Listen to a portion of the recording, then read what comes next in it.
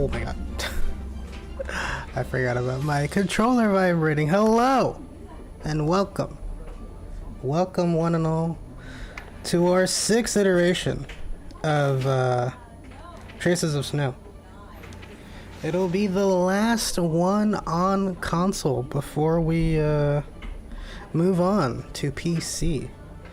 I'm gonna hand it off to our commentators, Dormancy and Lennox. Take it away, gentlemen. Yo, what's going on? Great to be here. Big thanks for having us, and I'm super stoked to be joined by the homie, my man Dormancy 207. What's going on, dude? How you doing tonight? Yo, this is the first time you and I have been in the same little pool here. Yep.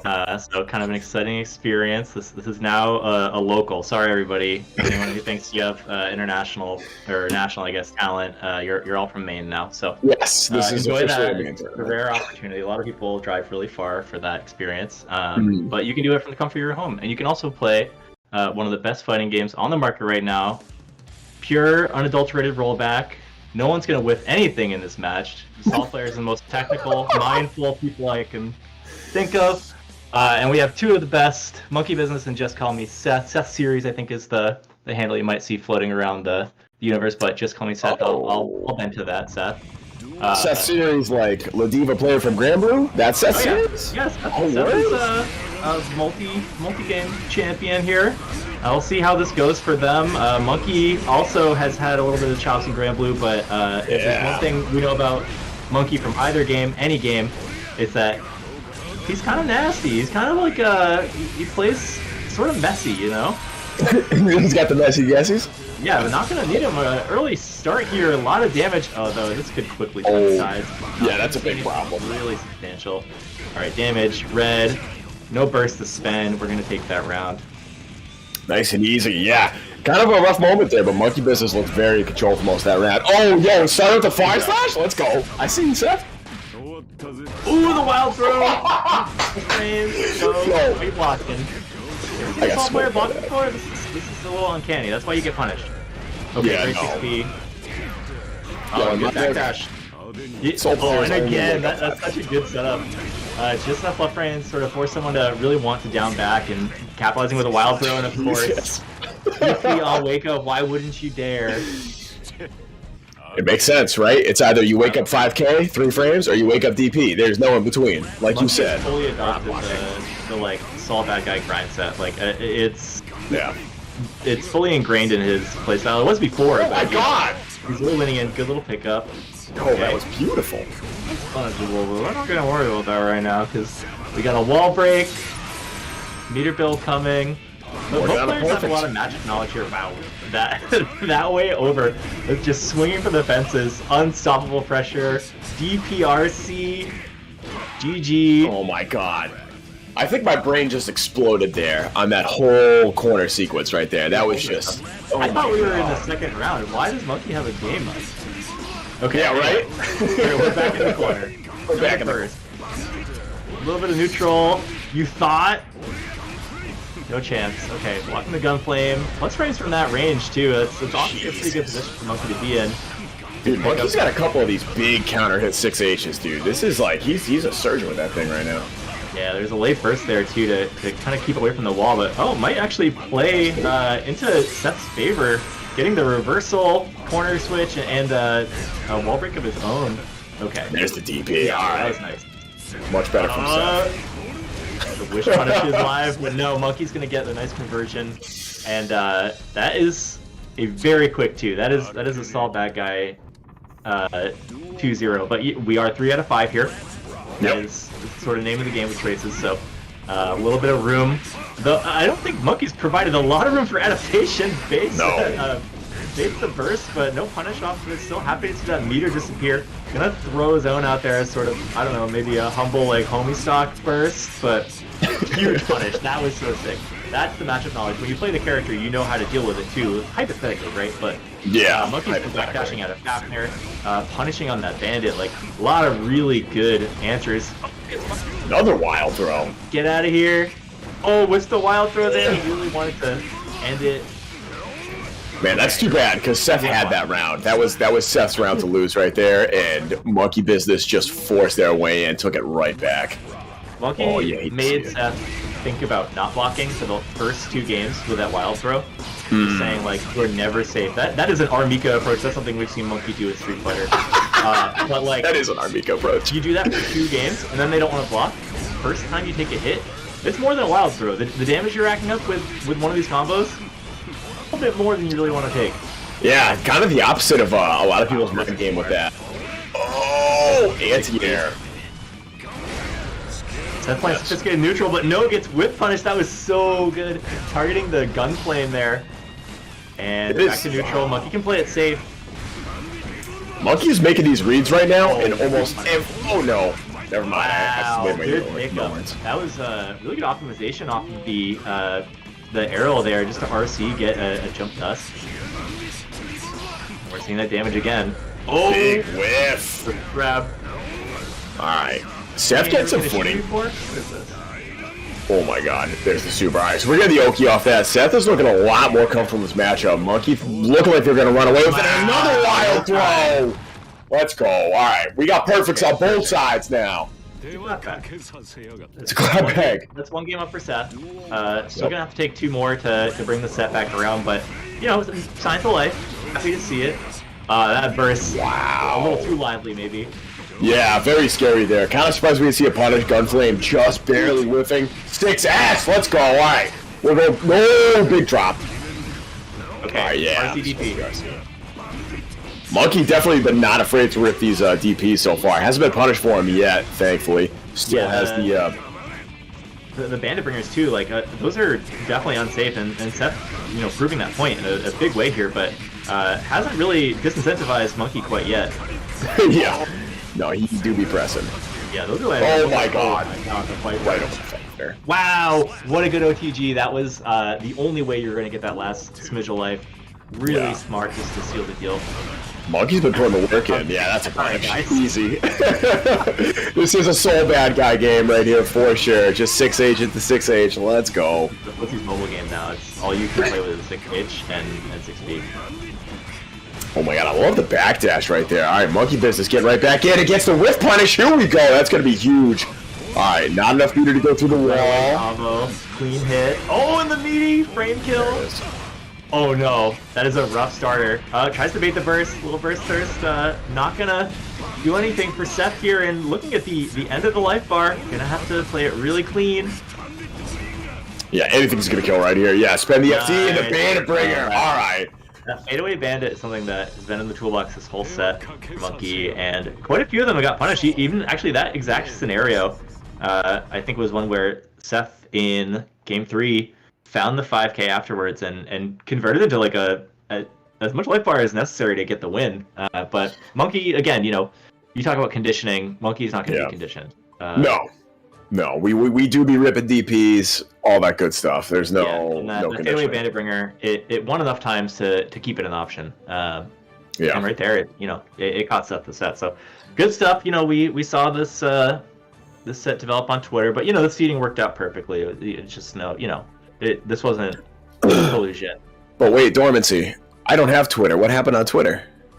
Oh, it's just a little back and forth. These two Sol players won the fight, and it just so happened that their seeding is perfect to match them up in the first round. Oh, that's perfect. You love really, to see it when really that happens. Yeah, it's super convenient. I find that things come together. That's true. The universe finds a way. You'll love to see it. Truly, MonkeyBiz. Like, I'm not gonna lie. First 2 games, I thought MonkeyBiz was gonna run away with it, but yeah, that was looking like a sweep. Seth definitely. You could see they both had a really good understanding of what they want to be doing in neutral. Yeah. Which, on a stigmatic level, it's not what you think about Sol players, but for sure. These 2 guys really demonstrate the capacity for it, and like realistically, you can play the character really nutty, but also Sol's like a really good character to play, sort of like counterpoke neutral with, like the 5M and 6H. There's a lot of opportunities. 6S too, a lot of opportunities for whiff punishing and huge conversions off of any of those buttons. So I think that both these players use them to the extent to really demonstrate that. Just that Monkey had a little bit more success in the offensive game, in those fake like block pressure throws, the big conversions, the reversals on defense to kind of bring it back around. So that's what put Monkey forward in winners. Yeah, for sure. This next match is going to be a fun one, though. So we got DollaBill, we got the Midwest Potemkin versus Bloo. Playing Kai, too. I haven't seen Blue play Gear yet. I know Blue mostly from Grand Blue. Very solid Eustace player. Yeah, so I this know is going to Blue be really does exciting. really well as far as like Eustace players are concerned. I think they're one of the more well-known ones here. Yeah, like absolutely. I think Kai fits that playstyle pretty well. You have your long-range pokes. And the shock state, you can kind of argue, is like having the bomb, where you need to set up the debuff in order to like get it. That's a good comparison. I like that. We're gonna see how he deals with the ignorance that is DollaBill's Potemkin, though. Like once my man gets rolling on offense, very, very hard to stop. And yeah, so that right there, the Mega Fisto, we're gonna see if Blue can deal with the Mega Fisto, because DollaBill, if he realizes you don't know how to deal with that, he is just going to do them over and over again. Right there. All right, spins the burst. Very nice from Blue. Confirms it a super. Okay, we're going through. Ride the lightning. Not quite enough to kill, but a lot of meter to play with. Yeah. Oh wow, that was ideal for Blue, honestly. Yeah, and the kill with the full screen projectile. I'm not really sure what's happening on the other side, but Blue will be happy to see that. Taking the first game, great 6P. Gonna play that control-oriented style. You know, if DollaBill is going to be a really, it's going to eat the test. That's all there is to it. Oh no! You got those? Yeah, we got those. We got them. Come in handy. Oh, not going to matter. I think it kills. Yeah, the wall is going to be just enough. Huge round from Blue. That was really decisive. Really sort of a call out early on. You say, you know, Potemkin, you're going to play aggressive. Like, I have the tools. If you're going to play against an aggressive player, especially like Kai has such good defensive tools. If you're able to use them that way, I can see this matchup being really challenging for DollaBill. Yeah, I mean, case in point right here, like, you don't really see Potemkin get kind of friggin', what am I saying, out footsied, you know what I mean? But Blue play the spacing game very well. Spent the RC to keep the sweep safe, very nice. There it is, we're out. Oh, now reversing, dressed. So this mirror has some interesting properties. It's actually not out through the super flash. It has a little bit of startup to it. The first game when we saw that, Blue could have actually PRC'd in and grabbed. It's a really weird fringe case scenario, but interesting. I learned that early on. They may have changed it in the past, patch, but when the game first came out, you could do that. Gonna take this big damage in the corner, get a wall break here. Looking at 2 stacks of meter anyway, so maybe time to burn a little bit of that. Yeah, I'm doing it. Okay. Ooh, that works. Yeah, there it is. That's gonna kill probably, right? Wall damage. Very no, not quite. Still, we got tension. We got 50 meter. Time for a little bit of aggression. Jabs out. Just spends the PRC really early. I don't know what Blue is looking for with that. Builds another one. And, okay, we're looking at the mirror. A little too far out to do anything about it there. Why are get smoked? Haven't seen that before. Yeah, it looks like the super was still a little bit active. And there's the Potemkin Buster! That's what I'm talking about! Alright, so as the set goes on, we're going to see a lot more of those. That's DollaBill's game. He's going to get in your head, and he's just going to keep layering those on. He's not going to stop. You can jump all you want. He will not stop the grabs. You could see Blue in the one-hit struggle there. That whole into the match. Like, I just need to get anything. And, like, burning the PRC, trying to find little outlets. There it is. Safe, but now, the tilt is up really fast against this character, so you have to, like, you gotta find some peace, you gotta find some mental fortitude to get it back going, because Blue definitely has the capacity to take this, but it's all about mental strength, especially against DollaBill. That's how he plays, is I'm gonna get in your head, and as soon as I'm there, I'm not leaving. Still good punish there. Yeah, just look at these jumps right here. Oh, that's a punish. That's gonna be a punish. Yeah. Oh no, that hit! Oh, I thought DollaBill was gonna punish that. My bad. No.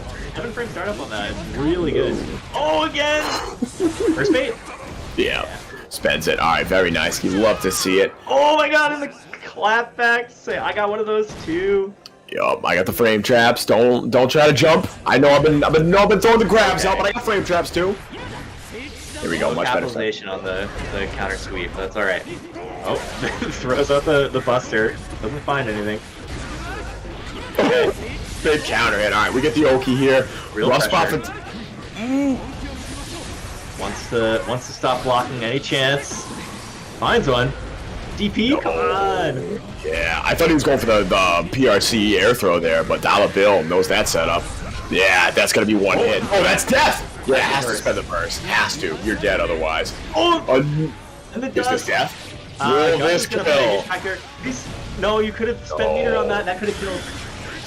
No way. Yes. Yes! That's what I'm talking about. Wow, so good. On the reaction. So yeah, just like you were talking about earlier, like not really frame one on the super flash there. So has time to react with the raw super. Very nice from Blue there. That was sick. Garuda. All right, there you go. Yeah, eat the sweep. I know you're trying to jump.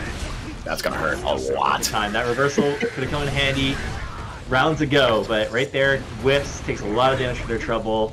Looking at a very low health bar, and no longer. What you had is mine. Oh man! All right, yeah, there it is. There's the pop busters. We were talking about them. You're gonna keep seeing them. Yeah, my man has no fear. First game to suss out where that'll come into play. Like you don't want to whiff those on a bet really on if you can avoid it, but. DollaBill can use those first two games to figure out where Blue wants to be blocking the most and capitalize from there. For sure. First game's always download. And oh, here it is. I love the burst there. Maintain corner position. But Blue, forcing their way out here. Catches the projectile, and we're going to the corner. Didn't spend a bar on it. Maybe he just wants to save that for a kill shot. But oh, huge buster. A lot of damage. No RC available. But no, just gonna do it again. There's no fear. No fear. I'm telling you. And I love the way he's been doing the frame traps and the meaties there too. Just really conditioning them like, yeah, the grabs are coming out, but like, hey, you gotta block first, right? Right? Nope, not this time. Mega Fisto again, alright. Tree, I think it's 1-1. I could be wrong. Yeah, I truly have no clue. These matches have been nice so far. Yeah, a little bit of a breakneck pace. Okay, takes the big Mega Fist.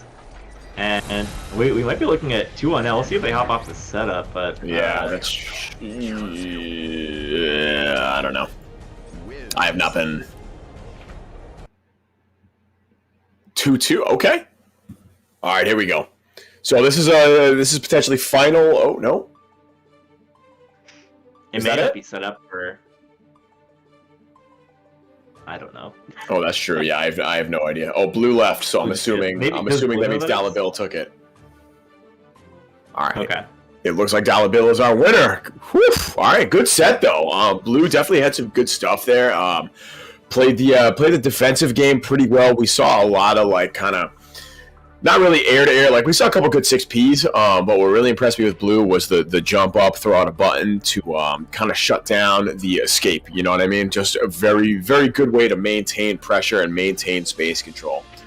Ultimately not panning out toward the end, unfortunately for Blue, but DollaBill's a very strong opponent, so no shame, no shame. Oh, it was 3-1. You're looking at winners bracket too. This is like for a lot of players coming in, you could get kind of blown up on the warm-up, and then I know there's some people that will just like make the climb through losers and get better and better as they go, really kind of like warming up over the course of it. If you don't have time to jump in and get into the game early, or true, or you don't have those opportunities, you might just get smoked from not be like knowing where you're at, and then it takes those first few like losers bracket rounds to jump back into the game like mentally.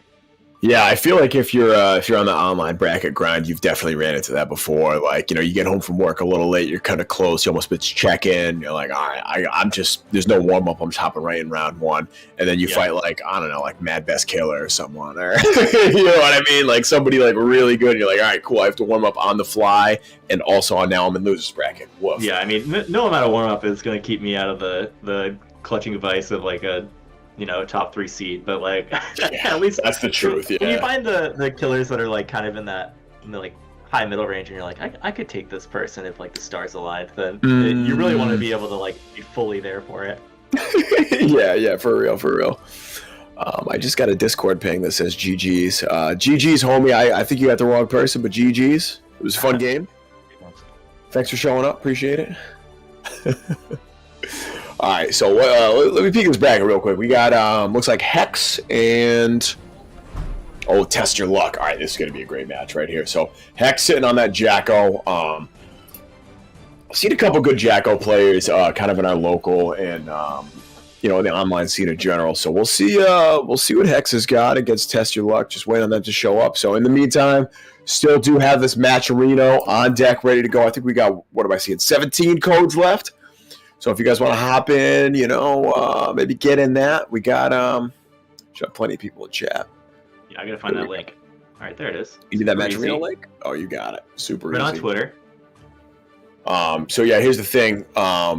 You pick up the phone, give your mom a call. I know you haven't talked to her in a while, and say, hey, listen, Mom, I need you to go to Matcherino for Traces of Snow. Click the contribute button after you log in. She's not going to know what that means, but she's going to be so happy to hear from you because you haven't called her in so long that she's just going to do it. No questions asked. It's going to be great. So all y'all in the chat, do that. I know y'all. I read you. Anyway. Excuse me. If your parents don't have an Amazon Prime account to bless your friends with at this point, you know, then that's great. It's really pro labor. But if they do, then you might as well send that stuff into your local gaming space. That's true. We take all W's no matter how we can get them. Oh, I'm seeing some Nagoriyuki on the screen. Okay. It's gonna be a really interesting matchup. This person's using the optimal costume for Jacko, so I have to root for them. Agreed. And because I am always biased to my favorite samurai. Oh no! That's a rough start. All right, here we go. So Test Your Luck already sitting on almost max blood rage right here. Not how you want to spend your burst. Backdash in the corner, really dangerous. That's why. Yo, we playing Dragon Ball out here. We got 2 touches, baby. You know what it is. Right. You know, this character can get blown up. You really have to get started with Jacko in order to get anything going. Neutral's a little tricky for her. It's very straightforward, but... especially against Nago, dude. Like, playing against Nago with Jacko is rough living. Yeah, like, look at here. Good jump out, but gonna have to keep holding that. We got 50%. Not gonna matter. Okay. Alright. We got the knowledge. We got the pokes. Beyblade in. Dead. There it is. Alright. I like the Fukio cancel there. Looked like he was going to autopilot into the rest of that Rekka series there, but nah, Test Your Luck taking a very quick game 1. Let's see what Hex has got. I want to see some, oh yeah. Oh, it's a huge hit. Bummer, takes the burst again, off to a rough start. Yeah, Jacko, okay, I mean... knockdown. Ooh, okay, counter. Alright, a little bit slimy on the pressure. We just need to tidy up that stuff a little bit. You can get some stable knockdowns with her off that 2D, but it's so hard to fight out of the corner. No reversal. You know, you have 50 meter at this point, but her reversal super does a lot of damage, but it's not really good. Yeah, no, definitely not. Oh man, all right, Test Your Luck too. Definitely show they're comfortable in the matchup right here. Yeah, huge damage. My God, this is good about the blood too. It's like I'm gonna keep swinging. Yeah, you might as well, right? Like, especially when you have that much health, it's like, okay, yeah, the worst thing that's gonna happen to me is I'm gonna pop, and then I'm gonna get a free chain shift after the timer's done. You know what I mean? Like, no big deal, plenty of health left. Especially against Jacko too, I feel like that's really strong. All right, there it is. So that's the adjustment I really wanted to see from Hex, is respecting that 623H. You cannot mess with that on him. Wow, and the pickup. Look at the damage on that. Your wrist guard is strength.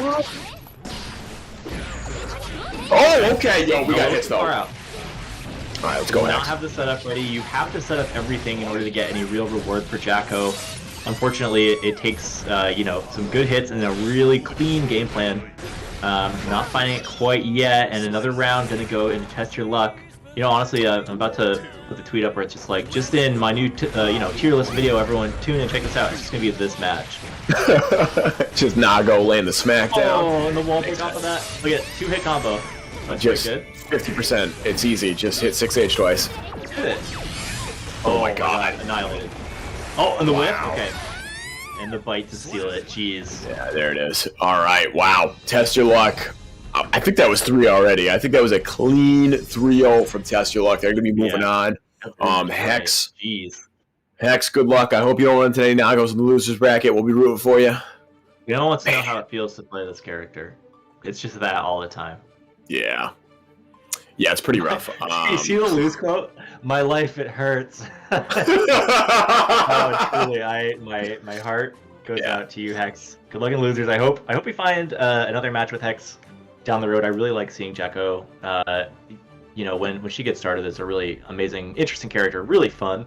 Yeah. But some matchups, just some sets, like you could have the best Jekko player in the world, and they might still just get blended every once in a while. Nago can do that, dude. Like, I mean, a lot of characters can do that. Ram and Leo, you know, there's a lot of characters with really good pressure, and you have to spend your meter wisely to get out of it, but it's not easy. And Jacko has low health, has very limited defensive options.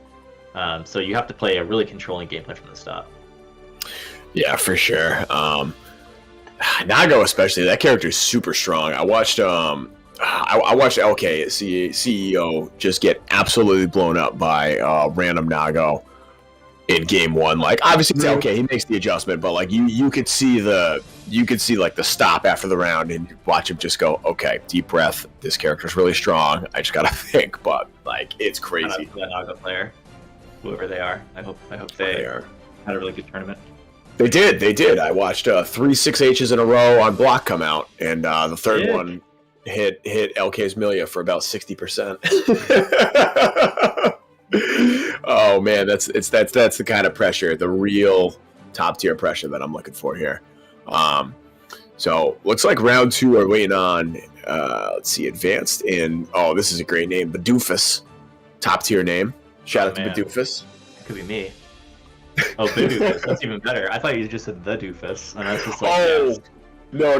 I firmly hold the title of the Doofus. Don't worry about that. Ask my Discord; they know what it is. But Bidoofus is going to be going up against advanced Chipp. So we just got your character. We got my character now. We got some honest Chipp. Yeah. You know, super now honest. Another character. Yeah, that's true. Hopefully, it's not like a Ramlethal or something, right? Gary. Just kidding. I think that's really cool. No, that's a kind of an interesting matchup actually. I'm seeing Soul, which actually. Yeah, I saw the character portrait poking in the corner. Chipp Soul's actually like low key a lot of fun. I think there's some Chipp players that have a really bad time with that. But I don't know. Soul's still a super strong character, and honestly, so is Chipp.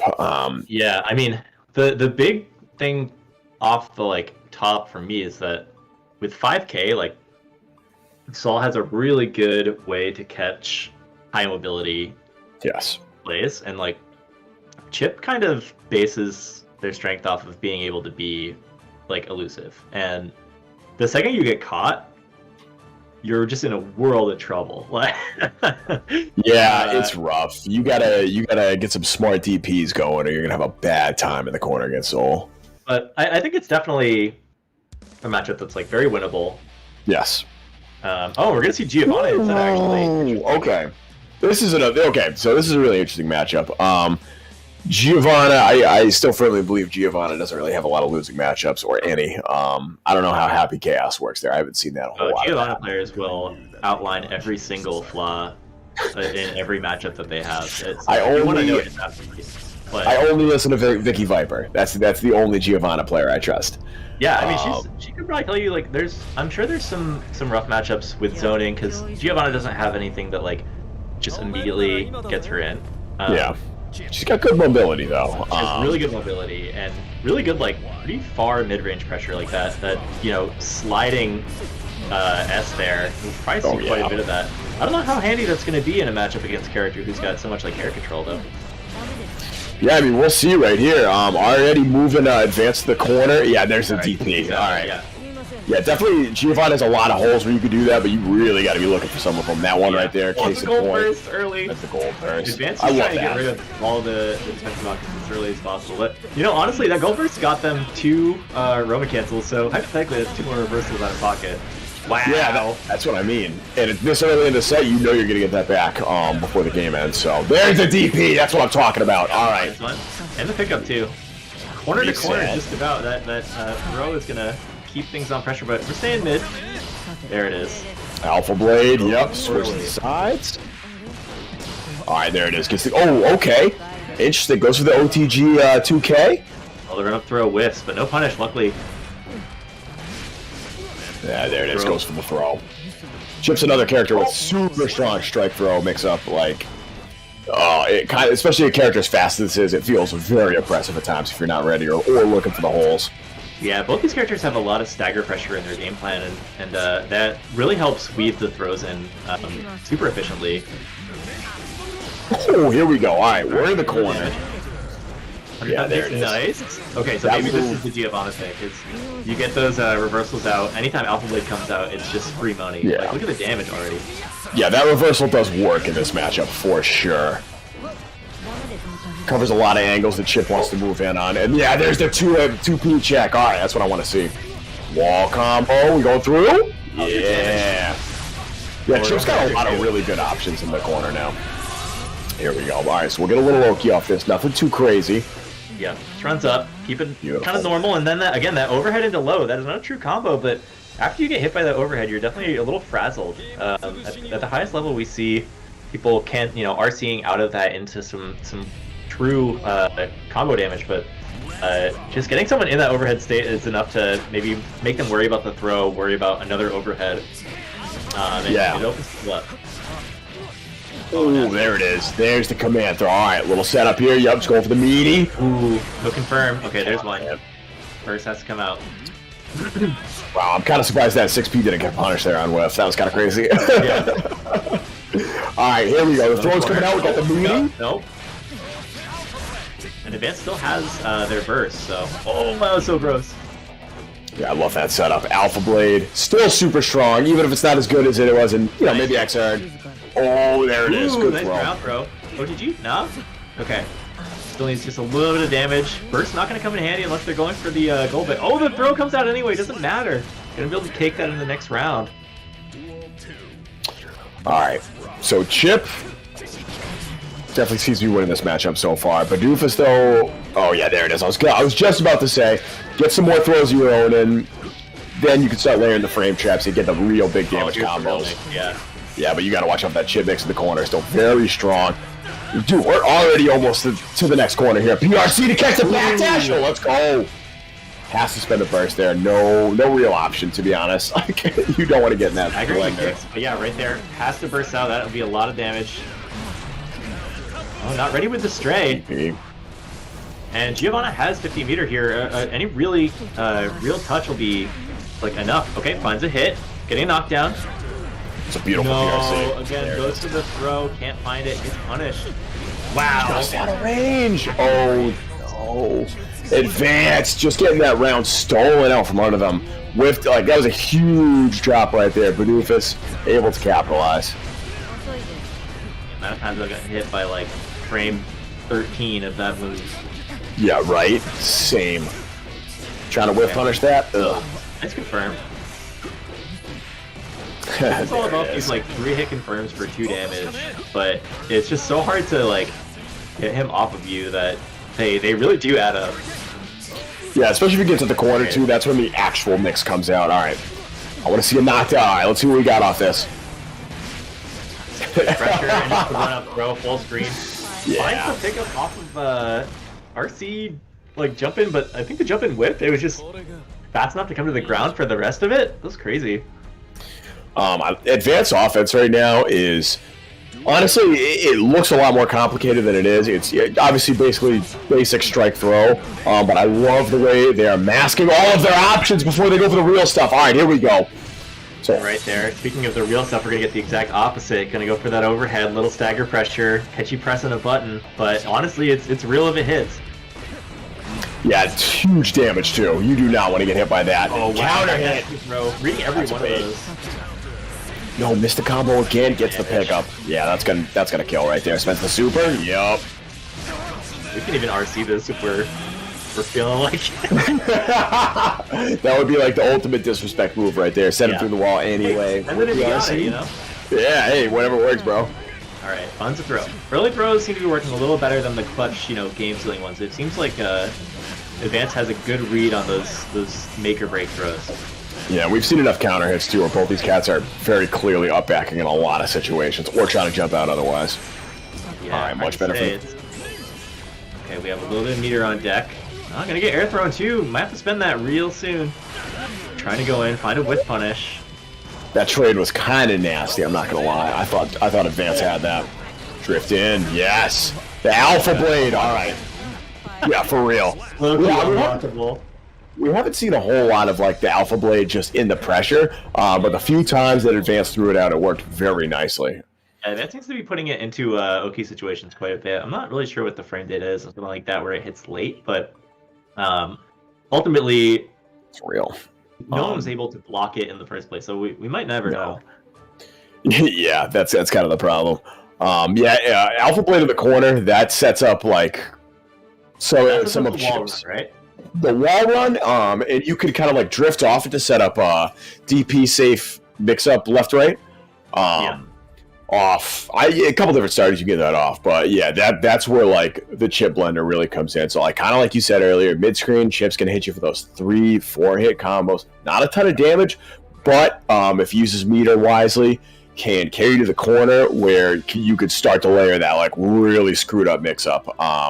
Yeah, you're really looking for corner carry and meter at that point, right? Like you're also as happy to get some stagger resets from the early Rekkas, because it means you can keep building that meter, keep pushing a little bit towards the corner. You're building risk, which is like not negligible.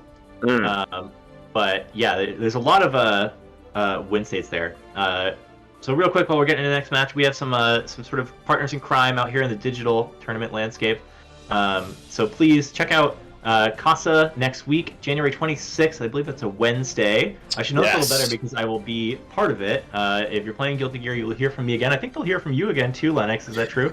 Yeah, so me and Dynamite are going to be setting up for the first stages, and then we're going to be turning it over to, I believe it's you and St. Cola? Am I remembering that correctly? That sounds right to me. It'll be nice to chat with Cola again. Yeah. And, we've had some really incredible brackets with Strive and with a handful of other games. So if you play Street Fighter, there will be something going on for that as well. If you play anything else, let us know. We're looking at a third game at least, coming into the next month. I think King of Fighters is pretty high up there on the list, but we just saw Blue got a lot of love in the last few weeks. We love Guilty Gear, love Plus R.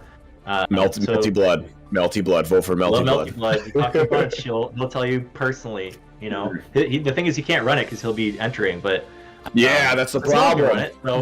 So we could run it. So check that out. Also check out WASD. I think both Lennox and I have also been in the booth with those guys. They're incredible. They run every single game. And just really consistent and very open to the players. So there's a lot for everybody. Please check out everything on that weekly basis. Like it's getting back to a point right now where we're looking at the circuit.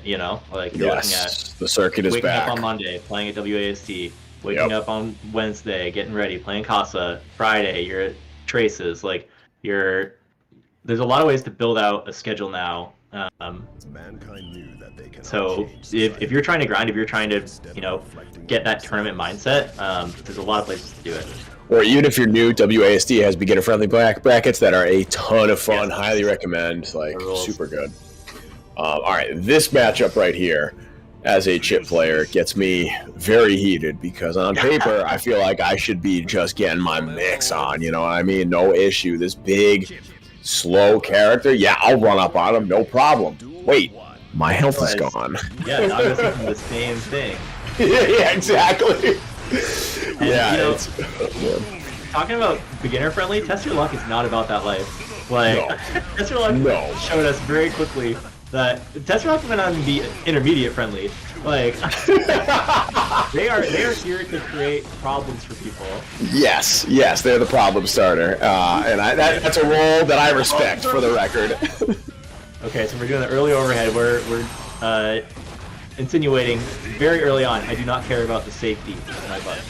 No, safety is the way.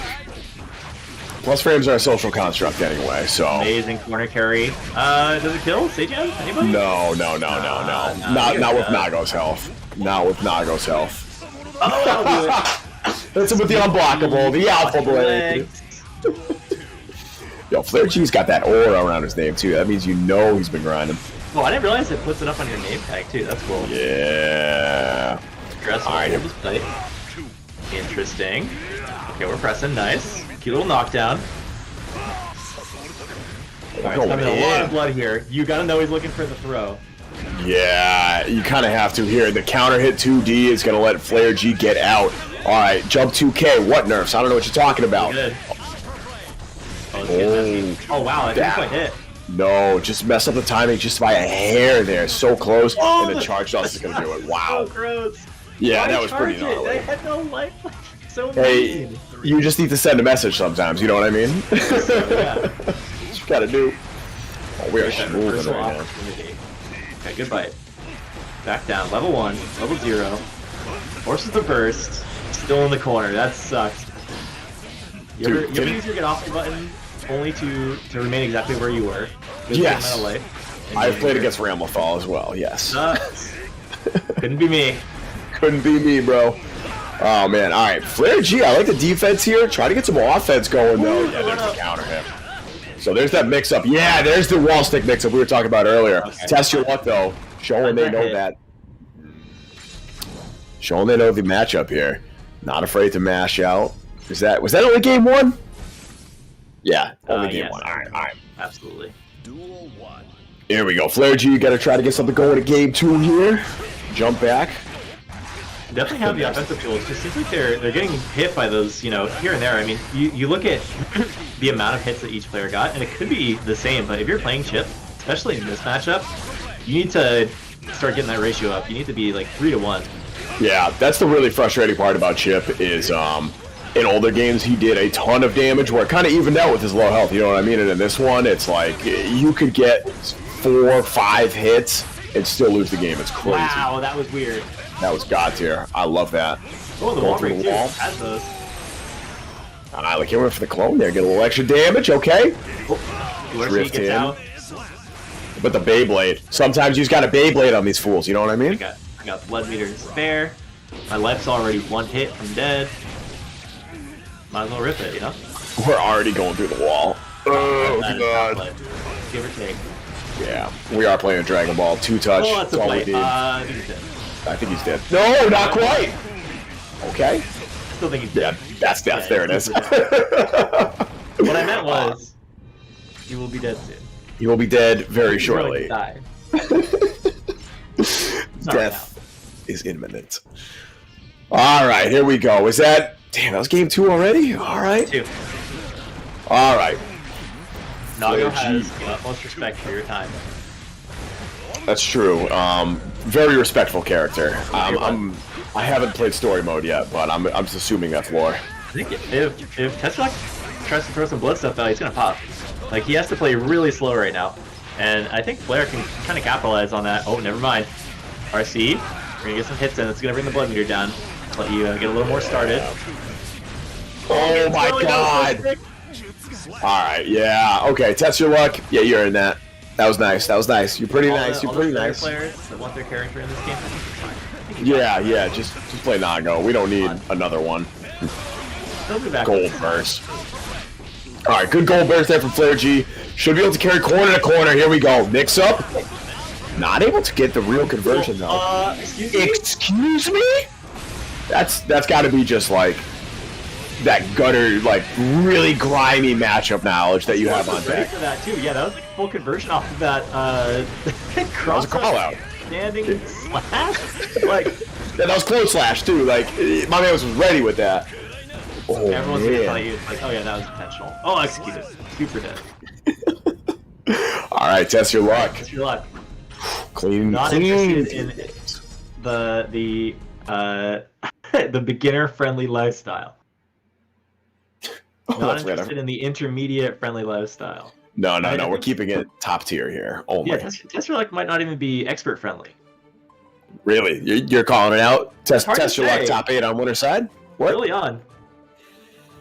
actually looking like a good. There's a good argument for that right now. Let's see. Yeah, so TestYourLuck's going to be playing. Ooh, our first seed, TiredMage. Actually, that should be. Oh, that's messy. That should be a fun one. We're not going to be seeing that next. Next up is going to be Chetoo and GearLock. And Chetoo, I've seen Chetoo's name. Yeah, Chetoo is a very solid Soul player, I believe, right? I saw Leo last time I saw Chetoo. Oh, Leo, of course. I'm an idiot. I'm thinking of someone else. Yes, you're right. Chetoo, very solid Leo player. Shout out to anyone. Like they could play Anji and be pretty nasty. They're really strong. Yes, I agree. But they're gonna be repping Leo most probably. Okay.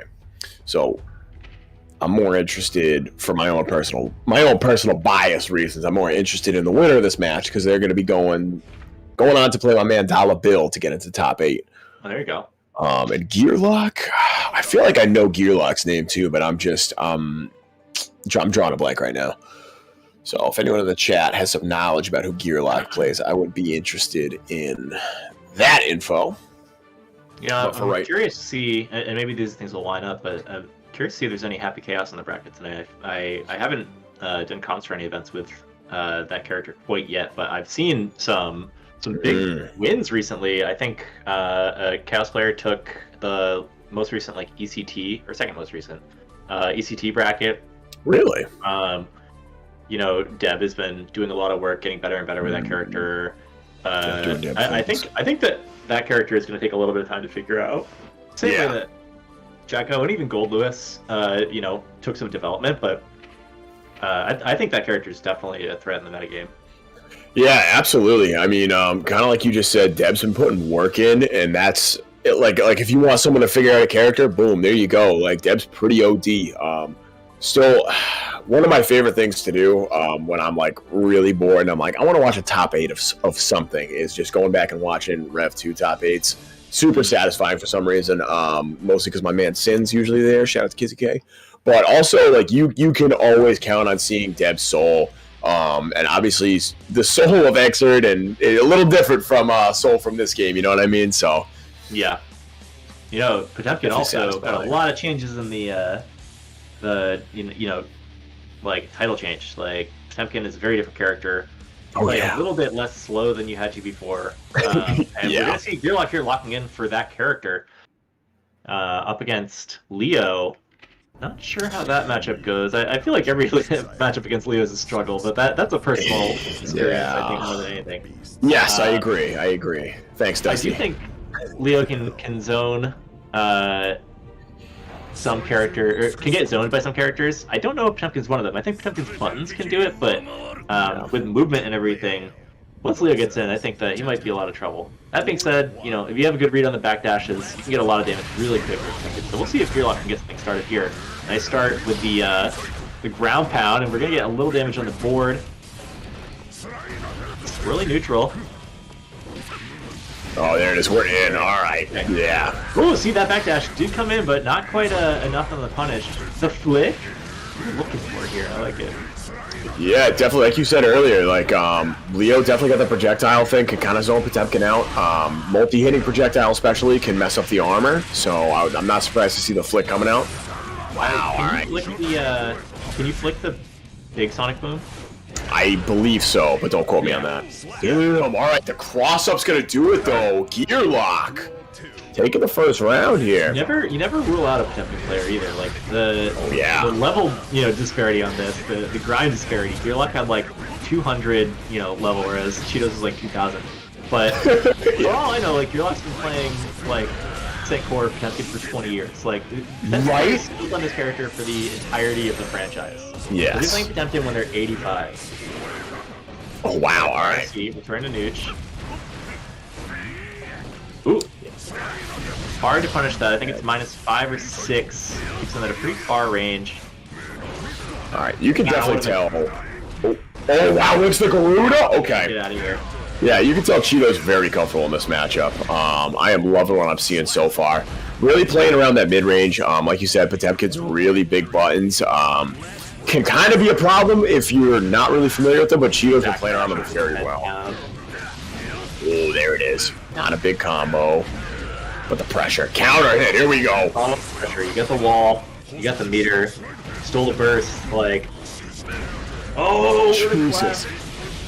That's a problem. We're gonna go for damage on this. I think we're just going for the kind of bomb combo. We're going for the bombos, yeah. Cheeto's like, I'm on stream. All right, I got something for you. Yeah, right. Overhead. You know, clip that. I don't know if YouTube has that functionality, but clip that. Let's go. Oh man. Saves the whole VOD already to YouTube though, so it's very easy to go back and grab it. True. Yeah, you just it's pre-exported. It's pre-exported. All right, here we go. So Chetoo, no real surprise here. Cheeto's a very strong player. I've seen that name on the #1 slot of a lot of these scorecards after the fact. Sure. That close flash, that headbutt pressure.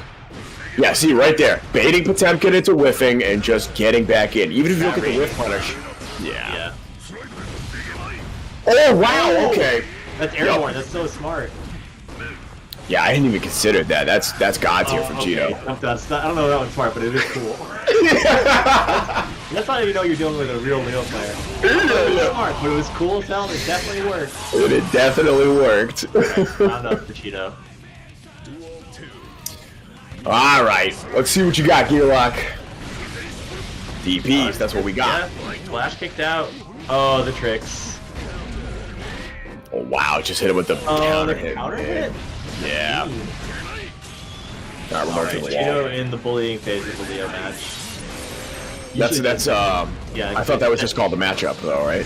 Game 2 or 3, it's the bullying phase where you're like, okay, they're not blocking the crossovers. Now they are blocking. I'm gonna throw them. I'm gonna counter hit them and then throw them. Like the sweep into head stop. That was where the bullying phase occurred. Like, yeah, that was definitely the start of the bullying phase. Really clever. Man, yo, props to GGST for giving themselves that much of a buffer though. Most people, the bullying phase starts on frame 1. Yeah. I think that they kind of know where they want to be. They're getting some good damage on the board. But Chetoo's showing some anti-Potemkin tech that's really meaningful. Yeah, like I said, just very comfortable. Oh no, eating the projectile? Yes, for the burst. Okay, we throw in. Good jump out. Too comfortable. Chetoo knows the tricks. That'll do it. There it is. All right, so this is it. Potential set point for Chetoo right here. GGST's gonna have to get something going ASAP. Yeah, down a half a burst too. You know, it should come back by the time this round is over.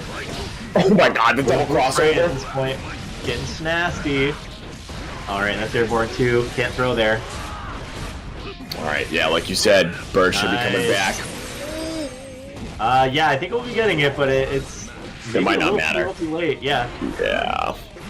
All right. Oh my God! Gnarly stuff baits the burst. How many jump dust was that?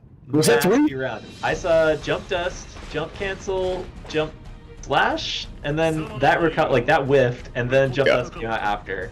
Oh God! I swear I saw 3 in there, but yeah, maybe it was just a 2. That was wild. All right, so Chetoo. You gotta learn the matchup. You gotta be in training mode, programming your Leo bot to jump dust, jump cancel, jump slash, whiff, jump dust, man. You gotta find the counterplay. The very, very specific anti-Potemkin counterplay. That's what separates Chetoo from the rest of us mortals, you know? You gotta sit in the lab. You gotta look for the most ignorant pressure string you can think of, and you gotta find the answer. That's the truth right there. All right, so Chetoo gonna be moving on to face DollaBill. But next up, we're gonna see MFCR versus Delgado. That's another top tier name. Wow. That's got a lot of energy behind it, and here we are. Oh man! All right, somebody call Dusty. It's the Leo mirror. It's time.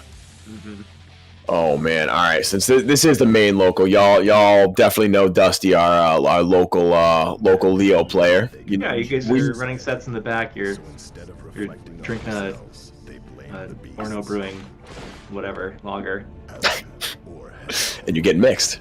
Easy as that. And he's cackling the entire time. He's having a blast.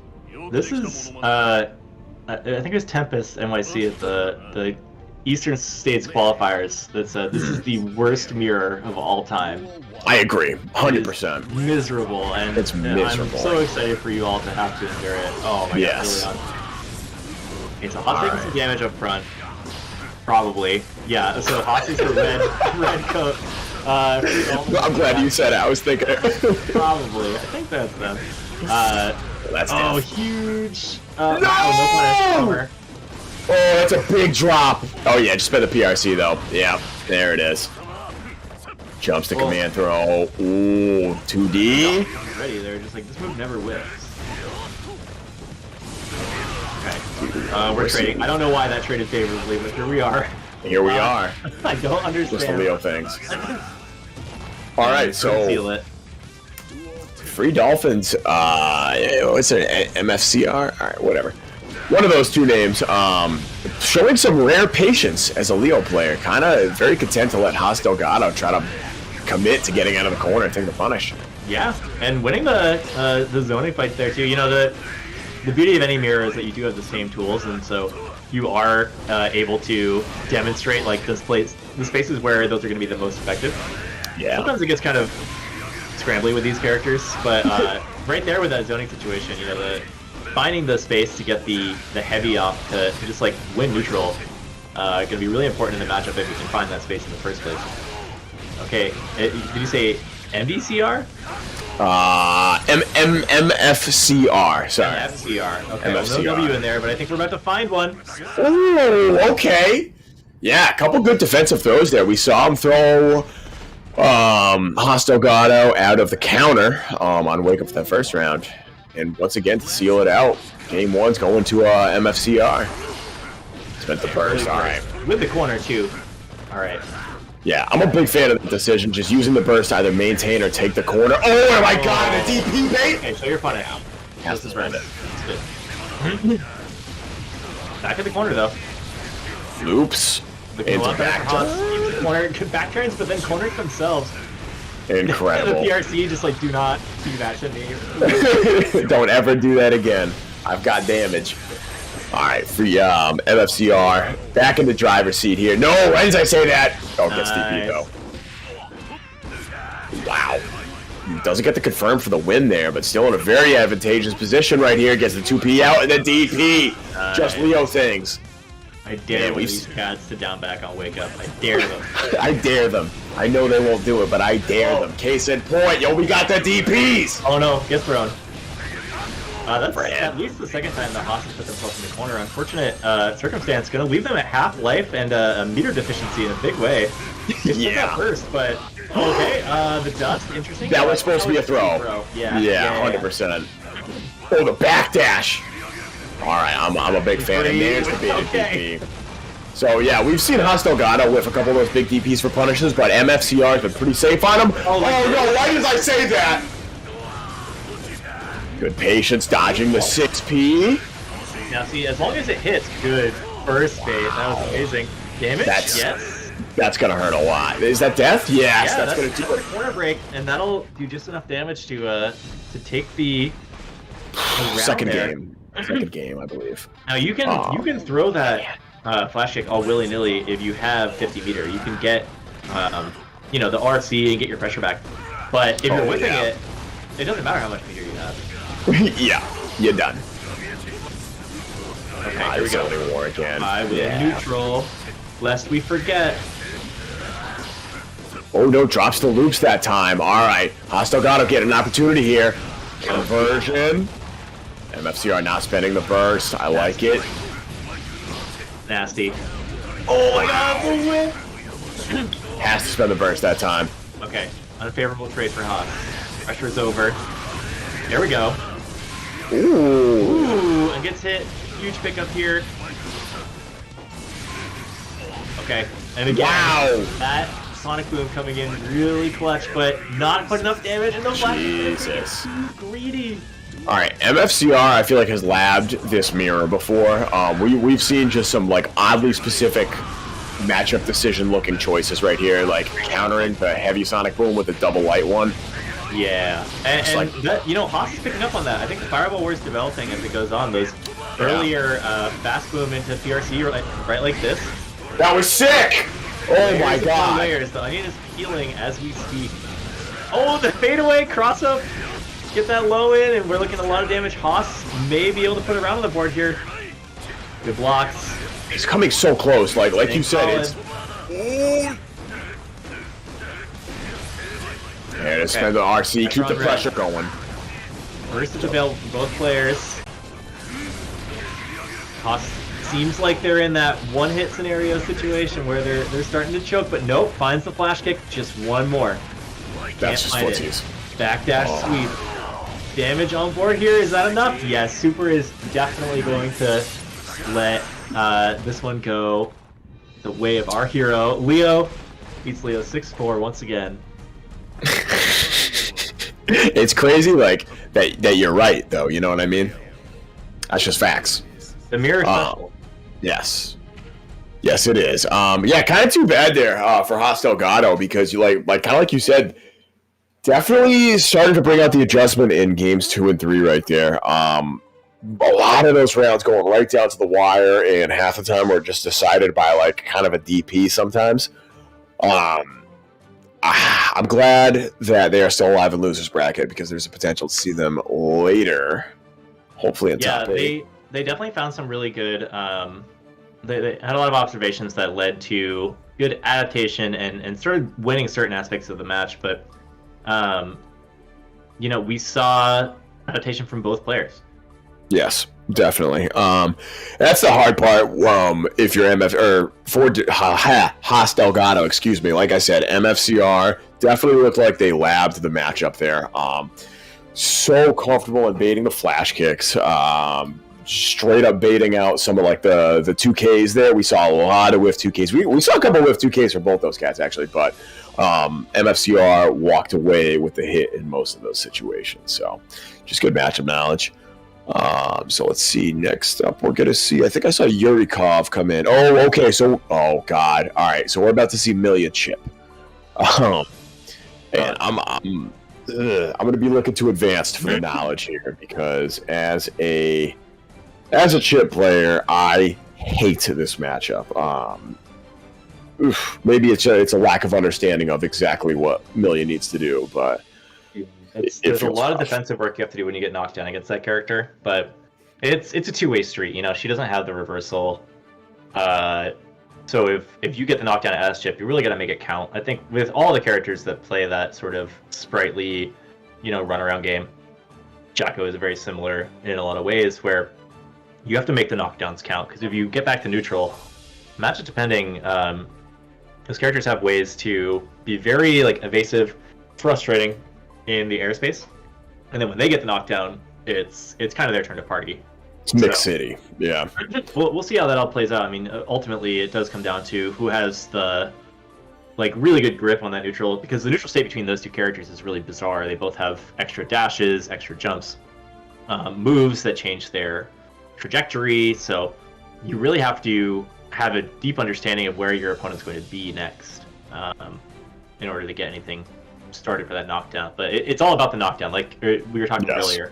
It's about the knockdown and the corner carry, and then you get your damage after that. That's when you start earning it. But up until then, you're settling for pieces here and there. You're not going to get some giant counter hit confirmed. Yeah, both these characters have some pretty big. You got to be careful, especially on the ground. If you whiff some of those grounded normals, with obviously both these characters being so fast, it's so easy to just move in, take space, apply pressure, or just straight up get a punish. Like, you whiff 2H as Chipp in this matchup, you might as well just sign over half your life bar, you know what I mean? Because you're gonna get mixed after that. Yeah. And Millia's got a couple buttons like that too, but I can't really see her whiffing car in neutral, you know what I mean? Kind of stuff like that. Whereas Chipp really wants to run up. Not when your opponent's in the air, obviously, but checking with far slash can be super strong. Great footsies button. Yeah, I don't know. It's it kind of depends on how these guys play it. You know what I mean? Yeah. Well, we'll see. The biggest trick to the matchup, if you're the Chipp player, is showing up into this room. Also, That's Panda, true. I don't have the Billy and Mandy tech. I'm sorry. It's been a minute.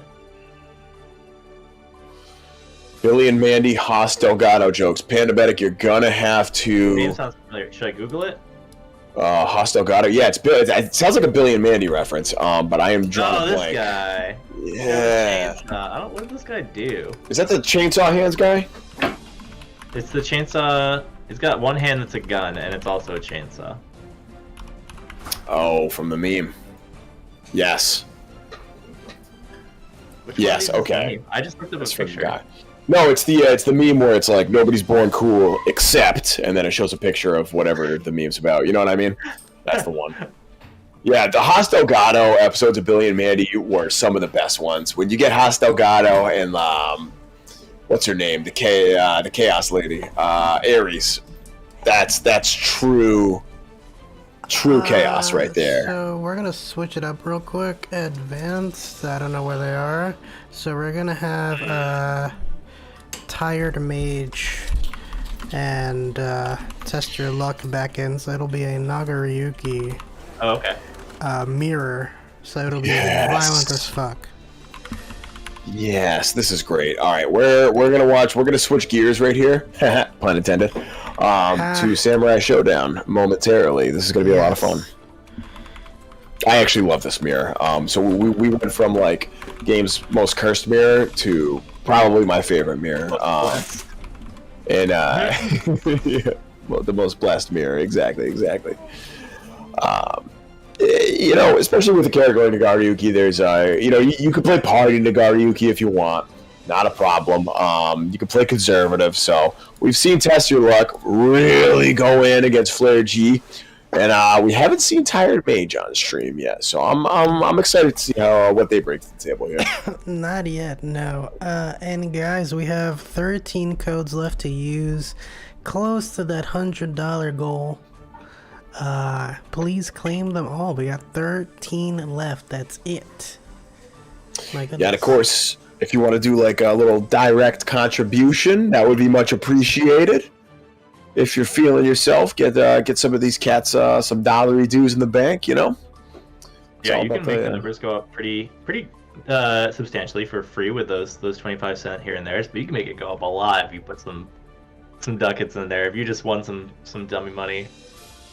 Shout out to all my Your scratch ticket says $35 on it. It's a weird increment, but you know you can make a less weird increment by donating some of it to this Matcherino. I know a lot of you guys are gotcha gamers out there. I know you love seeing that meter go up super fast. You know, this could be your opportunity right here. What are you wishing on?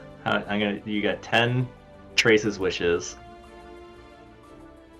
and yeah, we'll see if we can get you an SSR mirror match by the end of this tournament. Oh, there's TiredMage. Listen, Pandabetic, I forgot who Haas Delgado was for a moment. I'm not proud of it. I'm not proud of that at all, but... Panda, I'm not certain that you're older than me. Who, me? Or No, Panda? Panda. Oh. Yeah, no, I don't think so. Trying to old check me. Yeah, no, I think Panda's a fake old head. Oh, wait, no, plus our Faust. Never mind. That checks out. I lied. Forget I said Old anything. head. No. He picked it up with rollback. It's chill. Damn, you right. Oh, speaking of plus our Faust, shout out to Pandabetic for taking first place at Boston Blue Beat. Yeah, Panda's honorary New England. Yes, 100%. And look, keep your eyes on Twitter for the pop off. I don't think we recorded it for sure. I don't think it's been released yet, but it's pretty god tier. We still haven't seen that pop off. That's OD. I mean, I've seen it because Well, you were there. Good. Yeah. Yeah, I was like, I literally got white ear hairs, bro. Don't even come at me. Oh, Jesus. Damn. Oh man. Yeah, a couple of grays in my beard, dude.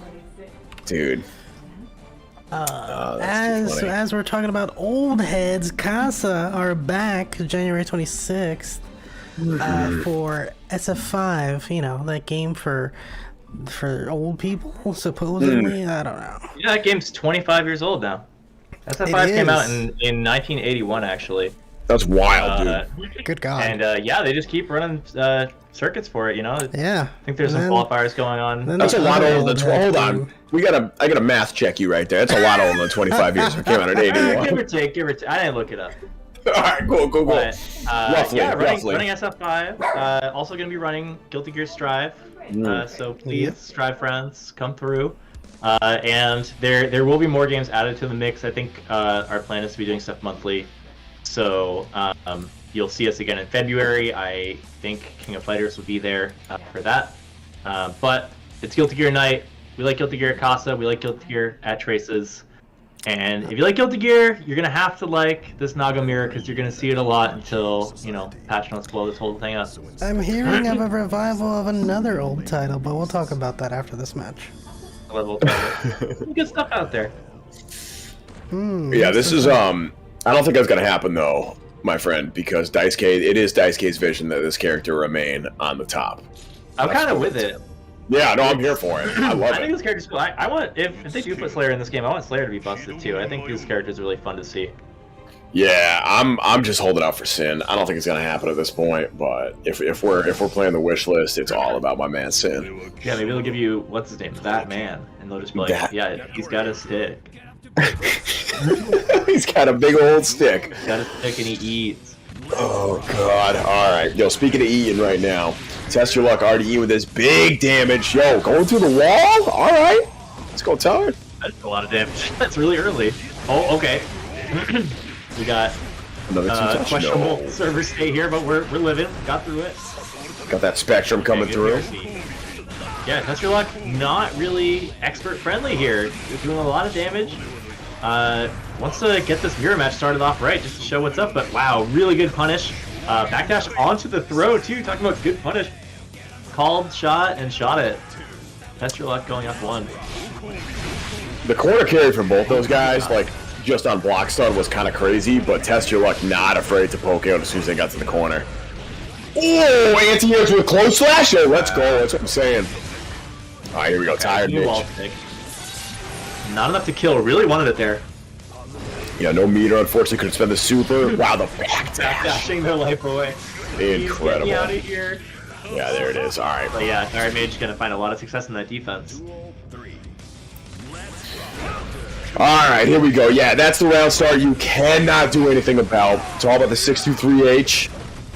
The round star RPS in this matchup feels really wild because I think trying to play it cool, like trying to play defensive in round start, is like your worst option. Yeah, for real. In this matchup, I think other characters can get out, but these guys are both a little sluggish, you know. And yeah. You don't want to waste your blood meter like zooming out. But oh yeah, we're going in. Big bite. PRC to continue the pressure. All right, here we go. Dagger pressure there. That 2H into Beyblade. Dude, look at the blood gauge. It's getting jacked, though. Wow. All right. There it is. Nice. 2S is going to close it out for TiredMage. Looking a little shaky that first round, but we'll chalk it up to the old Spectrum internet, and, you know, we're just going to keep moving. Well, there it is. All right. Test Your Luck catching on to the round start RPS this time. Yep. Beyblade. Oh, another one. Jesus, both these cats Beyblade. The big difference here, as opposed to real rock paper scissors, is that someone is going to win. Yes, 100%. There are no ties in this in this RPS. I've seen the Beyblade clash like early on before. I got a feeling it's not going to happen.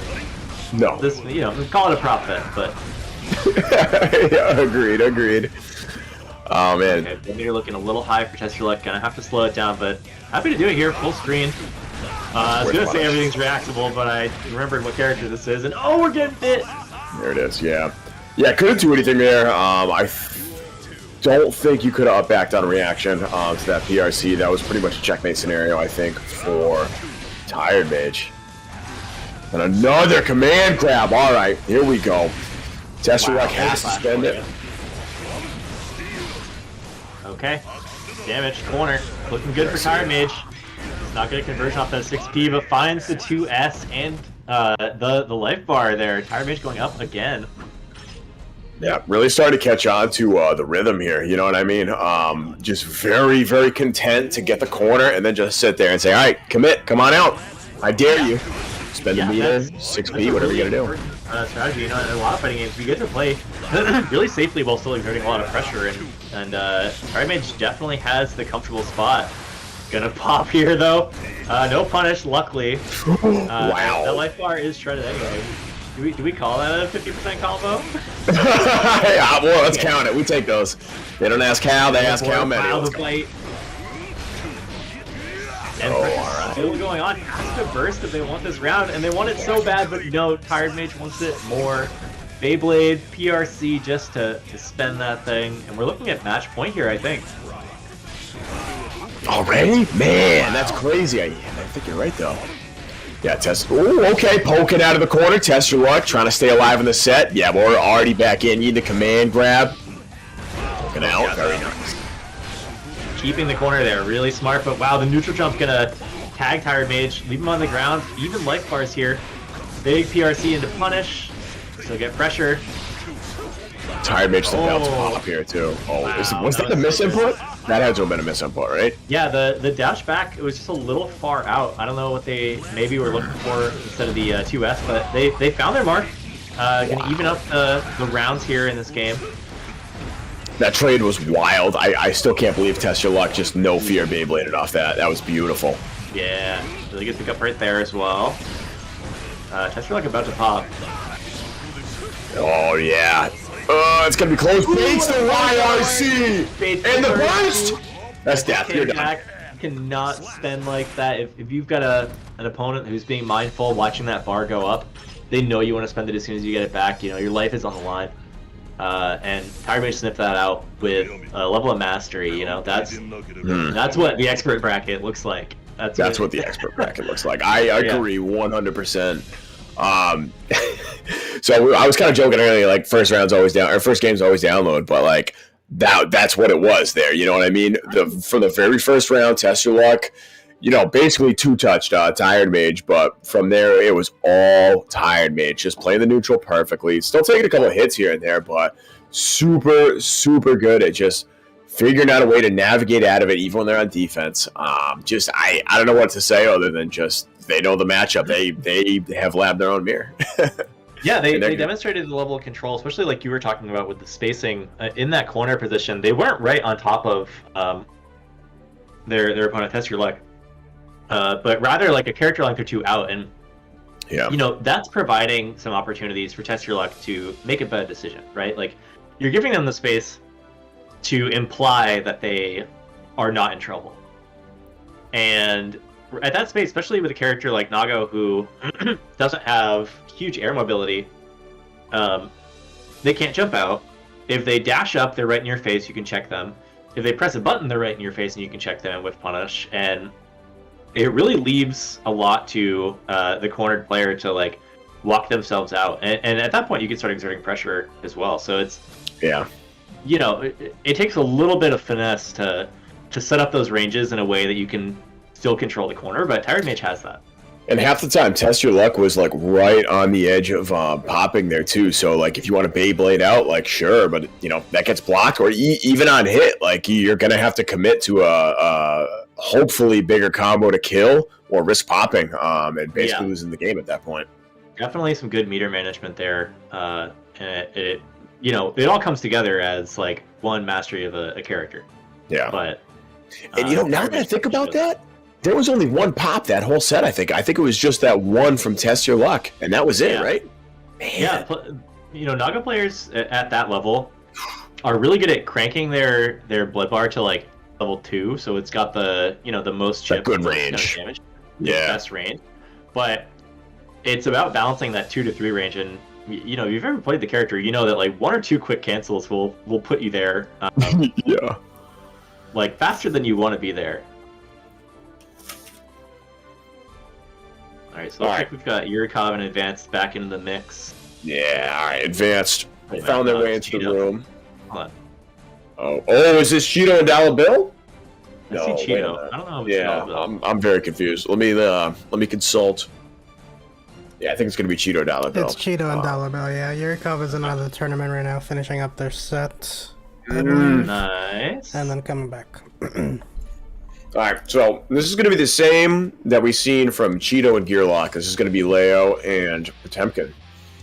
Okay. So hopefully hopefully for DollaBill, he was watching that matchup a little bit, trying to get some knowledge going, because Chetoo looked super comfortable. Yeah, very crispy, very controlling. And yeah, DollaBill's going to have to find some ways out of those situations. You know, you can't expect to wall out Leo forever, so yeah. DollaBill's going to need a defensive game plan in order to get any wins here. So the good news for DollaBill is Leo is his side piece. So there is some knowledge here. And he frequently gets to play against one of the best Leos in the Midwest, my man Barrick. So this could be an interesting set we got. Mid best. Okay. Oh yeah. We're jumping. Right off. Good Garuda's in the house. Expect the burst. Okay, here we go. The burst. That does get you out of harm's way, but then you got to build it back. Ooh, I like the defense here. All right, not afraid to just hold back for a second. Fade away Mega Fistos. Oh yeah, read it that time. Yeah, looks like that the air-to-air conversion is the best way to deal with that for Chetoo. Jumping slash is so good. Oh no! We're fine. It was bait. It was big brain. Corner, like we were talking about earlier, you know. Yeah, exactly. You're not going to get jumped over at that range. Petrafied is another one of those characters. You don't have that, you know, air mobility. You don't have the air dash, so there's less that you have to worry about covering. You can really do a lot of damage just with the screen control here. Yeah, DollaBill really likes to do that butt slam too. So already Chetoo's starting to catch on with 6P. DollaBill's gonna have to adjust if he wants to stay alive here. Oh, there it is. All right, gotta hit Mega Fisto. We got the Oki. It misses. Yeah. It's out. So we saw that a lot last set too. Like Gita was whiffing a lot of those Potemkin busters. Chetoo was not afraid to just jump right over on DollaBill. Oh, gonna have to, yeah, gonna have to make a block. Yeah, I was talking about DollaBill in his earlier set about how he developed the throw game like a game or two into the set, and right here, going for it in the second round, we're seeing at least that Chetoo has a good read on where that's coming out, so gonna have to maybe add a little bit of conditioning there in order to get that started. Yeah, definitely. And it's funny because I feel like last set was not what I'm used to seeing from DollaBill. Like usually the grabs come out early and often, so we'll see what the adjustment is. You know, like you said, I think he's gonna have to do some more conditioning. Oh no, eats the counter hit. That's big trouble. You're in the corner. Big trouble. It's big damage. Get a wall stick, and I think that's gonna work. Yeah, okay. Easy 50%. No big deal. Get the Oki. Spends the super. Nah, getting hit. That does reverse the hit kind of button now, so. Oh! Yeah, there it is. Definitely knows that setup. Garuda into a Pop Buster. Real combo. Very smart from Chetoo to spend the burst. Oh, with punish with super? Yo, that was God tier. You just do that. That's you crazy. Could choose. I mean, it's basically just a big button, right? Yeah. Oh man, I'm reeling from that. That was sick. All right, big pickup. No fall off on the ground. That's okay. Still got the corner here. Chetoo happy to have Potemkin spending their burst in order to get out. Okay. Nice sweep. Oh wow. The air-to-air Mega Fisto. Sometimes you just gotta do it. Yeah, it feels like DollaBill going for the OTGs just to get some more damage on the board. I feel like the Oki situation against Leo is a little bit, you know, stressful, troublesome because like they can mix you just as easily as you can mix them, especially when they have meter. And right here, spending that meter instead on super, gonna get Chetoo the round.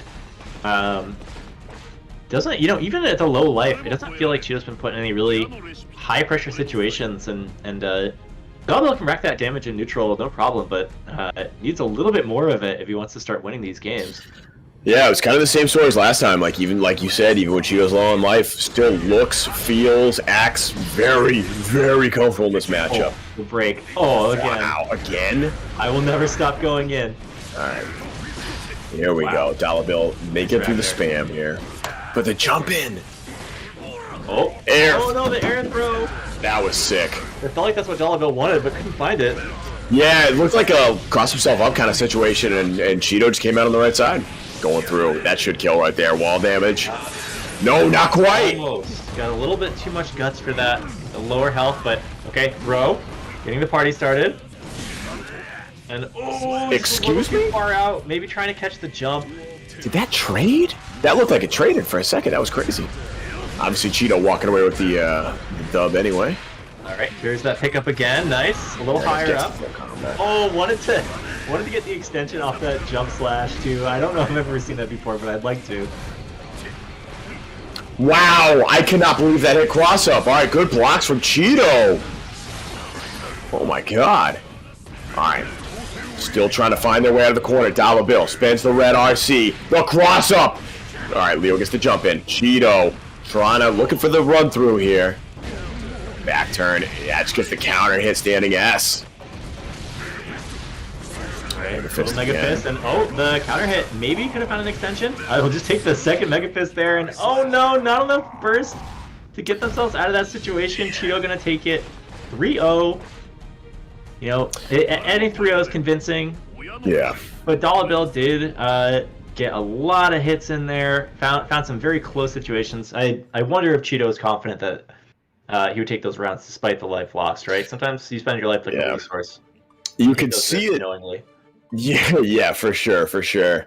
And you could see it a lot, like in the navigation out of pressure. Like, how many times did Chetoo just neutral jump or up back, let DollaBill with a button, and then just throw out that jump, that huge jumping heavy, get a counter hit off it, full conversion, get the mix on.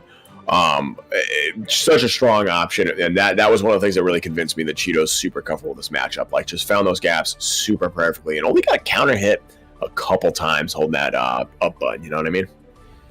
Yeah, it's it's tough. I think that Chetoo plays a really clean game, so you aren't just worried about counter hits in the grand scheme of things. Like, there's going to be some very ongoing pressure, the things that crank the risk gauge, that force those counter hits even when you're not pressing. And Chetoo just had really good air-to-airs, really good call-outs on things like Mega Fist. And we saw even in the last game, the call-outs on Slidehead too. Like, it seems like you were talking about earlier, Chetoo has played that matchup before in a fundamental way. So the call-out's definitely coming in handy for Chetoo, who's going to advance, I think, up into, is it top 8? That's top 8, yeah. So this is, we have, it looks like most of our winner side top 8 settled. We're just waiting on Yurikov to get back from, I'm assuming, his other bracket to play advance. And this is going to be, I believe... Oh, no, we're getting some losers in, too. Okay. Let me peek down to this this lower bracket right here. So, losers round 5, it looks like Delgado is going to be playing the loser of this matchup. DollaBill is going to be playing Kaneki. We're waiting on 1000 Custom and Petrafied to play. Winner that's going to be playing Test Your Luck. And I believe we're going to see Okskemey. Is that it gone bad? Okskemey? No, yeah. That's they played Naramaya in Grand Blue. That's why that name looks familiar. Okay. But yeah, definitely a really strong Naramaya player when I was playing a little bit more initially. That's right. Yeah, I remember seeing that name.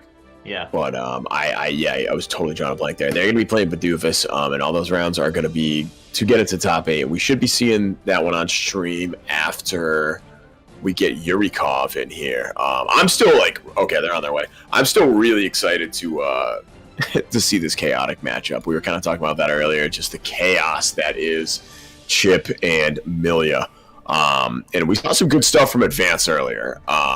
Beating Bidoofus clean 3-0.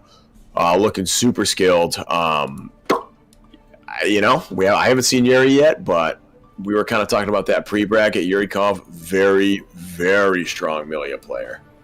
Yeah, I think you can expect to see any sort of patented Millia play from Yurikov once this match finally goes off.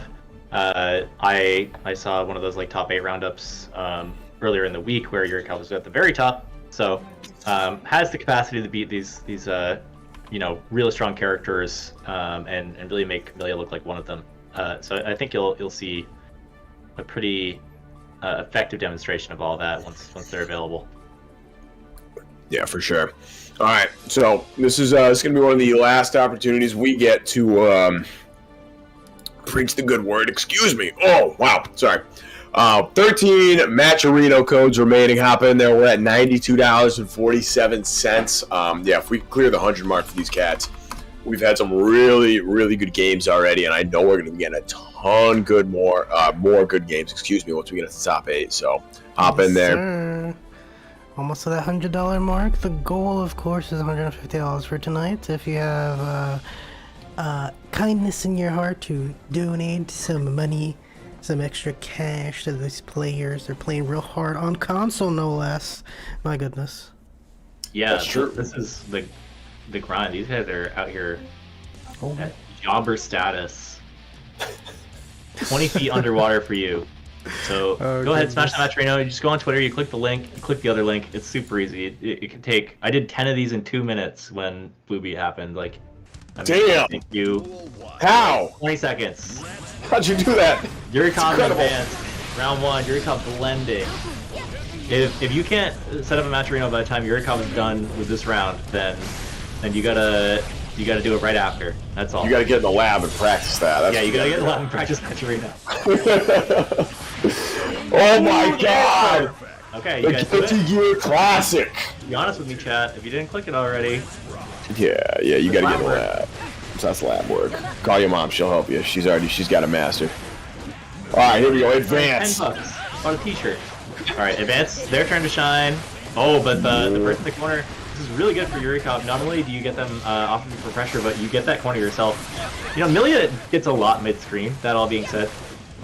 She's pretty happy to find a knockdown anywhere. But gonna have to block again. Advance coming online. Oh wow! That's so good. And that was the quick cancel too. Great reactions from Yurikov. Yeah, I don't know what the hell is for that. I think they must be looking for the leaves or something. Okay, we are out of here. Blocking. And because of the air, they get a little bit more like block frames on the ground, but not enough to miss that punish. Alright, advance. Get some footing here. So we already seen it. Oh, there's the jab. Oh yes, air throw. That's what you gotta do. That's gonna be huge. Wow, like the frame jab. Yeah. Look at the damage on that. Oh yes. There's that low Millia health. Okay, we go for the double dash in. You cannot stop a Millia player from air dashing at you. There's no reason. It's impossible. It disobeys the laws of physics. Yep. Another BRC. Okay. So yeah, Yurikov's ready for it that time. Rip the air dash. Okay. Big mix. Didn't get over the cross up, so Advance didn't have too many things they had to worry about for blocking. Oh, okay. We out of here, Bad Moon. I didn't even know that disc got set up, but no, DP coming through anyway. All your things. I do not need them. There it is. Yeah, Advance had plenty of life there. Felt super comfortable just putting out that wall of damage there, knowing I just got to get one hit to kill. And it works out very well. Advance taking game 1. Off to a great start in game 2 right here. All right, no, never mind. Yurikov, we're out. The mix-up is being applied. We got the throw. Should be a setup. The blocks are too good, you know? Yeah, right. The thing is, you can't really cross them up in that situation, but so high-low's nothing to mess with. You have to. Okay, here we go. Oh yeah, the fake. Wow. The fake TP as well. Oh, nice block on the crossover there as well. Okay. Just a back dash. And the throw, really good round from Yurikov. That's how you gotta play with Yurikov. Get in and just get your mix on immediately. Like the rounds Yurikov wins are the ones that go by in the blink of an eye. The longer it goes out, the longer Advance is gonna have a chance to get back in and apply some of this big chip damage. Okay, the first out. No, pick up after the jump in. Bummer. There it is. All right, Alpha Blade. Yeah. Yep. Yurikov has to spend the burst, get out of trouble, but the jump 2K connects. Yeah, we got the Ogi. Yeah, you really don't want to hold a knockdown in this matchup. No. Here's why. Oh, it's happening to you. Saucy. We got the bombos. Oh wow. The air That was was both with. Okay. Couldn't find a pickup there. Makes sense. A little far out. All right, this is where that 3-frame normal is going to be huge right here. Yeah. BRC. Oh, air throw. What? Doesn't find a hit. Oh, the fake mix, same size. And we're That's going to do it. Wow. Yurikov. That was like, oh man, that was precision from Yurikov. Like bringing it back from the jaws, hit the feet right there. Wow. Yeah, just waiting for the clean hit. Yeah, I think that was game 2, so we're up 1-1. That's insane. All right, advanced to stay alive in the winner side. Good air to air. Finding those hits is so difficult. I have not seen that move miss even once. That overhead is every time. 100% conversion rate. He's only thrown it out twice. It's perfect. Just in case anyone thought that those were just blockable, I want you to know that you're wrong. Oh wait, hold on. That's there it is. It has the RC ready though. Oh, okay. I blocked the sweep. It knows it's his turn. Advance. Eats the cross up. Still mixing. Okay. Has to give them the corner, but wow, huge pickup. And got a super before the burst comes out, giving Advance no chance to take this round back. That's going to be set point for Yurikov right here. All right, I think this would just be 2-1, but it's, you know, you really want to have that game advantage. You don't want to give anyone a reason to have to, like, force a comeback. I forgot Advance won one game. That's my bad. I thought it was 2-0 Yurikov. Fast. Wow, Okay, counter hit, counter hit. I expected burst coming out soon. Getting stressful for Advance. There it is. Yep. Burst. I really like that OTG setup into the like command dash. Really clever. That's been very effective so far. Okay, negative bonus coming through. That's kind of fine in this matchup, though. You know what I mean? Like, you still want to hold on to that meter, but if it helps you survive, the movement's so strong. God. The pickup off a 2K, that's so gross. You can't see it, but I'm shaking my head right now in disbelief. Oh, That's I think it scaled really poorly, though. There's not a lot of life loss here. Still holding the pressure, that's the scariest part. You know, you're more worried about your game state than your life bar at this point, and got burst. How bad do you want this round? Gold burst? Okay, pretty bad. That bad, Use all yeah. your tools and spending it all just for RC's out. Yo, he's Everyone's back. negative bonus. Oh, can we pick up? Nope, not quite. This is so gross. Please help somebody. No! Please go first and find some jumping. Yeah, they're playing real good for here. that round. They both did, but there was a point where you could have said, okay, I'm gonna hold this burst going into the next round. No, Fine. we're not holding nothing. Here The only comes thing I'm holding is this mix. Like, yeah, I am taking this right here. Yep. All right, now it's a potential game point for Yurikov. All right, yep. Gets the jump in, back to neutral. I love how Advance isn't afraid to use that shuriken. Hasn't thrown it out a whole ton, but has proved to be pretty surgical with it, either making it blocked or not getting punished for it. I feel like I saw them combo off of it earlier, and it was really terrifying. Yeah, it looked pretty wacky, I'm not gonna lie. All right, here we go. Goes for the Oki. Oh, Is that- I think they're getting hit. Yeah, I agree. Taking it. Here we go. Burst. Beautiful air throw there. Not enough meter to convert. The pressure continues. No, we're out. We're back to the dance. The dance of neutral. What? That was a beautiful P conversion. All right. Okay. This time you hold the burst. You're up a game. Round is pretty much theirs. Yeah, you get the counter hit the next round. I love it. Nice low. We got the wall. It's gonna be half-life. It's gonna be a lot of meter for Yurikov. Really good position. Yeah, especially you could afford to just dance around for a while. You got the positive bonus. That meter's going to be jacked either way. And this is going to do a big chunk. Okay. That first part whipped. I think if that was all hits, I would have done it, but... Yeah, I was really worried that would be it. There it is. All right, Yurikov with the perfect. Once again, we're on set point. Yeah, set point. Okay. First one a little early. Did not want to be in that corner and gonna take a whole chunk of life bar for it. Wow. That combo's so sick. You told me Chipp Oh, didn't do man. damage. This isn't fair. You lied to me. No, just mid-screen, just mid-screen. Oh, okay. Cold corner, he's got some bombos. All right, good Okay. blocks. Over. All right, yeah, there it is. Realized using that slowdown from Blue RC, he had to spend the PRC of his own. Oh, good tag. And yes, keeping the corner here, not wanting to give Yurikov a chance to get out. That was hella here negative. for FD. Things are looking very troubling for you. If you want to come back here, no. Jump Gonna in, even it yeah. up. 2-2. All right, we're moving on to final game. We got a game. I was a little worried Yurikov would just kind of run over Advance, but no, the adjustment's real. We're moving out.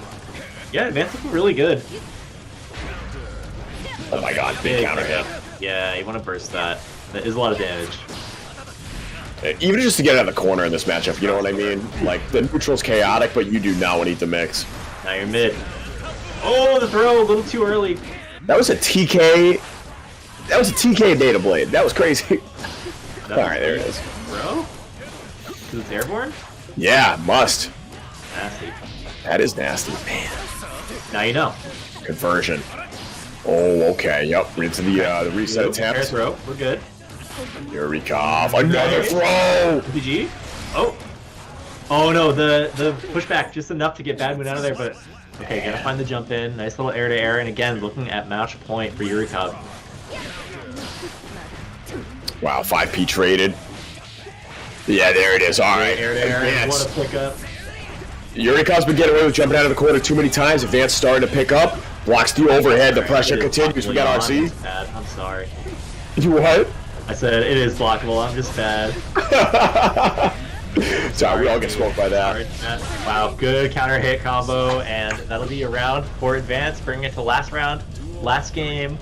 See who takes this, leading into the top 8. It's the double Luigi. Excellent conversion from Advanced here. System change is working out. Yeah, we're out of here. Try to get the save first. Just get the corner back. Oh, that was a big hit, and we find ourselves here again. That frame trap into Wreck has been working out so well. We got the mix. Is that good? No way. No, yeah. No meter. The Beta Blade to close it out with the perfect. Advance is going to be moving on to top 8. Yo. Wow. Talk about the clutch factor right there. Yurikov, even in the rounds that Yurikov lost, Yurikov looked in control for an absurd amount of them. And it's really until that final game, Advanced, I don't want to say looked shaky, but Yurikov was getting away with some stuff that frankly they shouldn't have been able to do. And Advanced just really locking it down right there. Kind of doing what we talked about in the last matchup in the Nago mirror. Holding back a little bit. Okay. You block the Rekka. I know you're going to up back here. Rising jump K. Worked out perfectly. Kept Yuri in the corner. Just, oh man, that was beautiful chip play. I love that. Yeah, I mean that's a lot harder to do against a character like Millia too, who, like we were saying, has those evasive options. So for Advance to really stay on top of that and give the space to suggest a jump out, but be there for the check is like, you have to play twice as fast with a character like Chipp, but Advance really able to do it. Yeah, that was I gotta go back and watch that again because the neutral there was too fast for me to follow the whole thing all the time. You know what I mean? Like you catch parts of that, but I that's a matchup that I really want to go back and watch again.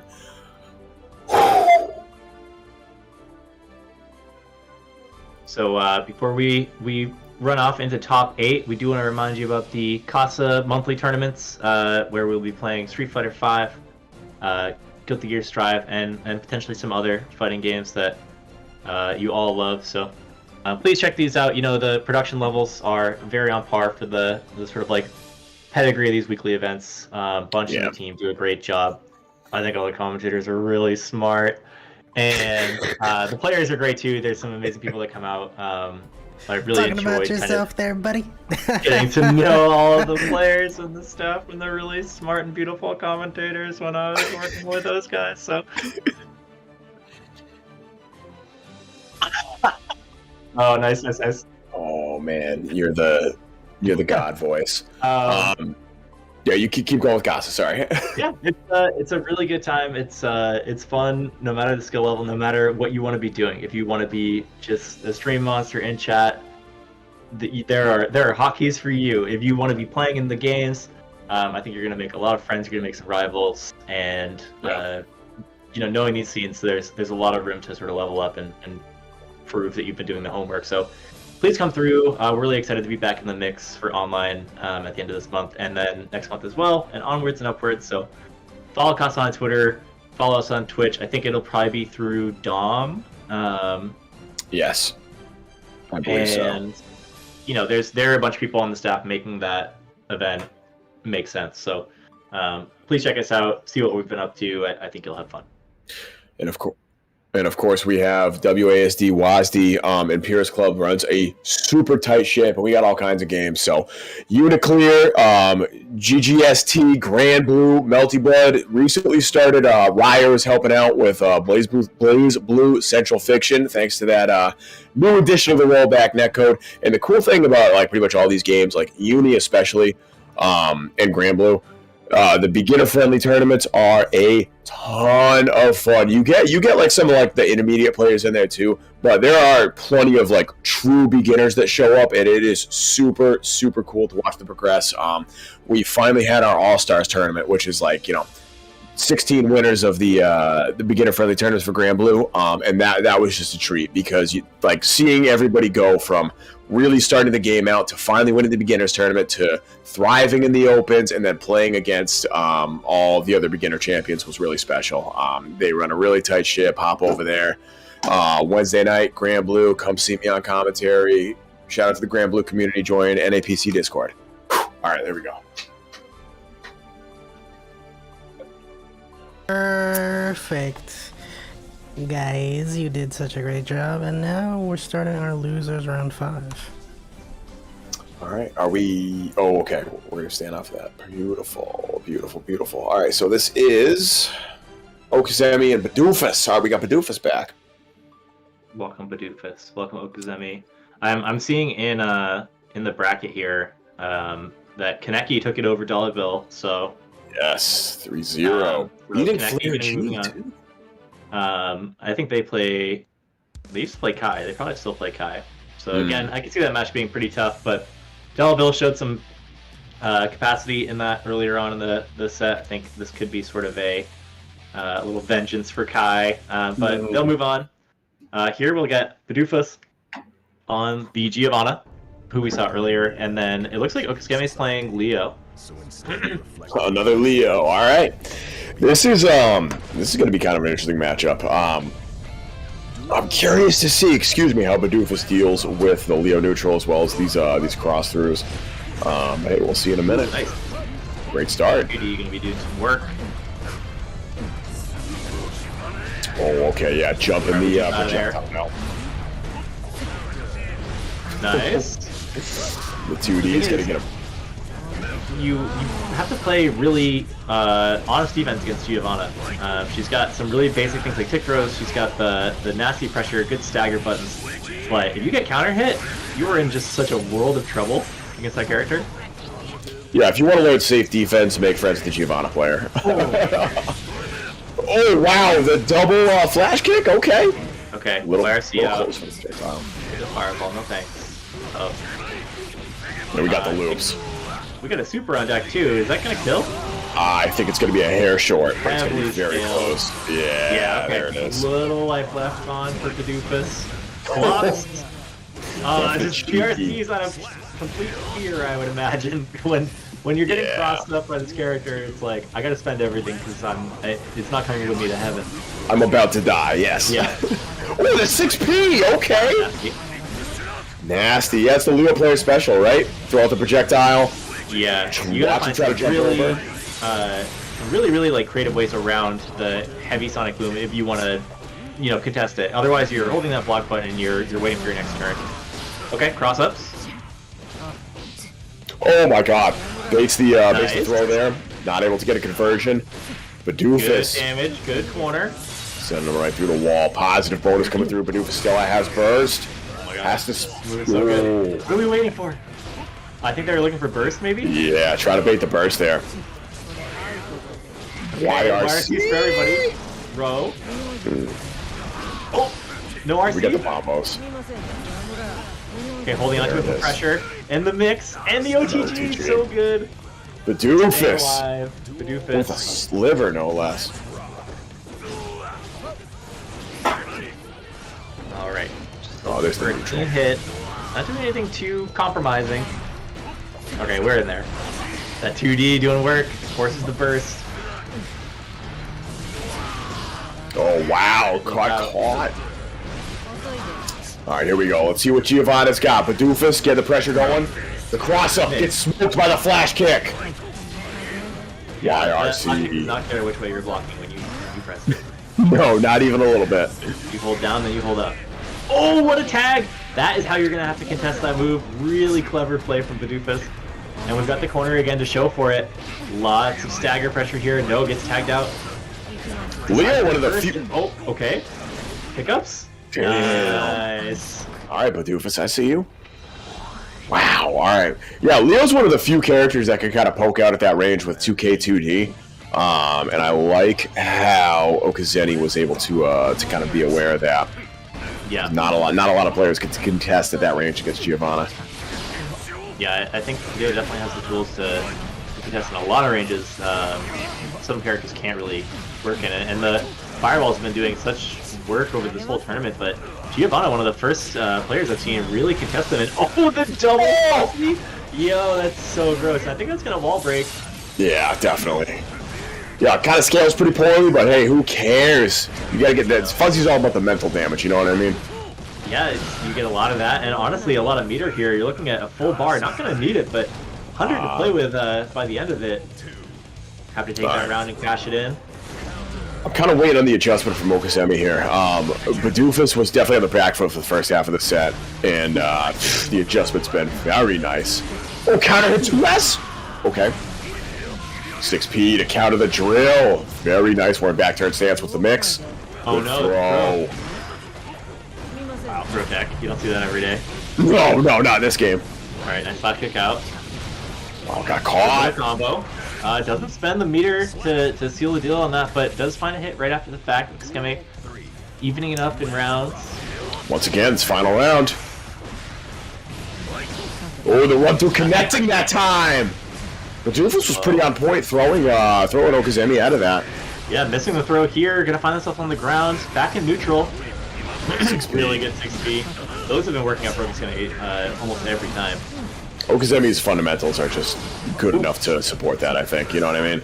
Yeah. Like, just really ready with the anti-airs. The BRC forcing the burst, I think that's a good trade in Okskemey's favor. Oh my god! Here. Look at the horizontal hitbox on that thing, bro. That's insane. Bro. You did, son! No, didn't spend the, oh yeah, didn't have meter for the super. Alright. Oh, the 6P! Excuse me?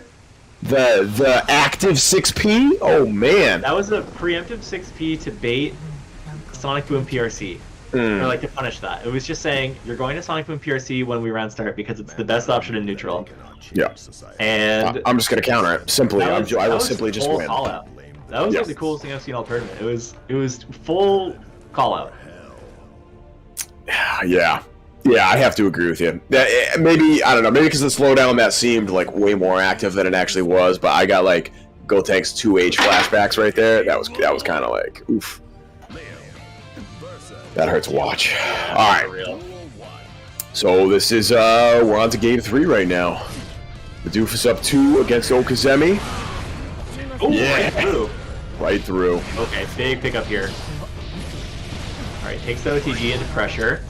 And gonna find pressure off of it too. Alright, first is out. We're at the corner, nice bait on the grab. Alright, the cross up. We get the little combo off it, going for the other one. Anti-air. Beautiful. We're going to the corner. And again. Oh, tries for it, misses.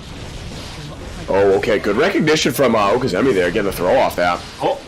OTG, not enough to kill. Baits the flash kick. Yeah, has to spend meter to get out of it, but good throw, waiting for the cross There it is. Yeah, that's great patience from Bidoofus there. All right, this is set point right here. Do or die for Okskemey. What you got? Oh, good hit. Take the knockdown. Oh no, a little early on the pressure there and gets thrown, but has burst to get out. Don't want to spend it too early here, but feeling forced to, and then we're back in the corner again. Flash kick, yeah, we're getting out. Kick. I like he's going for the Oki right there. Obviously the run through doesn't hit it, but very effective. Plus frames. And Gut's gonna play a huge part here, but we're getting the damage and the knockdown, so this is a pretty good situation for Okskemey. I was gonna say Bidoofus has almost full bar here and burst to play with, Yep. so I almost want to see a gold burst. You know what I mean? Spend the RC, and if you need to, there it is. Oh, wow! Not able to convert. Oh, whiffed grab, but no punish. Still in the corner, playing it as safe as possible. Yeah. Scary trade, panic flash kick. Love to see it. YRC. Wow, Oh. that was good. Okay. Yeah, getting the YRC in the air there, I thought was gonna be trouble, but Okskemey making it work. Yeah, staying alive. Up, your turn. All right. Flare traps the flash trick. Okay, Dusty, I see you.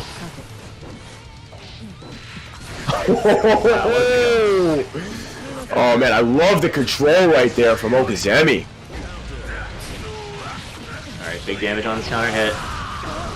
Not quite enough to kill though. Still should be able to get some good Oki.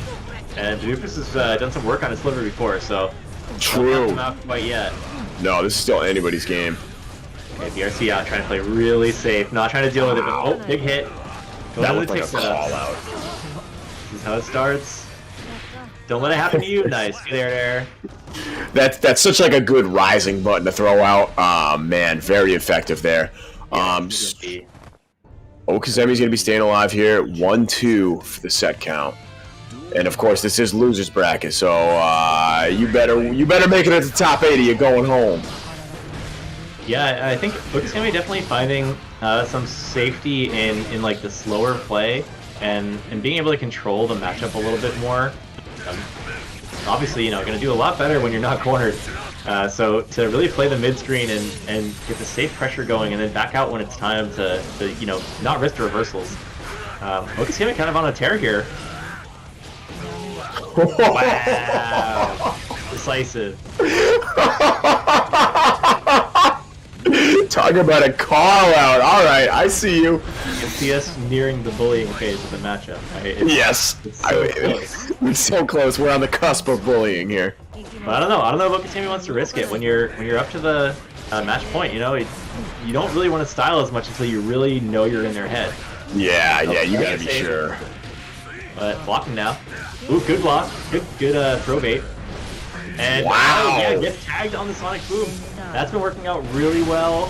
This whole time for Bidoofus, gonna get the super and the hard knockdown with it. Safe jump. Wow, and the follow-up. Bro's gonna do it. Jesus, all right. Whew, all right, I was breathing that round. All right, Bidoofus. Game 4. This is final round set point for Bidoofus. The drill connects. The pressure continues, and the flash kick comes out. We're out of there. Run through. Need to stay alive. Big hits hit. him with the mid. Keeping pressure here. So good. Nice super. Gonna be a good chunk of damage. Should get some good Oki here too. Okskemey has to close this out right now. Simply just bully him. I think almost too far out, and yes, finds the hit. Wow, Okskemey evening it up. Yeah, Bidoofus has been getting kind of eager on those back dashes, and Okskemey just recognized and saying, all right, I'm just going for the mid, but, it's huge, so it'll catch you. No big deal. Not a lot of, tricky stuff coming from Okskemey. Very solid, very just forward-moving.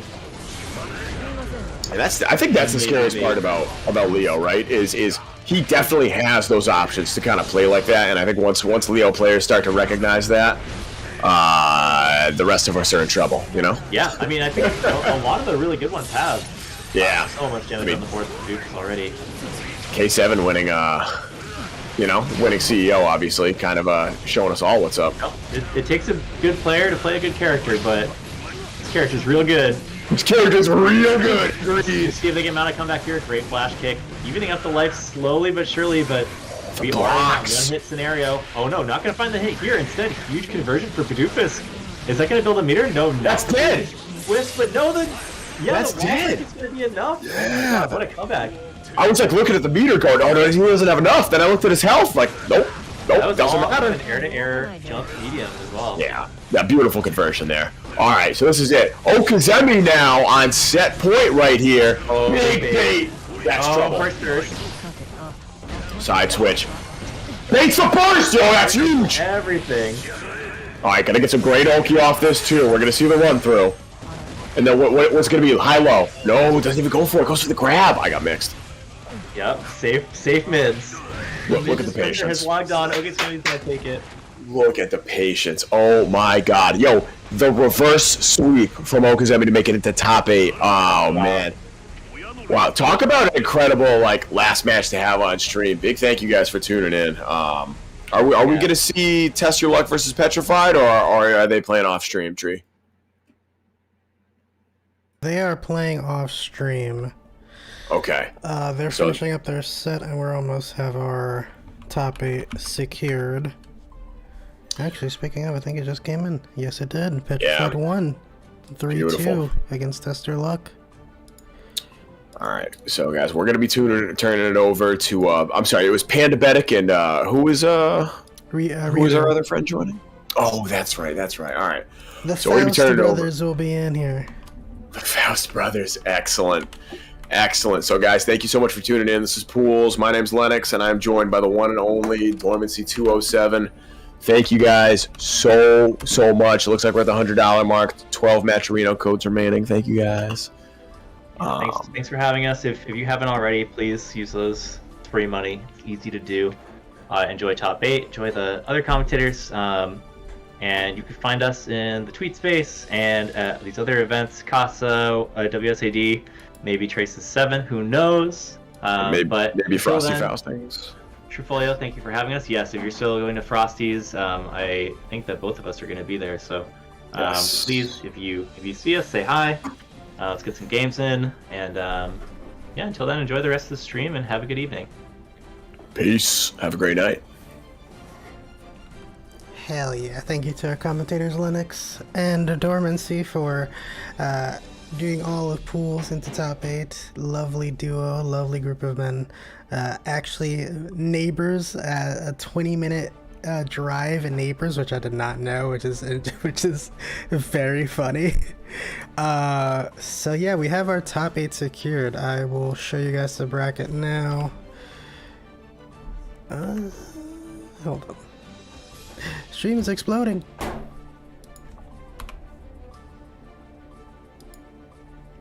Wait, here it is. I'll just do this. We have TiredMage, which is our first seed from last tournament for 2v2. MFCR, Advanced, Chetoo, Petrafied, Okskemey, Yurikov, and Kaneki. And now I will pass it off to our second block of commentators, the lovely Pandabetic and Ryota. How you doing, gentlemen? Hey, doing fantastic. There has been a lot of good Guilty Gear here tonight. I mean, what better ways there has been a Friday, right, Pandabetic? I was playing Fire Emblem before I got here. Who are you anymore? I just had to give the negative energy, you know what I'm saying? Oh my god. You're still mad about that. If I'm being serious, what I'm still mad about is how there was a Haas Delgado joke because we had a player named Haas Delgado, and no Billy and Mandy joke was made from Lennox or Dormancy. I'm still gonna hold them to that. Well, I guess you could say it was the death of that joke then.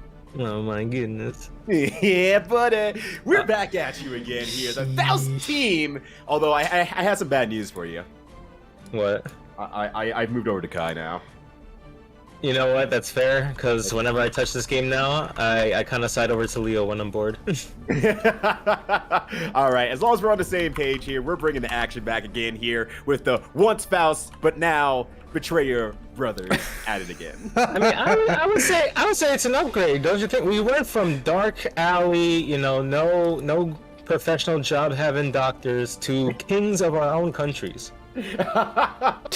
That's true. As long as you are royal enough, no one's gonna talk you down from your platform whatsoever. Exactly.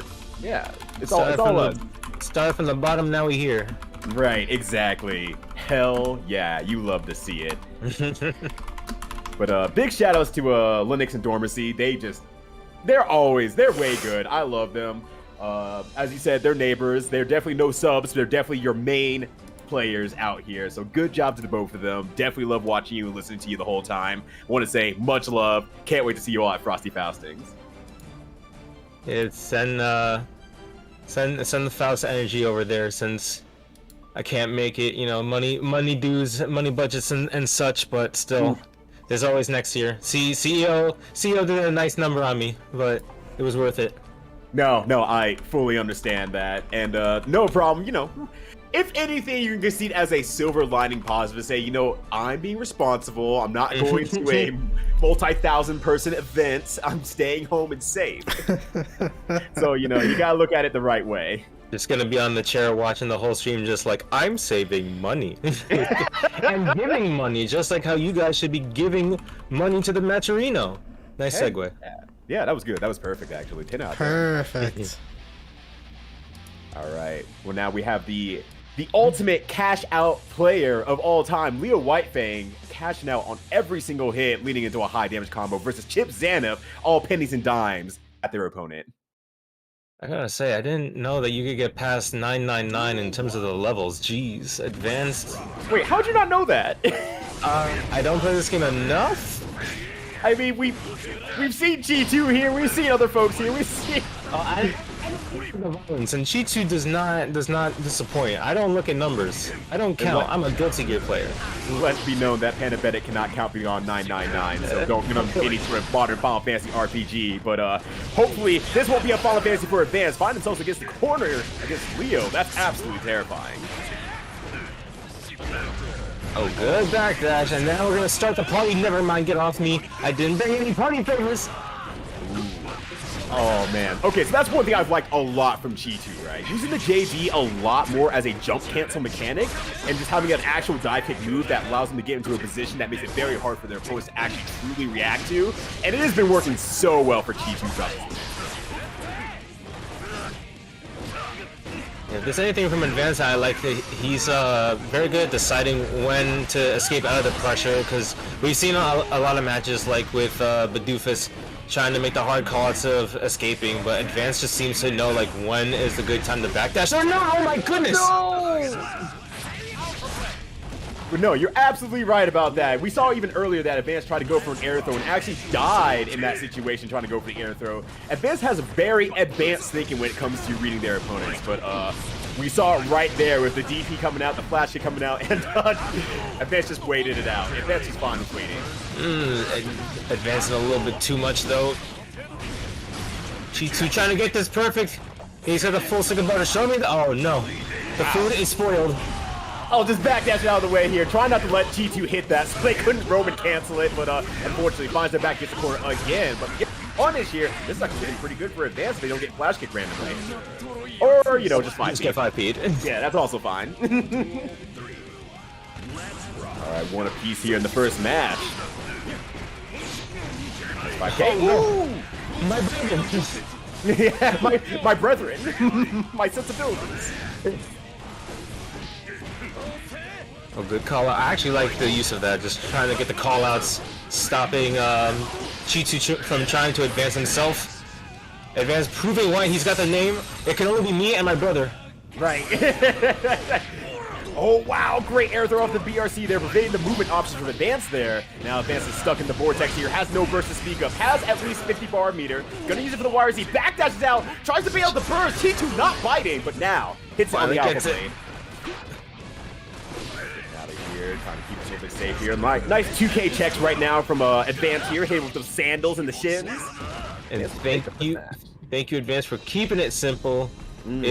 Gotta remember the little phrase, you know, the KISS statement. Keep it simple, silly. Yeah. Why'd you finish it with silly? Trust me, it's worse. I'd rather just keep it as silly. All right, you kept it simple, silly. I got you. Yeah, exactly. But still, good stuff for Advance, taking that first match there. Oh, JD's over the fireball. That was really good. Gonna get the quarter break off this? No, Chetoo's gonna actually burst at the very end of the combo there. And a good reaction to the dash. Oh no. Ooh, alright, the game begins. Man, I don't even know. I definitely got hit. I got hit from all sides, all corners. Yeah. Maybe a little bit unfortunate that Advance has to end with being their back to the corner. So that's a little bit unfortunate, but Advance is making it work. Being very patient, has a lot of life lead. Wow, those 5K, the micro dash 5K in the middle of that? That was absolute class. That was advanced, and I say it that way. Oh my god, the footsies. They're trying to poke at each other too. They're really trying to poke at each other. You're seeing the 6-piece with Advance and everything like that, trying to go under any sort of bar slashes. They know you know I know type of situation going on there. Yeah, I do believe these players, you know, they match up against each other a lot. To also be fair for Advance, he did come from, what is it, Arc Revo on the East Coast side. Wasn't able to make it to top 8, unfortunately. Made it to top 16, so definitely showing his stuff as not just being a slouch player at all. Right, absolutely. Definitely shows that they have the fisticuffs to keep up with the rough stuff of Leo Whitefang. And gets the throw again on the cross-up Okskemey attempt. Advance is really like snuffing out all of Chetoo's problems, like or attempts to cause problems. I think what Advance is trying to show us is that his tech is just too advanced. He is Strider Hiryu right now. I think he's better than Strider Hiryu. Like, Strider Hiryu's always been kind of struggle, like kind of that mid-range ass kid. Like, okay, you can pick me and I can do something, but Advance is only that I can always do something by comparison. Oh, that was so much. That was actually pretty optimal. Looking at the damage into the free mix-up situation from the 214H. Yeah, gosh, that is so much damage for so little hits here.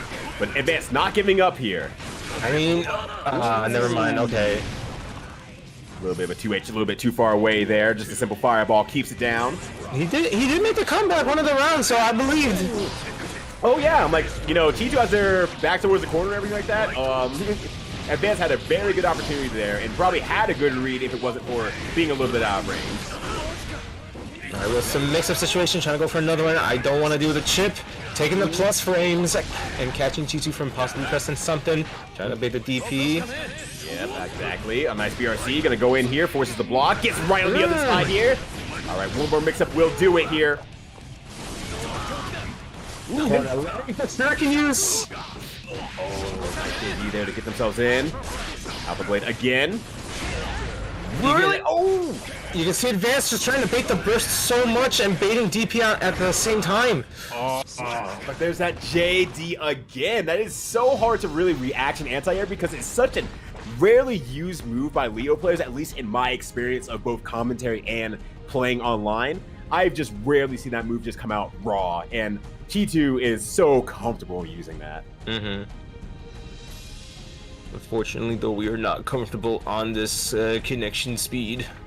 Just as I say it. It's all right. You know, we've been moving through this bracket and everything like that. We have an evening in front of us. What is a single match or two that we have to wait for? We can just commentate on the life bars. It's fine. Oh, that's what we're doing? Commentating on life bars? Oh, no. Oh, they're still mashing. They're still mashing and clashing right now. I'll say this. I had one offline tourney last year where there was a moment where there was no sound whatsoever. And the co-commentator that I had, who was fairly new to it, so I was like, all right, we're just going to yipes this, you know? And we're just gonna make the sound effects ourselves. And I got too into it.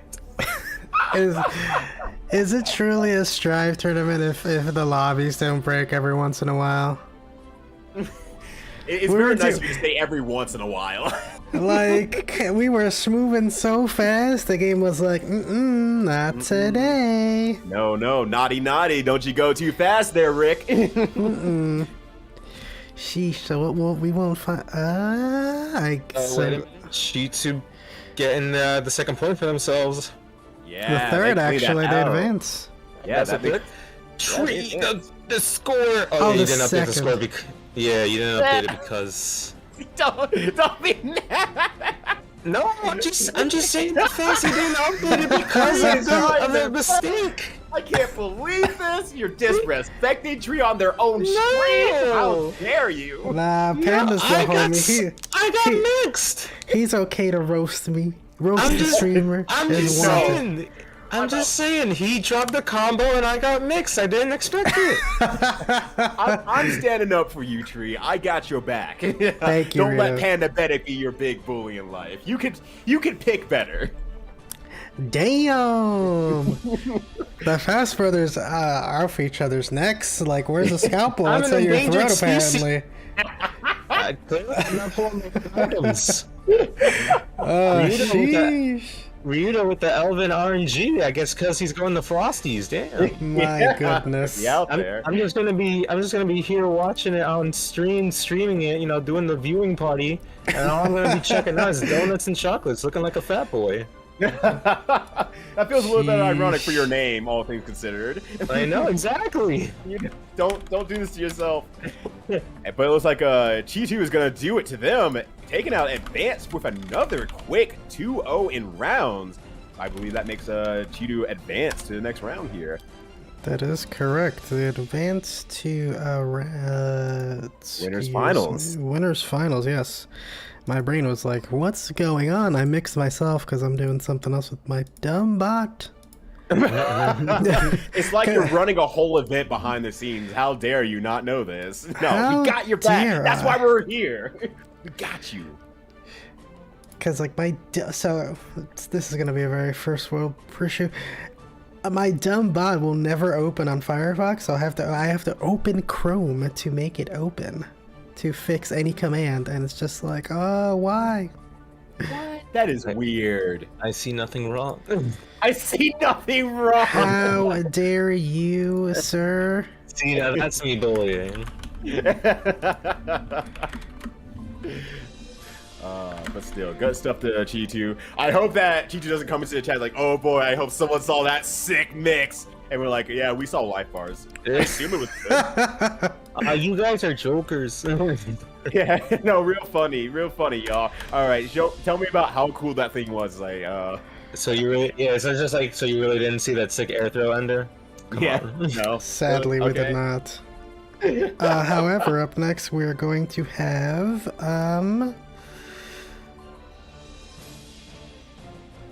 oh, that's right. I forgot. I can always set the room to come back to spectate. That's why we were moving so fast. I'm such a fool. Oh yeah. I mean, you know, I understand it. For whatever reason, it feels like most tournaments get about like that 2 hours or so of the room working perfectly with the rematch, and then after the 2 hour mark, it just does not recover for whatever reason.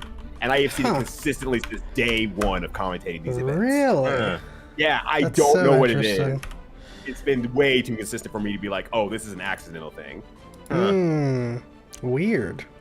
Yeah, I think the services get a little bit tired and like, okay, look, you need to stop posting stuff, bro. You gotta get off this server. You gotta let more people in. We may not be Final Fantasy 14 levels of people right now, but you know, free it up. Sheesh. Also, Burai, I just realized why that command didn't work, because this TO didn't add a bracket command to the bot. Oh my god. Oh my god, a bad streamer. Oh, how embarrassing. These things happen, though. Streaming's always a blow-up. Streaming is always a blow-up. This is facts. Oh yeah, absolutely. we gotta stress the servers a little bit more. Everyone dipped, as you said, they're playing Final Fantasy 14. If not that, they're like me and Coach Steve playing Master Duel, getting sweaty over cards. Oh you yeah. guys are fiending. Steve has streamed nearly 24 hours in 2 days of that game being out.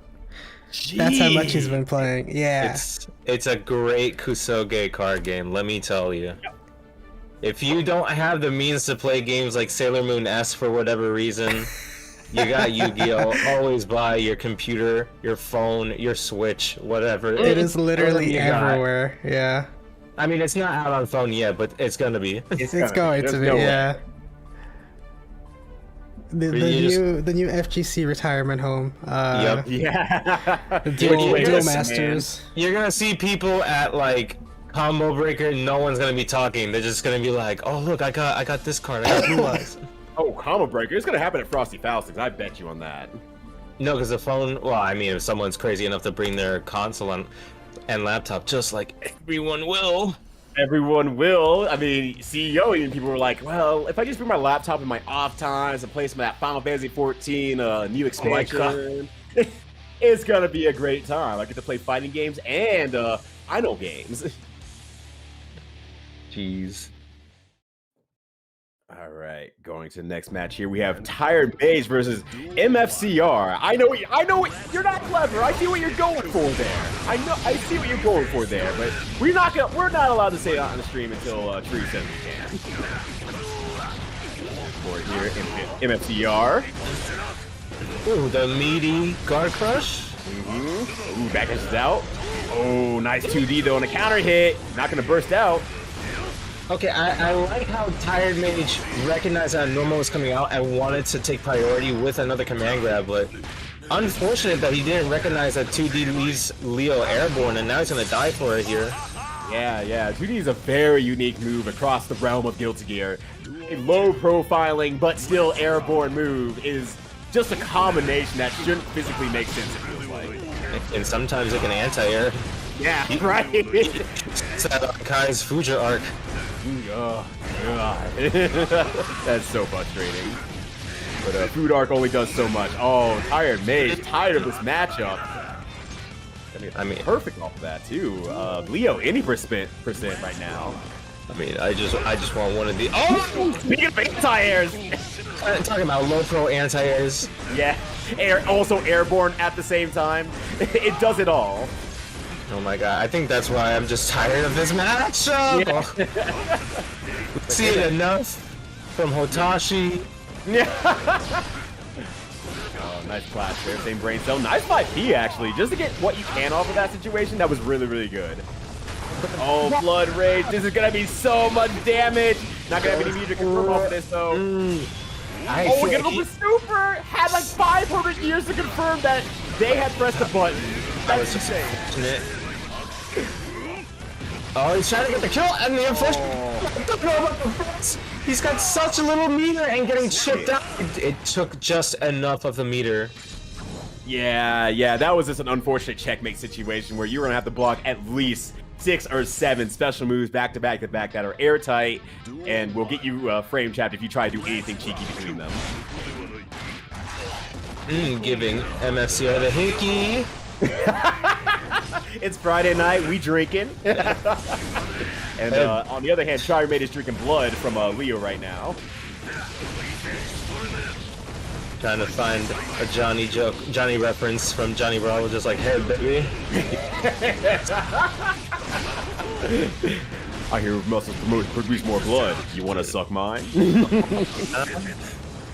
Alright, nice super there, breaking the wall. God! Oh my goodness.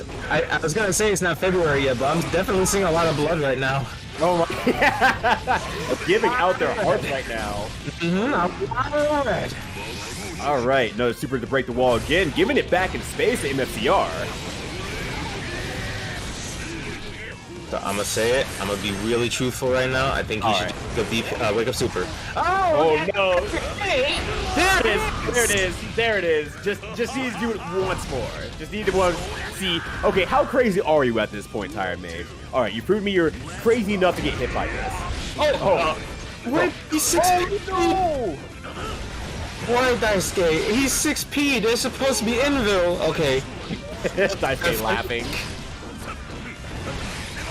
Oh, nice flash kick in between the gap there. That was absolutely perfect. Gonna touch the wall here. Keeping it simple. Yeah, keep it simple, silly.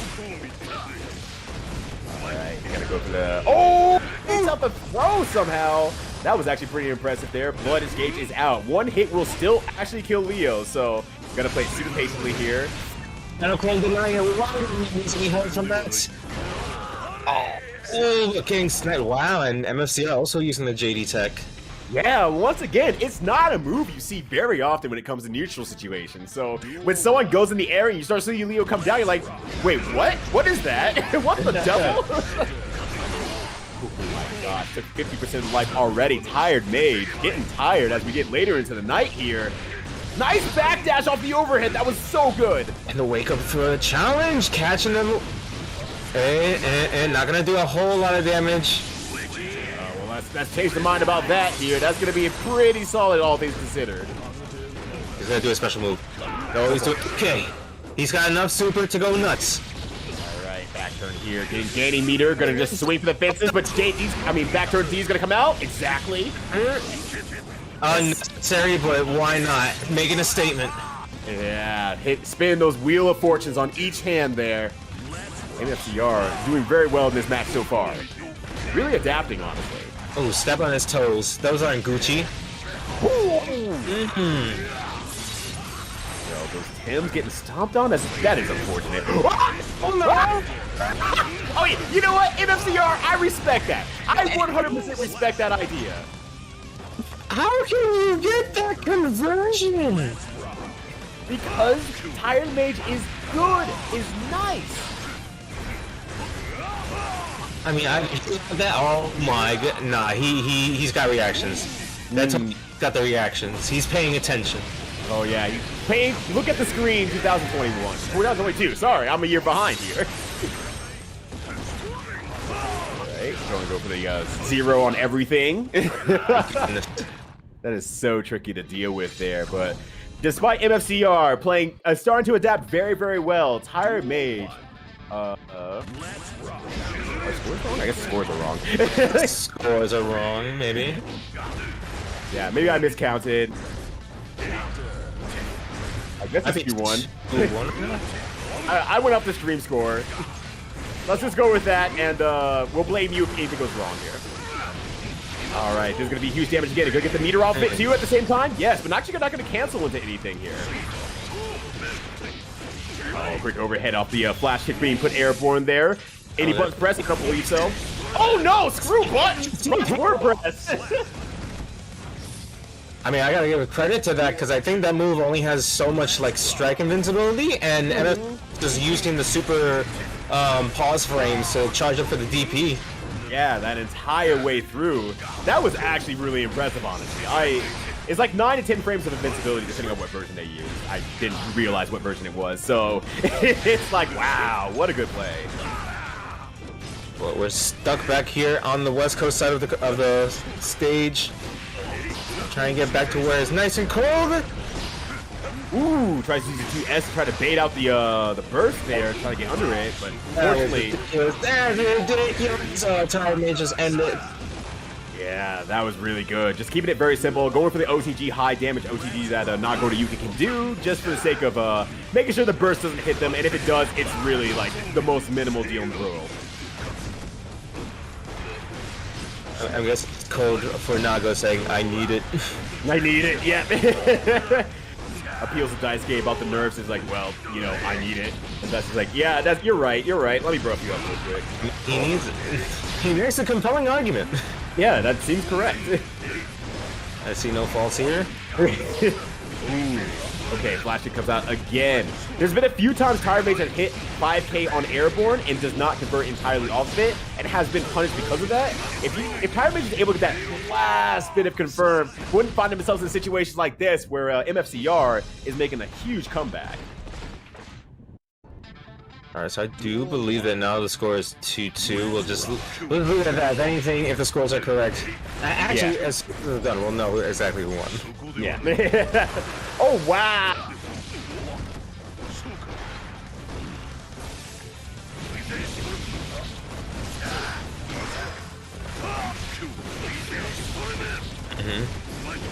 Yeah, sounds good, boss. Super off this one, gonna make sure they get the kill with no burst reprieve at the end there. MFCR now on match point. What a comeback so far. Really good adaptation the entire way through. Ah, what? I have a few complaints. He needs it. He needs it. Nice game, I need it. Ooh, again. Actually does a throw on the flash pitch, and unfortunately doesn't get to convert off it thanks to the changes to the throw in the last patch. But it was enough to probably discourage Free Dolphins to be like, okay, I can't just flash this for free anymore. I mean, if not that, just trying to bait the burst on MFCR's side, still gonna sit on that. I mean, he's got a round on his side. Unfortunately, getting the throw out. Oh, there was no business. Stop! You violated the law. Stop! Yeah, stop, criminal fiend. But that was really unfortunate because TiredMage actually had 50 meter and MFCR had 0 meter. If TiredMage went for the super from that point, there was nothing that MFCR could have done there. Okay, had the IB but no attempt on a throw maybe? Just needs to get corner, but the great cherry chopping tree action there. And TiredMage prevents the full comeback from MFCR at the very, very end there, taking it 3-2. You know, maybe that's the lore that we gotta give Nago. He's like George Washington. He's just chopping down trees. No offense to Tree, of course, but he's got those big wooden chompers. You know what I'm saying? Come on, man. Come on, Come on. I'm right here. He's flying into the trees. You make him sound like the Lorax. Why do I do that? What's up? I have to change the room. I have to go back from the room, don't I? To go. Can't you change it to winner stay? I think it's like first edit room one. options. Yeah, are you trying like if you're trying to make it go back every time, then either winner or loser stay should be able to do that. Okay, got it. Yeah. And then apply regulation. Yeah, because I've done that a few times too. I'm like, wait, I swear I did it. Everyone saw me do it. He's like, no, you didn't hit the confirm button. It's like, I guess. Right. It can't just update like other games or just other modern uses of technology. You're right. Every single modern use of technology out there right now, but no, Guilty Gear built different. Always. Alright, just changing that the sells our. names. Go ahead. Yeah. No, sorry. I was gonna say that sells our winners final side. That'll be TiredMage versus Chetoo in winners finals, but that'll bring us down to the losers final side where we're gonna be seeing Petrafied versus Okskemey, and then Yurikov versus Kaneki. Yeah, and they're in the room at the moment. We just don't know who's gonna be first up. I like their hair though. So is it hair or is it like a giant cannon that they just happen to have? Just that cannon that you find between the couch cushions. Yeah, just like.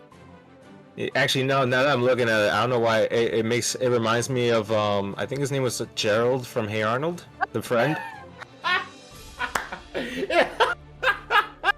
Yeah, you're right. That kid was cool. I respect him. And then it's just kind of a otherwise kind of ordinary looking white dude on the other side there. So it looks like we got Hey Arnold going on here. The question is, are they wearing their food costumes? I don't think so. That's absolutely bananas. But hey, thank you for catching that. No worries. I got you back, homie. We grew up in the same era. Okay, so Yurikov and Kaneki.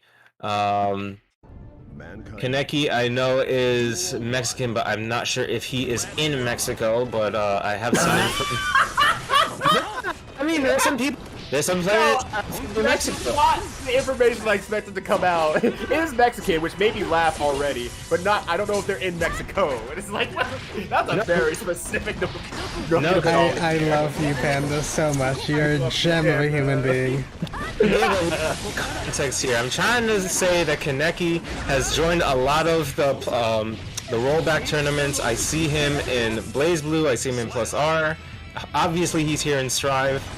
I just don't know if it's that long of a stretch between Yurikov and Kaneki because Yurikov's from Jersey. And all I'm saying, I don't want any problems with the players. I got you, fam. No worries. I had to pull the 8-turn Yu-Gi-Oh setup just to put that out there. I gotta set up the cards so that way y'all can see what I'm trying to put down. The only card I'm seeing right now is the F from Final right now here. Yurikov getting a second wall break here against Kaneki. Kaneki going with a good old classic with an RC there. You love to see it. Right now, it looks like Kaneki's trying to give the reversal trap card called the Big L. Oh, but coming back here. That is super nice there. Oh no! Okay, gonna barely get 50 meter there. Gonna stay alive, but blocks it. Good stuff from Yurikov. I was gonna say I do not agree with the burst, but that was exactly what it was planned. It was planned. Right. It was planned. That was really, really good though. That opening stun dipper from Kaneki worked out so well in the end there. Just getting barely enough meter on block to make that work. Because if Yurikov ended up jumping, backdashing, or doing anything weird with that, Kaneki was dead. Kaneki was just straight out dead. Mm-hmm. That's what I was gonna say. Something on the burst from Kaneki's side, but he just stayed composed and knew that Yurikov was gonna be trying to jump out of the corner. Mm-hmm. And sometimes you just need to show off that confidence a little bit and say, I can win this match. I'm gonna just take it right now. And having that sort of confidence in your gameplay style really goes to the other opponent and say, wow, okay, they were really feeling themselves. Maybe I need to slow down, or maybe I need to speed up and throw more at them. Maybe I need to ramp it up to level 2 or level 3. So I'm kind of curious to see what Yurikov does from here. And right now, so far, it's playing a very, very tricksy air movement game.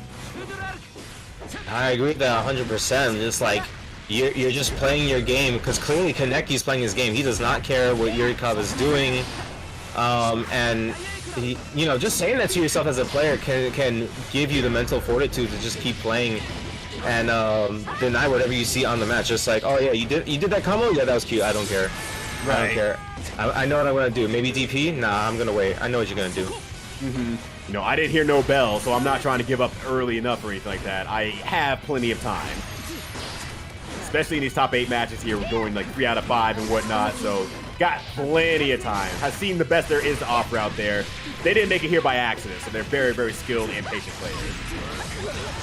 And the Bad Moon trying to maybe bait the burst, but luckily the wall keeping Yurikov safe there. Yeah, looking really good there in that last match there. Yurikov getting on the board. I do like how he's able to like I feel like he's able to properly navigate using the rows, like him and LK, because it's clearly like a movement option or something for trying to break the wall, but not enough Millia players know how to actually use it. Like you see a lot of them, they'll double jump right away and then use the rows to try and attack. I mean, as I'm trying to catch some people. Out here talking about how smart Yurikov is, and now Yurikov is dead. I understand. This game was at a clip sometimes. He's got such good movement. Oh, well, I mean, he died. Well, it was good while it lasted. I'm sure everyone saw that, right? Oh, lost the goal for scan punches at the same time with the 2S.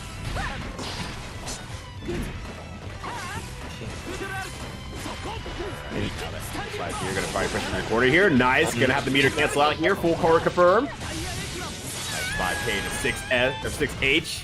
Like a Never mind. Can we get a third one?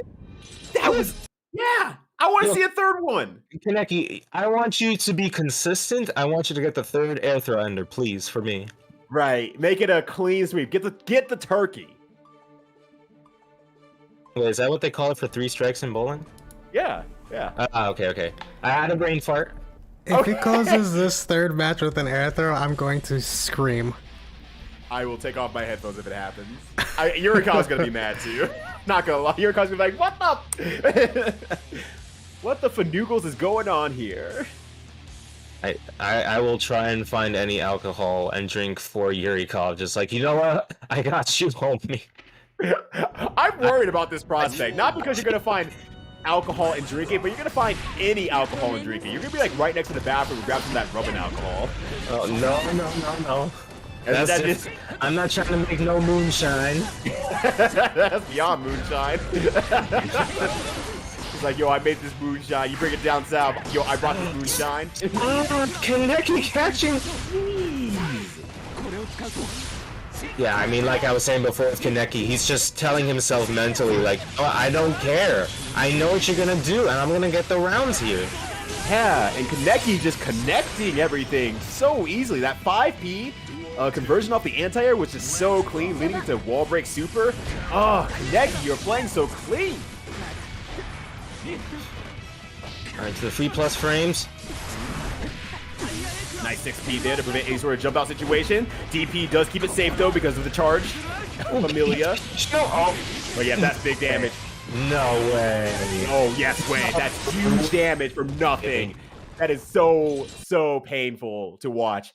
No air throw for the third kill, but damn, I'm sure Yurikov wished that they were in air throw death range instead of, oops, I got hit by 6H range. That was like, oh, please tell me I get to play a little bit. Don't touch the wall. Damn it. Yeah. Right. It doesn't matter. Ride the lightning brings you all the way through. That was a 16-second match. Yeah, that was Millia any percent. Oh, you remember those Marvel 3 challenges? Just like what was the name of the difficult? Dante Must Die. Oh yeah.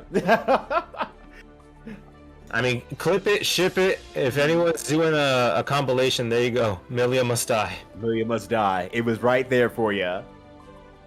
Sajam rubbing their hands from the background like, oh, buddy, here it is. You know what? This looks like a pretty good will to kill. All right, chat. Yeah. Time to pull up the bets. Does anyone know if it's gonna kill or not? You gotta think, guys. Remember, it's Strive. He's fighting Millia. He's got full super. Come on, guys. You can't be going all in on just the first clip. You have a scarily good Sajam voice, and it's terrifying me. I do like his content. Wait, do it again. Do the siege jam. Yeah, do Sajam. What do you want me to say specifically? All right, we have a new clip here. We're gonna predict that it's gonna kill or not. Yeah, seg into Maturino. Go. Oh, damn. On the spot. Okay. Well, chat, as long as Treefolio's got me here on the Traces of Snow, please remember to like what you see on the YouTube stream. But not only that, also pull up the Maturino. I got no segue. It has to be natural. He does it too clean. Yeah, you would just say something like, well, now that we got done with that last match, let's talk about the most important match of all, Maturino. Hey, that was clean! We need to combine our brain cells somehow. Oh my goodness. Well, speaking of combining brain cells, we definitely got two monkeys on the screen for you guys. Chat, please remember not to spend all your channel points. Oh gosh.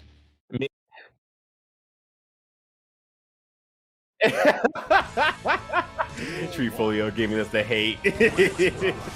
Alright. You got the one left. Alright, so we got two monkeys here and they're looking really hexagonal here. Got some NFTs. No fun to be had. Oh my god. Nice blocking the overhead here. Petrafied playing very, very patiently. I love Petrafied's colors, by the way. Nice fight! Nice success! Oh my days. Need to use a 5k for the pickup. Leo, a hefty boy. Oh, going straight for super. Oh, there's going to be a modicum of life left, and there's a safe jump on Petrafied side. Oh, but nice flash kick there from Okskemey. Oh. That's gonna maybe touch the wall? No. It won't break the wall, which is perfect actually for this situation. Oh, but a charge Bandit Bringer gonna keep in the airborne just long enough to bait out Okskemey's options. This ain't a match against NFTs, but Petrafied is giving me flashbacks of MonkeyBizness's match. Yeah, very, very fungible life bars right now, getting used all the way up against the Petrafied. Okskemey's gonna have to come up with a better funding plan here. Into the vortex, into super, please. Messing up the. Oh no, it's gonna throw anyway. Doesn't go for OTG. Wow, that was not even necessary. That wasn't even necessary, Petrafied. I'm petrified. Okay, Skemmy, I see you, Okskemey. The only MFT here is the scam that Petrafied just pulled off there at the very end, taking everything away from Okskemey. Nah, Petrafied made a good deal. You know what I'm saying? He was like, nah, this isn't the right NFT. I need the monkey with the bubble gum coming out. It's a gotcha game. At this point, NFTs are just an adult Yu-Gi-Oh game. You know what I'm saying? Oh yeah, that's a good way of putting it. Adult Yu-Gi-Oh game, gotchas. only for the people who want to earn even more money. Exactly. It's all weird gotcha shit at this point. Adult gotcha. Like Pachinko. What a disaster. What world are we in here? Alright. We're in Daisuke's world right now because the vision is hellish, it's violence. But if not that, it's 2020 in someone's eyes. And right now, Petrafied is doing so well against Okskemey. One thing I really liked that last game was that Okskemey jumped out of the corner, and Petrafied just let them. Absolutely let them. Watched them jump. Okskemey realized that Petrafied didn't do anything, and they just landed back on the ground, and Petrafied just went back to business like normal. Ooh, nice grab there.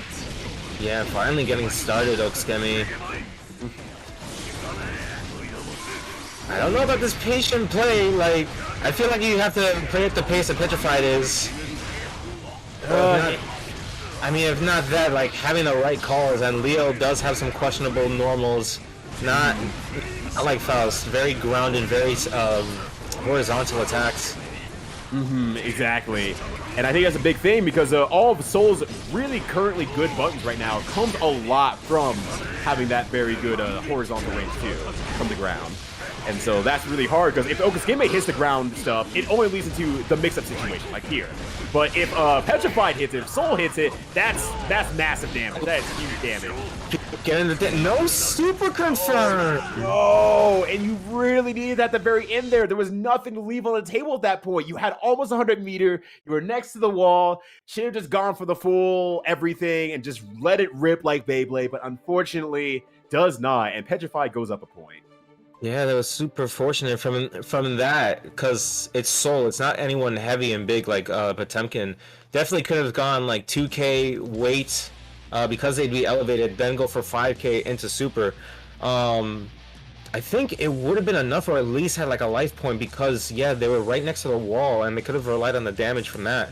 And like, if not the damage, at least a safe jump Okskemey on the other side there. But Okskemey was not ready to commit for that quite yet. Maybe just a little bit of like overthinking nerves and stuff like that. It happens to the best of us for sure.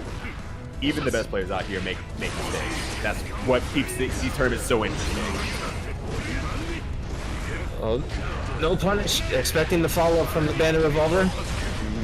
That is such a terrifying move in this game too. Like, you would have to guess. Yeah, see, that's. Ooh. I was gonna say that decision was not 2020, but Okskemey predicting the future and expecting the DP. That's 2020. That's just 10. This is 10. 10's making 20. Yeah, making 20s out of 10s here. the Bitcoin special. Oh my gosh, knocks against the wall 2 times. Now Petrified on match point. Okskemey, anything but okay right now. Getting thrown from the get-go. Back dashes out the Fafnir. Goes for the mix-up game again. Trying to keep it really, really scammy. I like it. There we go. Good counter hit. Get put exit on that stake. You know what I'm saying? There we go. That was looking good. All right. Of course, the guard goes for the throw. Keeping it very simple. Kiss it. Oh no! Oh, this is very scary. This is very scary. Just give him the little smooch. You literally just need a peck. Oh, there it is. Peck on the cheek right there. So that's 50 meters to speak of there. What will Petrify do? Has a lot of options. Is just building more meter as it goes along. But Okskemey blocking so well. Okay, good. I was a little bit afraid that that flash would get baited out and that full risk gauge would just lead to 100% from Okskemey. You can't get a single one though. Almost there, Petrified just looking at him straight in his face like, I'm gonna win. What if we kissed in the middle of neutral in the middle of a match? Just kidding, unless. Again, the index finger such an unless. Alright, Fafnir again. Take a lot of chip damage. Wow! Actually trying to go for the flash kick and dash in and got the wild throw to close out the match there. Okskemey loses 0-3 to Petrified. Want the kiss? I just wanted the hug. Just wanted the hug. You try to go for the bro hug, but you get the bro kiss instead. No, he's trying to get to like that scene from Fullmetal Alchemist where like, you know, yo, dab me up, bro. I forget. It was Major Armstrong and the teacher's husband when like they meet and they start flexing on each other and they're like, yo, bro, and they go for the high five. You see, I have not seen the show, so it's all on you, buddy. No, I'm literally wearing a shirt right now that says Cowboy Bebop or something, and it has Bebop from Teenage Mutant Ninja Turtles dressed as a cowboy on a horse. And it says, I don't know, I don't watch anime at the bottom of it. So you really got the wrong audience for me here. I need to get that. That sounds crazy. Oh, this shirt absolutely whips. I'll send the link your way if I can still find it. If not, that's fine. It's got to still exist. More people should have this shirt. I got enough anime shirts to go around. It's an anti-anime shirt, though. It's completely different, right? Right. I don't know. You'd be surprised. No, I wouldn't. No, I wouldn't. Just for the sake of being argumentative. No, I wouldn't. Here it is. Here it is. Where's your face? Over here. Okay. Just set your way here. My anime PFP. Oh yeah. Holy shit. That is anime. Looking at your PFP, it's funny how that looks like an NFT and no one has taken. It does. It does. I'm gonna make that joke later on Twitter. Yo, got my new NFT. It's just the guy for the Price is Right. No. I should put like. Someone will be like, "Yo, the new NFT just released this like 5 minutes ago. Newspaper Boy NFT. Yeah. This one, and he doesn't have a feather. He's got a pen." You're wilding out here. How did we get into this conversation? How did this happen? I know it's my fault somewhere along the line, but how did this happen? We had 2 monkeys, and you had to put the 3 magic letters together. LOL. Like legit, it honestly just sounds like a gacha. It's just like, hey, do you have this one? Yeah, that's a common. Yeah, that's a common. Hey, yo, bro, I need you to roll this NFT for me. I have not had any luck in this NFT. I don't know. That's a really low percentage. Like, I'm trying to think of one like that. That's a holographic ultra rare. You know what I'm saying? Your brain's just hardwired to Yu-Gi-Oh and various other card games, isn't it? No, I also used to play Grand Blue, so I was actually thinking Grand Blue right there. Well, you got me beat there because I have not played a gacha game yet, and I probably never will. Yeah. I'm old. I like solitaire on my phone. Yeah, I'm not saying that you should play it. It's like, you hit a wall, and then it's clearly like you should pay money. Ah, that's fair. That's fair. Mm-hmm. Well, I don't feel like spending like 10% of my earnings on that, so I'm gonna spend it on other things like more food, more delicious foods. Or putting at least 10% of that money in the Matcherino, so then that way the top 3 paid a lovely dinner, like food, as you were saying. Hey, that's a great idea. Wait a second. Why do I have... I was gonna put money into the Matcherino, but I have a balance of like $40 on my Matcherino, and I don't know why. Lol. Did you win a tournament? No, I haven't wanted forever. I haven't wanted forever. What's this say? I am remaking room. Apparently, we're having an issue where one player is not seeing the other, and we can see them though. Yeah. Weird. That's a new one. Yeah, I've had that weird glitch where like they come in invisible. Oh, right. Okay, I remember what it was now. Or not remember, but it's telling me what it was. When I participate in the Ultra Chan TV Commentator Cup, they paid us all out a certain amount. Oh, okay. Yeah. So I forgot that was what it was from. All right, so back to the original joke. I got distracted. Anyways, I was gonna say, well, I recently got some money, so I will put that in here. 10%. Remember, 10%. Technically, this would be about it's close to like 50%, but that's fine. Doing the hard math. All right. Shouts to Treefolio also for paying us for commentary. I greatly appreciate it. But here's that back for you. Treefolio's like, I should just never paid this fool. God dang it. No, man, I got to. You don't got to do anything besides be yourself. I must. I love how they also matched with Cheesecake. Just like, I want to be the top 3. I'm gonna be the top 2. Yeah. If I only put in 1 more cent, I could be top 2. But you know what? Cheesecake's pretty delicious. Oh, I understand. That's a L. Whoops. The stupid code. It's 8L4 at the end, and then I'm just like, oh, that's definitely a 1. Reading is fundamental, but you know, sometimes it's difficult. Daisuke's vision. Daisuke's visions, but also the stupid fucking font. Now I'll say this while we wait for our upcoming matches. I saw somewhere on Twitter where it was like some crazy clip came out and someone responded to Daisuke's vision, and then the response to that was, if that's Daisuke's vision, he makes Velma from Scooby-Doo look like she sees 2020 when she has her glasses off. Like, damn, someone shows violence today. It's one of those days, whatever happened to you that morning, I'm sorry. I mean, it involved in Nago, but you're gonna have to look a little more into that. All right, well, now for things we're looking into here, we got MFCR versus Kaneki. After seeing that clean play from Kaneki in the last round, it's like, how'd you get down here? It's one of those situations like, wait, what happened? Mankind knew that they could.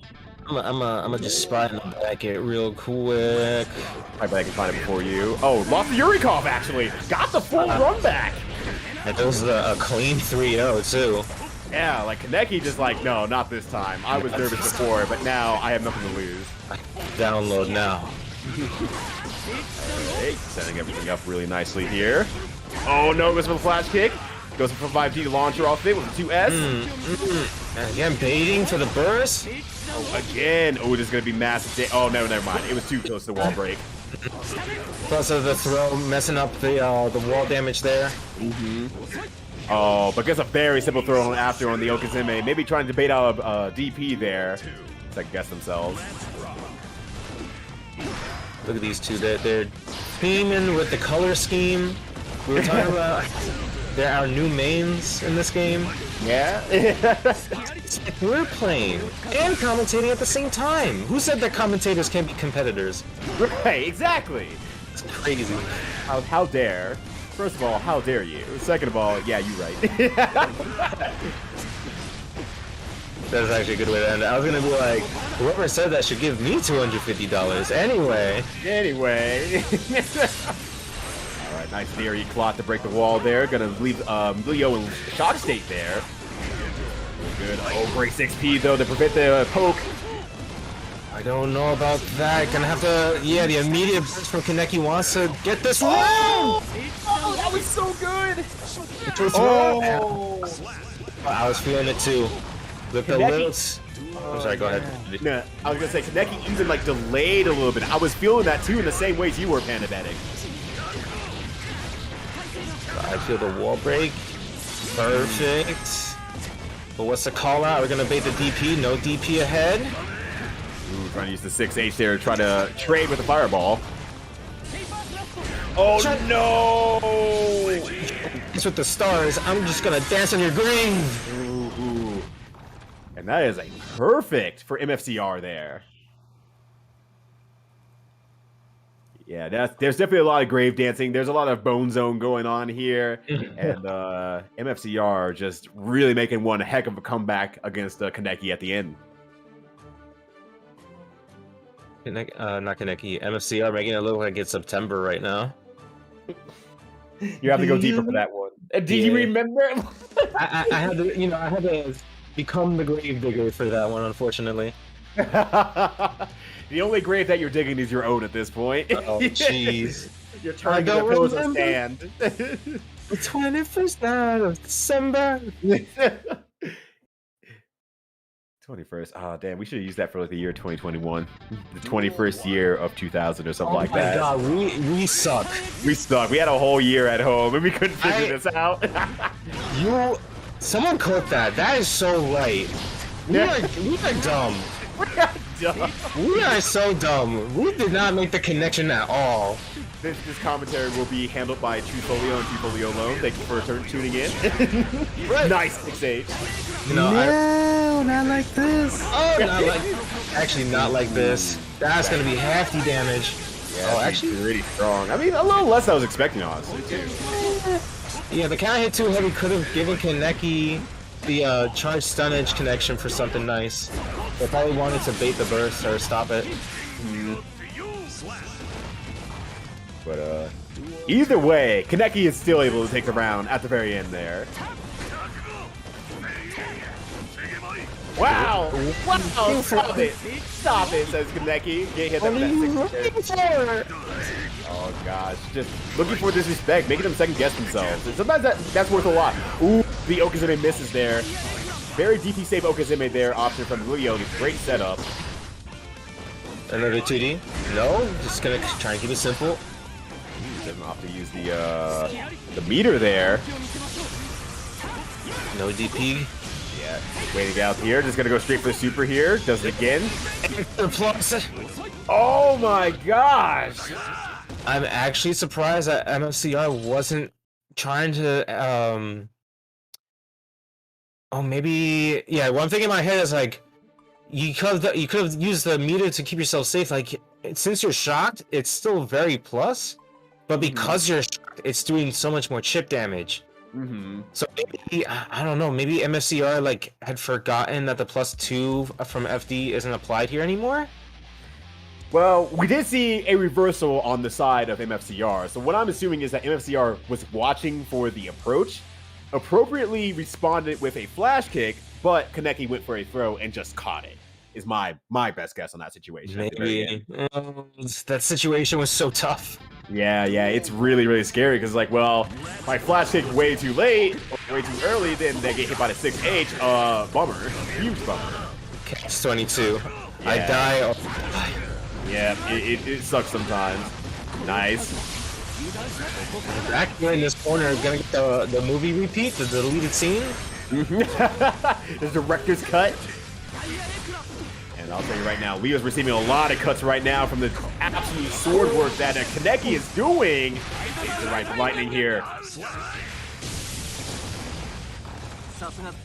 I know there's no Doctor Strange references in this game, but Kaneki's showing him where the way home is right now. Like Doctor Strange.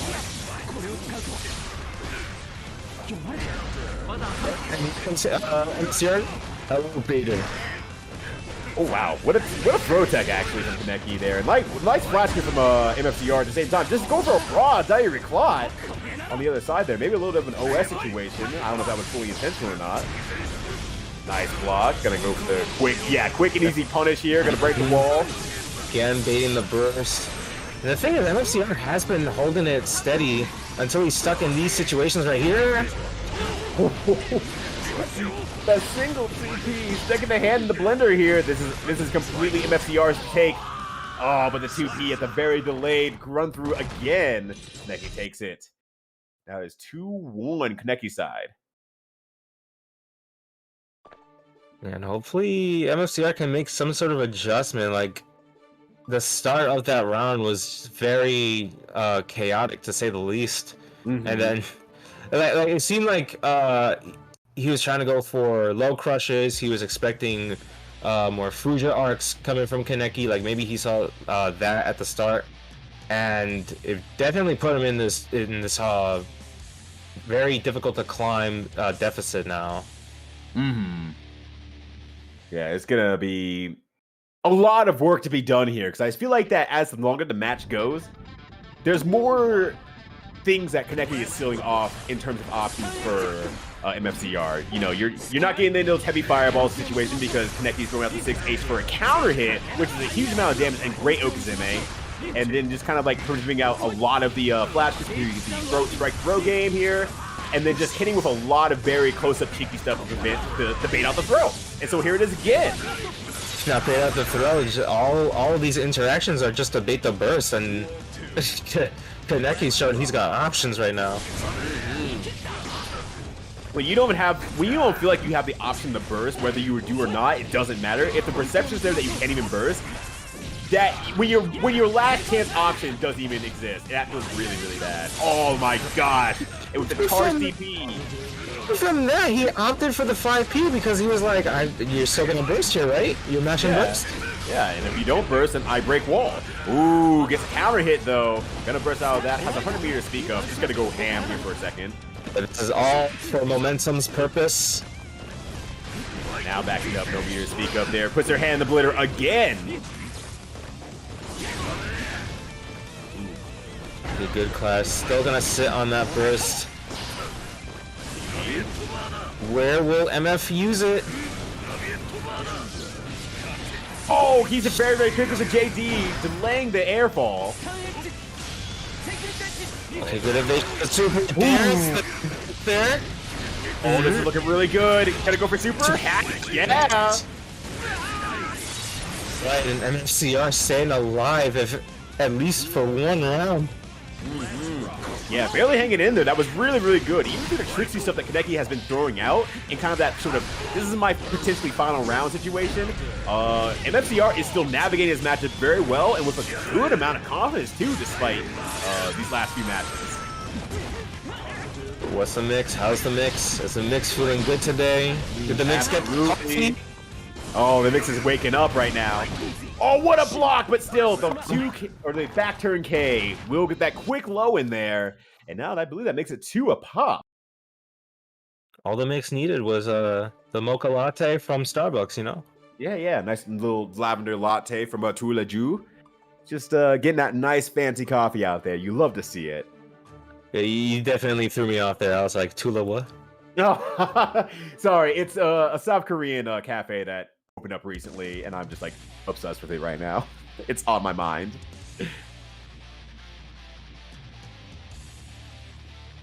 All right, so 2 apiece here between these two, MFCR and Kaneki. Kaneki's still playing very strong overall, but there's a level of confidence that seems to be returning to MFCR's playstyle that's really starting to shine against a lot of the level 2 and level 3 tricksy stuff that Kaneki is starting to throw out here. Instead of just a solidly play that has been working the entire time. Nice gold burst. They're gonna have to use that not using the meter to convert. Gonna use it here instead for the wall break. Again, he's keeping this very burst safe. Yeah, going to very quick conversions to break the wall, get the safe Okskemey, and that's a very strong tool for Kai compared to other characters who might not want to break the wall at all times. Kai pretty much doesn't have any reason to not do that, generally. There are some good heavy started setups, but for the most part, you get your meter back, you get a nice safe jump, it opens up a strike throw situation, and as we saw there from Kaneki, it allows you to take rounds from there. And he's still keeping this pretty convincingly.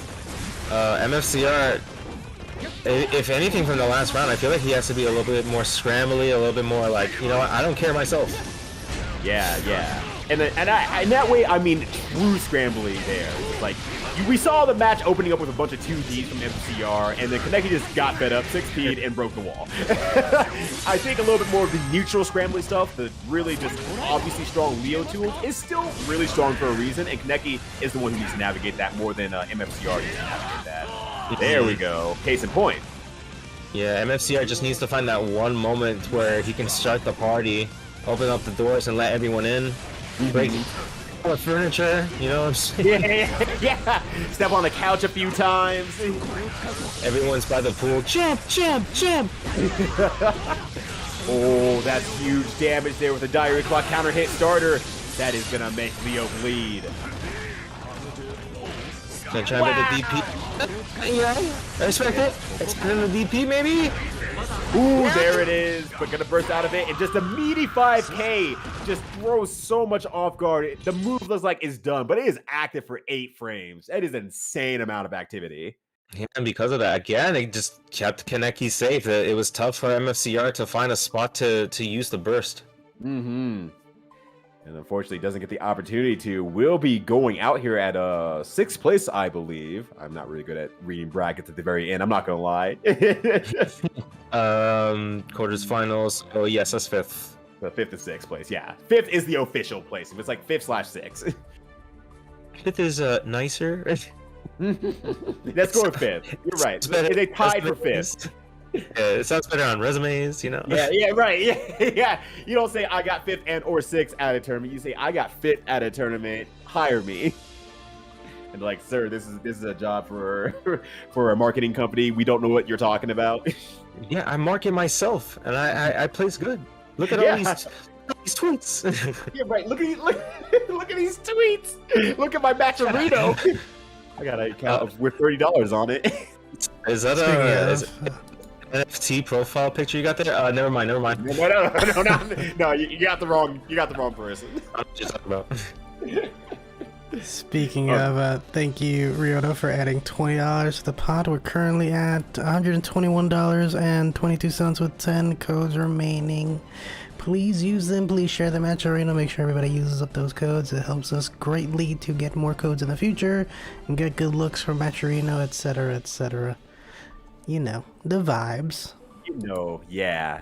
Mega vibes on our end here. It is like a job interview because if you help the match arena, it looks good on us, it looks good on Smash.gg, it looks good for potential people to sponsor the tournament. So then that way we can share the love and hopefully pay the players out even more.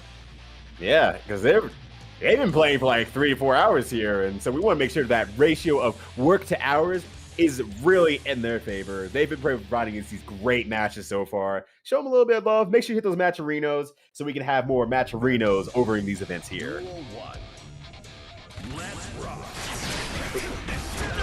All right, quickly into the corner here. Early burst from Petrafied. That's all I just saw. Yeah. You gotta train your mind, Gohan, to see how fast they're going. The speed of light's too slow. Yeah. Nice wall break from advance here. You're going to maximize the damage here with the super at the very end here.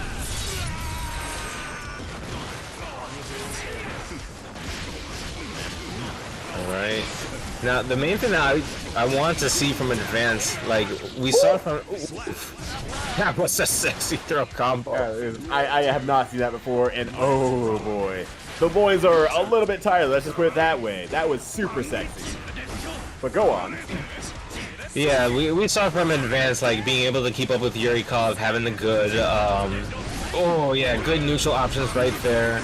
Knowing when to backdash and escape pressure, but we also saw from Petrafied that, like, he will opt for the damage, he will press what he feels, where he feels it's necessary.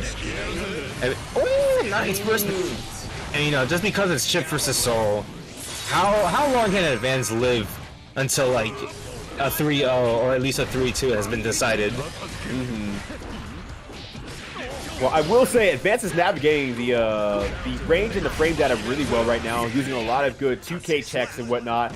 Happily backdashing once, twice, sometimes 3 times to make sure that they stay out of a lot of the range. Even if that puts their back into the corner, as long as they can force a whiff and move in from there, they are looking out for that more than anything else. Almost playing like it's Tekken more than anything else, and that's super impressive.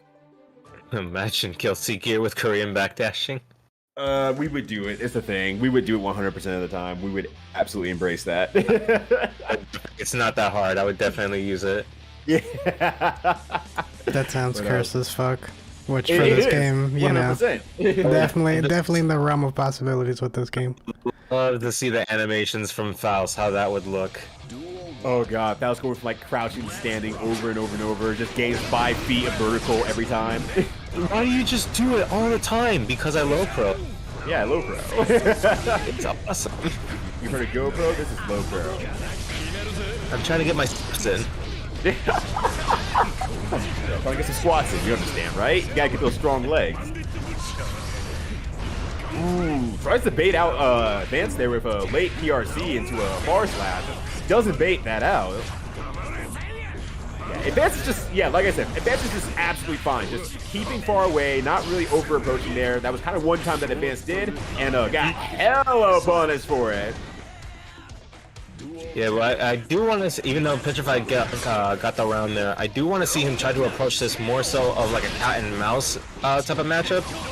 The way that he's throwing the buttons out seems more like he's trying to hit a fly. Just like trying to hit it in the middle of the air. Like, oh, you happen to be in my range, so I'm just gonna try and hit you. Right. But at the other time, Advance is definitely floating like a mosquito right now, just swinging it through in and out, staying back, wait for the opportunity to go in, and whenever Petrafied stops moving a whole lot, that's when Advance goes in. Oh my god! Alright, so gonna edit your sentence there. That's when Advance dies. Yeah, that's where Advance dies. That's where the first SWAT happens here. Also, like, too, that Petrafied had noticed, because I think he was like, you might go for the 2 check here. He was checking himself using 2S, and 2S in this game does not have a hurt box on the blade, so... want to see those small adjustments from Petrafied. Just like I can play your game, but I have the higher damage output. Yeah, I have the high ground, both in damage and in anti-airs also. Hey, don't try and curse Advance right now. We are dealing with fire, you know. He might go for the leaf grab. He gets hit by the DP, and then we just have the scene all over again. Chipp just out there in the background. Yeah. Oh my gosh, push towards the corner already here. Petrified's starting to find a flow a bit against Advance here. Starting to see the regular pressure and whatnot. Advance not making any sort of jump outs and anything like that. Jumped out, finds himself in the corner here. Petrified seems to be really good at setting up situations where if the opponent jumps, they're fine with waiting. They wait for the jump and wait for them to make a mistake. Damn, he got the 2-for-1 from the clone. Yeah, like, God, got that two-piece Popeyes meal. That was so good. Not dry at all. Not dry at all. No biscuits, all honey, because it was absolutely sweet. Oh, exactly. Yes, that's the best combo. And hopefully many more combos to come here, but Petrified needing only a few more hits on Chipp, kind of made out of paper. Ooh, nice hit of the second hit of 2H. Oh, that was sick nasty. What's it? Oh, It's fine. Got the corner right back. Gonna try to go for the throw. Absolutely. Gets the punish there. Takes the slow down frames from the BRC. Oh! Oh no! Oh no! Oh no! Scrambles. Oh! Actually, press 5K. Oh! Great DB. Burst out. Couldn't actually confirm off of that. Advance now in trouble here. About to run out meter. Oh my. I'm not saying anything. Okay. I'm gonna let them be violent. It's 10-16. I can't be violent right now. I'm gonna have probably my whole town just looking outside my window like, you okay, bro? Well, if you were able to get that sort of action to happen, then that's great marketing for Traces of Snow. It's like, yeah, it's a game. It's kind of crazy. Yeah, they'll be looking out your window like, guilty gear. That is bullshit blazing. Okay. Wait, did Panda somehow move to England? Because the way you said Guilty Gear sounded like he just teleported to England. that was on me. I'm like, I'm gonna try to sound like it, and I'm like, oh god, this might come off really bad and stereotypical partially racist. So I should pivot it a little bit, and then it came out as British instead. Not like this. So the UK isn't safe, basically. Here, I got your back. It's not our fault, and it's not their fault that they decided to call the New World New England. They gotta hold that. Petrified's gonna have to hold that. Yeah, held a lot of damage there. Advancing into this next match here, getting a little bit of a lead on outthinking Petrified here. Out, back in. Yeah, Advance one step 2-2 high right now. Ooh! Yeah, he's gone back to this slow and steady react when you see some whiffs type of playstyle. The block there, gonna try to punish it, doesn't reach in time. That DP still recovers way too fast. Yeah, I know what he wanted to try and go for. The BRC to slow down, but gonna go for the 2D. Yeah, absolutely gonna go for the Okskemey kill off of that one. And Advance now getting back onto the board here. That makes it 2 apiece between these two, I believe. Yes, it's gonna be 2-2 now. Jesus, this is for losers semis. Whoever wins this has to fight Kaneki. Whew, that's a tall ask there. That's a very tall ask. It'll be interesting because either we get the lore match and it's gonna be either very methodical, very, very clean, or very violent. You're right. And when you're right, you're right. Duel 1. Let's rock. Alright, so Advance actually still going straight in there. Like, I'm kind of surprised. I thought Advance might slow it down just a little bit. Realizing that, Petrified just kills like one hit. It's 2 combos just done. Yeah. It was over. Alright, but Advance trying to get the pace up a little bit more. Petrified just throwing out a lot of precautionary buttons there, and anyone can end Advance's life super easily. And Petrified with the momentum burst, unfortunately gonna air dash over the Gunflame. Nice 5k reaction. Oh my god, there were so many kicks in that combo. Sir, that was your corner, not my corner. Right, I believe you misplaced this. This is your corner. Hey, coming from Advance. Hold on, I just want to go back. Look at the scenery. Right. I enjoyed that corner. Yeah, you're right. That was my corner. Oh no! Enjoyed your bill, said Petrified, but I'm the one that's going to be advancing, not you. That is so unfortunate. Also, buy me a minute. All my stuff on my desk just fell off, and I need to clean it up in a second. No problem. But yeah, good stuff for Petrified. I believe this is like the first time that he's joined the Traces of Snow, so putting the good work right now. S-tier gaming's own, at least securing himself a fourth placing here.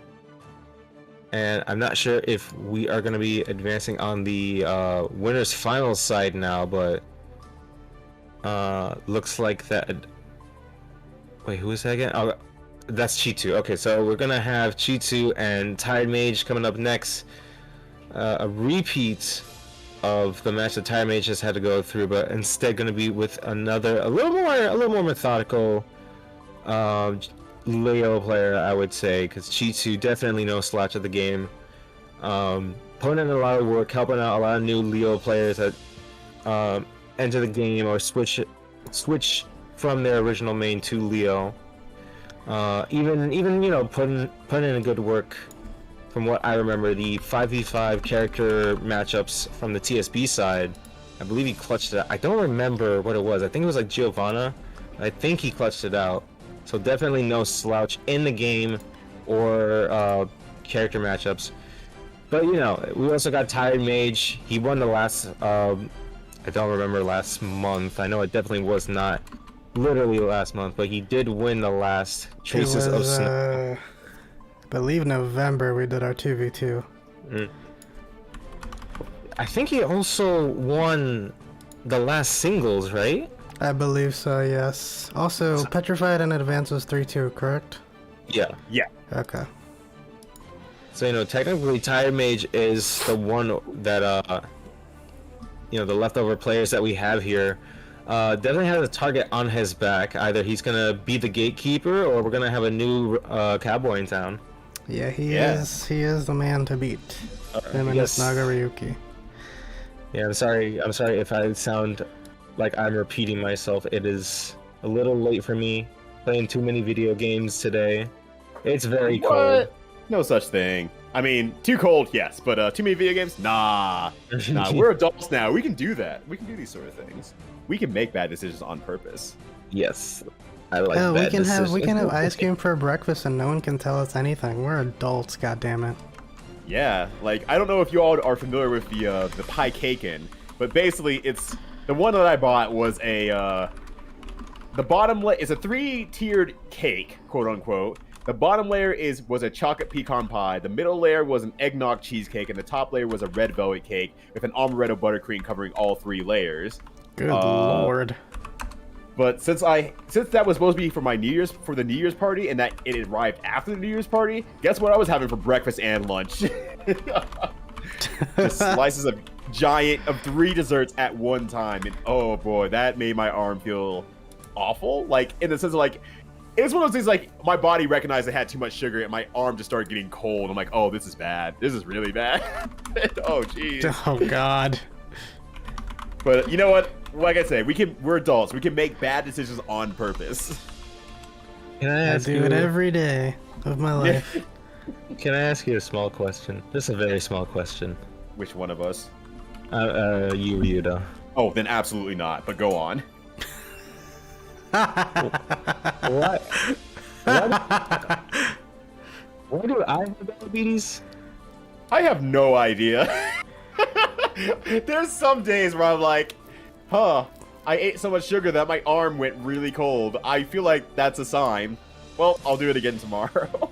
Wait, your arm gets really cold when you have too much sugar? That's a bit When I say alarming. too much sugar, though, I mean, like, I had, like, a significant slice of this pie cake and thing that had what I even consider as a huge sweet tooth person, entirely too much icing. So, like, I'm talking, like, insane, probably, like, 100+ grams of sugar type of situation in one sitting. That's why I ask you. That's why I ask you my question. Yeah, I should. For how much of a sweet tooth I have, and when I have sugar, I go to town on sugar. Cause like I'm just hearing this. My diabetes is practically a drinking adult at this point, and Goddamn. it made me cringe. Not because it was coming from you, but just hearing the description of this made me cringe really hard, and just imagining how sweet that must be. My goodness. It was a disaster. It was a disaster. And at the very end of all of it too, it's like, yeah, I definitely would not have another one given the opportunity. Quite honestly, I would not have that again. It wasn't even that great in terms of I don't even want quality. to smell that. I'm sure just smelling it would have made me have like some sort of diabetic like meltdown. Yeah, you would have collapsed just at the sheer sight of thing upon entry. Not like this. No. I'm gonna have to face Pandabetic in a tournament someday, and I'm like, yo, Pandabetic, we've been friends for a long time. Here, I decided to buy you a piecaken. It's right over there, and I'll point at it, and then we'll just straight out pass out. Oh my god. On that note, let me mute myself. If the next tournament happens to be something like Combo Breaker, just get me Gekio's popcorn. Oh yeah, that'll do plenty of work by itself, honestly. Yeah, you can get me the watermelon glaze. Ooh, that was good. First, I have to get it to you, though, is the problem. Like, unlike the cake, I actually want to keep the Gekio popcorn. It's a rarity. I could resell the popcorn for a profit. That'd be my NFT. Oh no. Oh no, we're dealing with fair and popcorn. But right now, TiredMage is having to deal with Chetoo. And doing a great job so far to begin the match. Yeah, just doing the Hotashi right now, trying to keep Chetoo honest, using the 2 S's. But right now, we're going side to side, West Coast to East Coast. Nope, never mind. I love how we're keeping our corners too, like it's a match of Nidhogg. Right, yeah. I was gonna say, it's like a coastal war right now. Like, no, this is the West Coast, I gotta defend it. And now it's like going back to the East Coast here, but TiredMage has to defend it.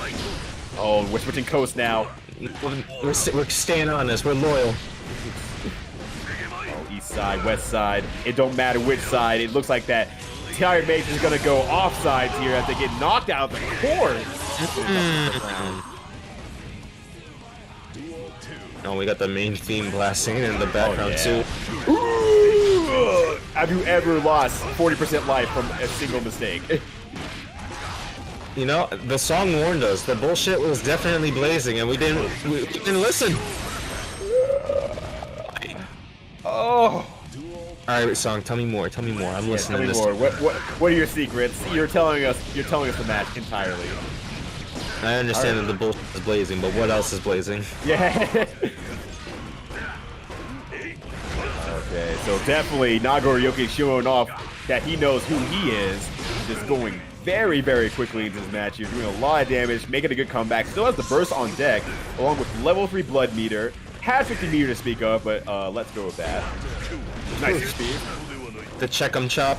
The check 'em chop. Check 'em and wreck 'em. Nice throw. That was got young blood reaction against the run through. That was so good. See, I caught what you said, but I'm like, I'm the one with the delayed based like mine netcode at the moment. You're still processing it. You're downloading it now over AOL chat rooms. Just like young blood. He is young. Oh wait, blood. Gotcha. Yep. You got there. You got there. I believe in you, buddy. Oh no. Oh yeah.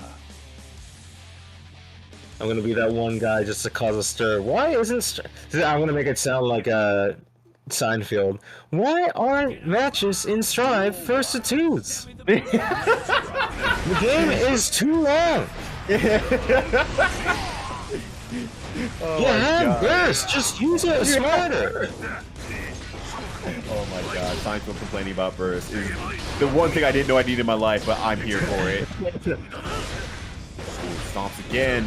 Yo, watch your Tims.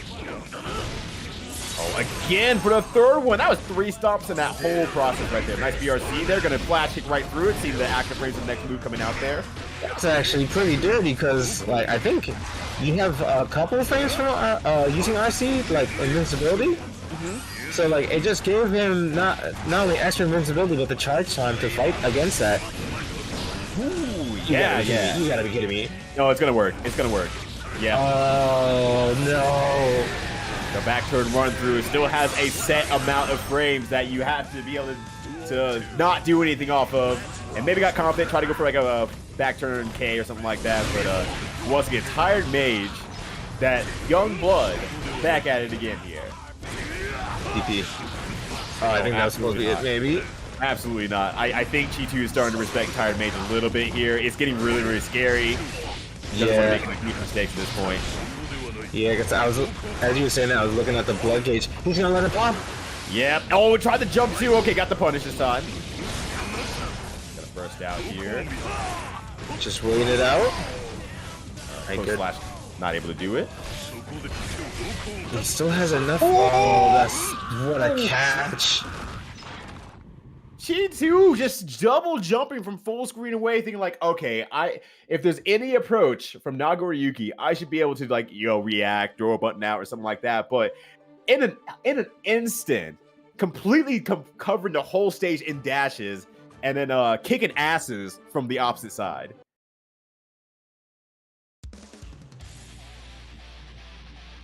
So I'm trying to like play off of you, but I don't want to be too loud. No, you're fine. It's okay. Okay, thank you.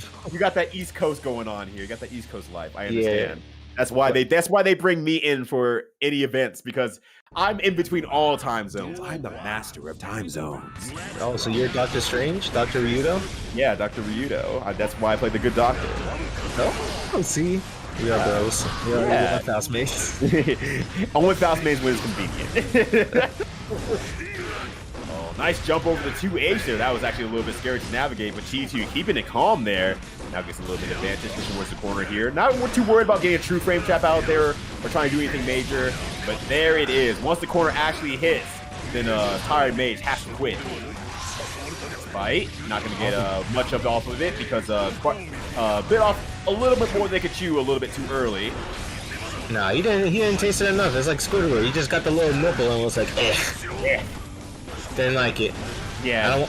I don't want the health. I don't want the blood down. I don't like it. Yeah, I don't like this at all. It's green. Ooh. All right, one more mix will do it, and it's a very good situation to do it. So catches the back dash there. Nice dash through. There we go, Chetoo. Show me what it do. Nice. I need Chetoo to be Chetoo. Yes. What's the cheapness? Oh, putting the stinky leg out. All right, starting to build that blood meter here after the bite, though. About to end out here. Oh, gets another bite, though, so it doesn't matter. Bites again. Oh, my goodness. Another one bites the dust. Tries going for a third one. I saw that TiredMage, but goes for the super afterward. Was there a 100 meter on TiredMage's side? Yes, there was. Damn. I was trying to fit my own JoJo reference. Well, looks like your JoJo's was a no-go. Oh no. Oh, and just waits it out and lets the forward slash rip after the backdash there. TiredMage just waiting it out. I like that a lot. Ooh, the basketball. Backs the bomb. Ooh, overhead again. Spin the win, baby! How's a gotcha pull? Oh no, just another common. Yeah. Had that shot of the JD. That was so good. I don't know if that was intentional or not, but that worked out so well. Gets the bite on the flash kick. This is going out so good right now for TiredMage. Has 50 more meters to speak of. Gets the huge gain on the blood. Oh, that saves! That saves TiredMage. Actually, understand the Getsuga no Tensho. Yo, Bleach is coming back and his TiredMage because he's gonna be advancing and putting Chetoo in the loser side. The only reason this mage is tired, outside of all the magic they're pulling, is that they're still in this tournament and they have more matches to go, earning their spot at the top. That was incredible. Obviously, Mage, you know, he put all the level up points into the special category, you know? Yeah. Wait, why is he a Pokemon? What do you mean? He could be a SMT player. Just like I don't need strength, I don't need luck, just put it all on speed and magic. I'm gonna be speeding through this bracket and I'm gonna be gatekeeping because I am the TiredMage. I am the TiredMage. And all sorts of black magic going on here. Well, that said, we are going to be going to loser semifinal here with Petrafied versus Kaneki. We got the classic matchup, the most classic of Guilty Gear matchups here. Well, like I was saying before, we're gonna have very clean play, you know, back and forth, or it's just gonna be straight violence. Right, yeah. Whoever gets this opening gambit will really set the pace of the match, or the first match or two, honestly. But they're both actually more on the patient side, honestly, overall. So I'm kind of leaning on Kaneki taking the first gambit here. Oh, just running in here. Nice far slash. Oh my gosh. Kaneki is so good at giving 5P anti-airs. But now that Burst is out of the way for Kaneki, wow, very interesting that they're really doing a back and forth, just trying to set the pace for themselves. But Kaneki, you know, opting more so using their fireball. Getting the chip and having to add all up. Unfortunately, not getting the kill though, but doesn't have to overextend now.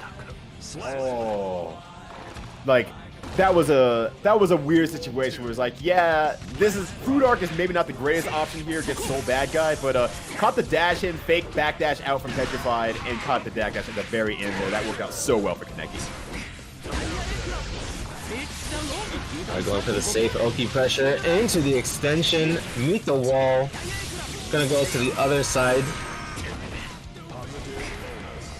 Keeping the distance here, not trying to run in, not trying to overextend here, and that is leaving Petrified with no real big options on their own Okskemey. Taking DP off the table, and Kaneki's absolutely fine with that. Nice frame trap with the stun edge into the super there. That was really good. Gonna go overhead, if he jump low, more or less. Kaneki takes the first match against Petrified.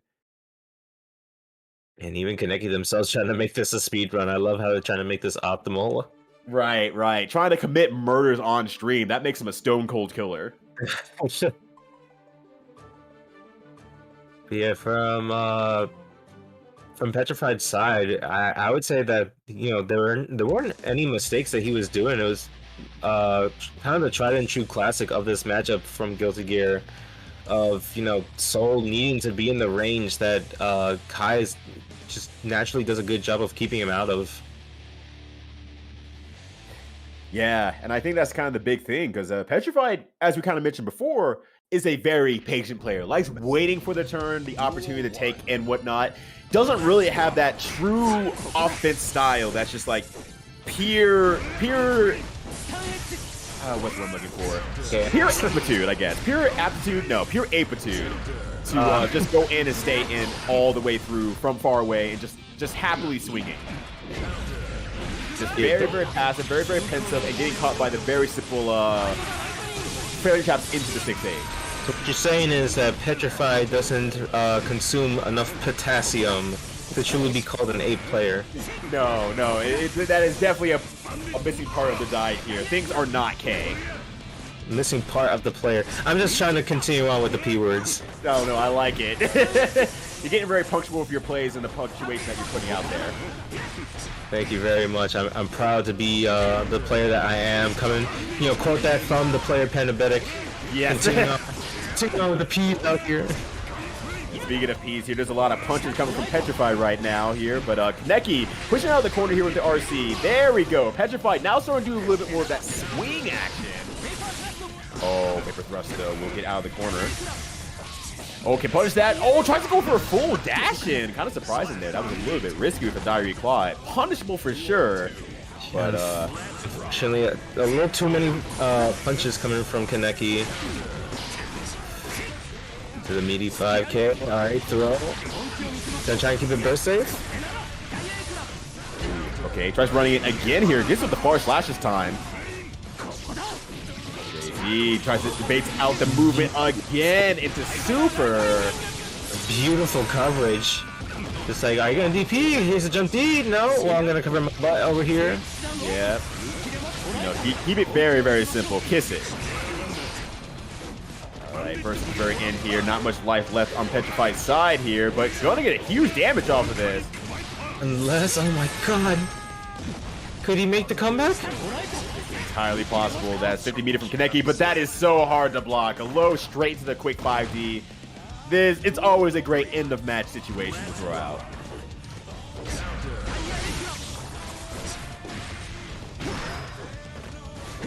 Yeah, try and take your approach, Petrified, because like I do like that he, you know, puts himself in a position where he can see what Kaneki is doing, but you're sacrificing the range that Soul works in.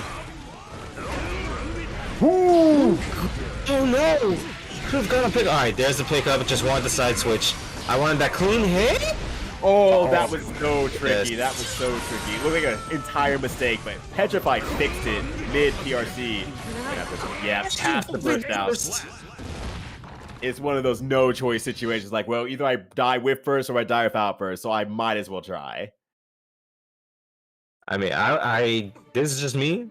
I feel like letting him continue to bait the burst, he would have to go for the run up 5K.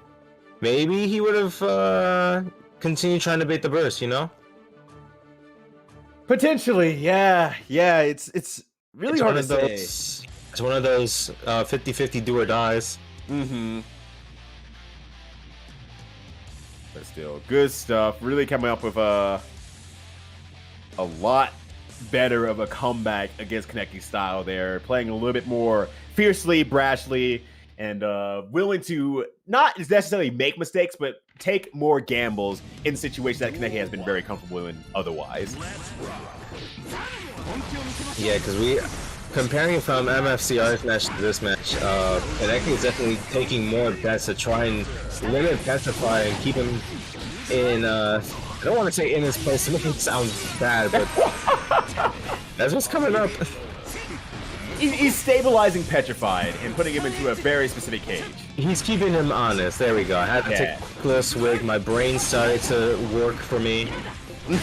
You got there. Oh, could have actually confirmed off that potentially with the Dire Clock counter hit into a 6H, but no need. Kaneki chases down and gets the round there. Again, just giving Kaneki enough distance to play the Kai game. Oh, help. Leapfrog. Yep, leapfrog. A little bit on the other side here. Down here. Nice. Actually chases down for realsies. Oh, wow. Just a raw close slash to dash in there. Go for really it. Yeah, the momentum burst. Keep him honest. Gonna try to switch easily off of this one. JD. Oh, no. He's on the other side. Oh, my gosh. That was such a quick succession for 100 meter. Oh, goes for a 2K check. Goes for a 2K check again! And that's the exact kind of stuff that Petrified needs to do. Just absolutely disrespecting a lot of the options, realizing that on hit, per hit, on a trade, their options are just a lot stronger, and just needs to get to that second level of, okay, I'm trading here. My next option to prevent my opponent from playing any further. You're saying this is for Kaneki or Petrified? Petrified. Because it was pressing the far slash in the situation where 2K checks were coming in, and that was high damage for Petrified's side. It's like, okay, I hit this twice. What can I do after this situation? Because it's still very uncomfortable for Kaneki here. Can I backdash something? Can I get out of the situation? Because now I have it kind of in that sole control.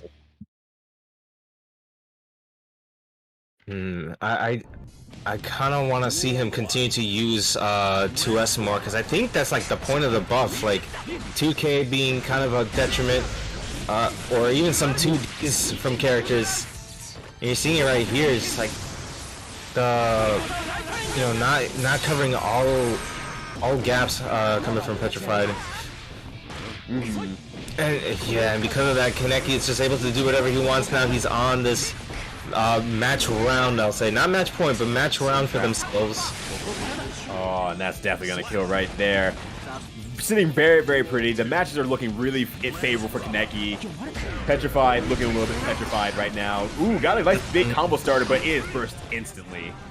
Yeah, I love how he let it rock just like that. I found my moment. Oh, no, he bursted. Yeah, and having situations like that, and that's a big thing about burst in this game that's not really talked about a lot.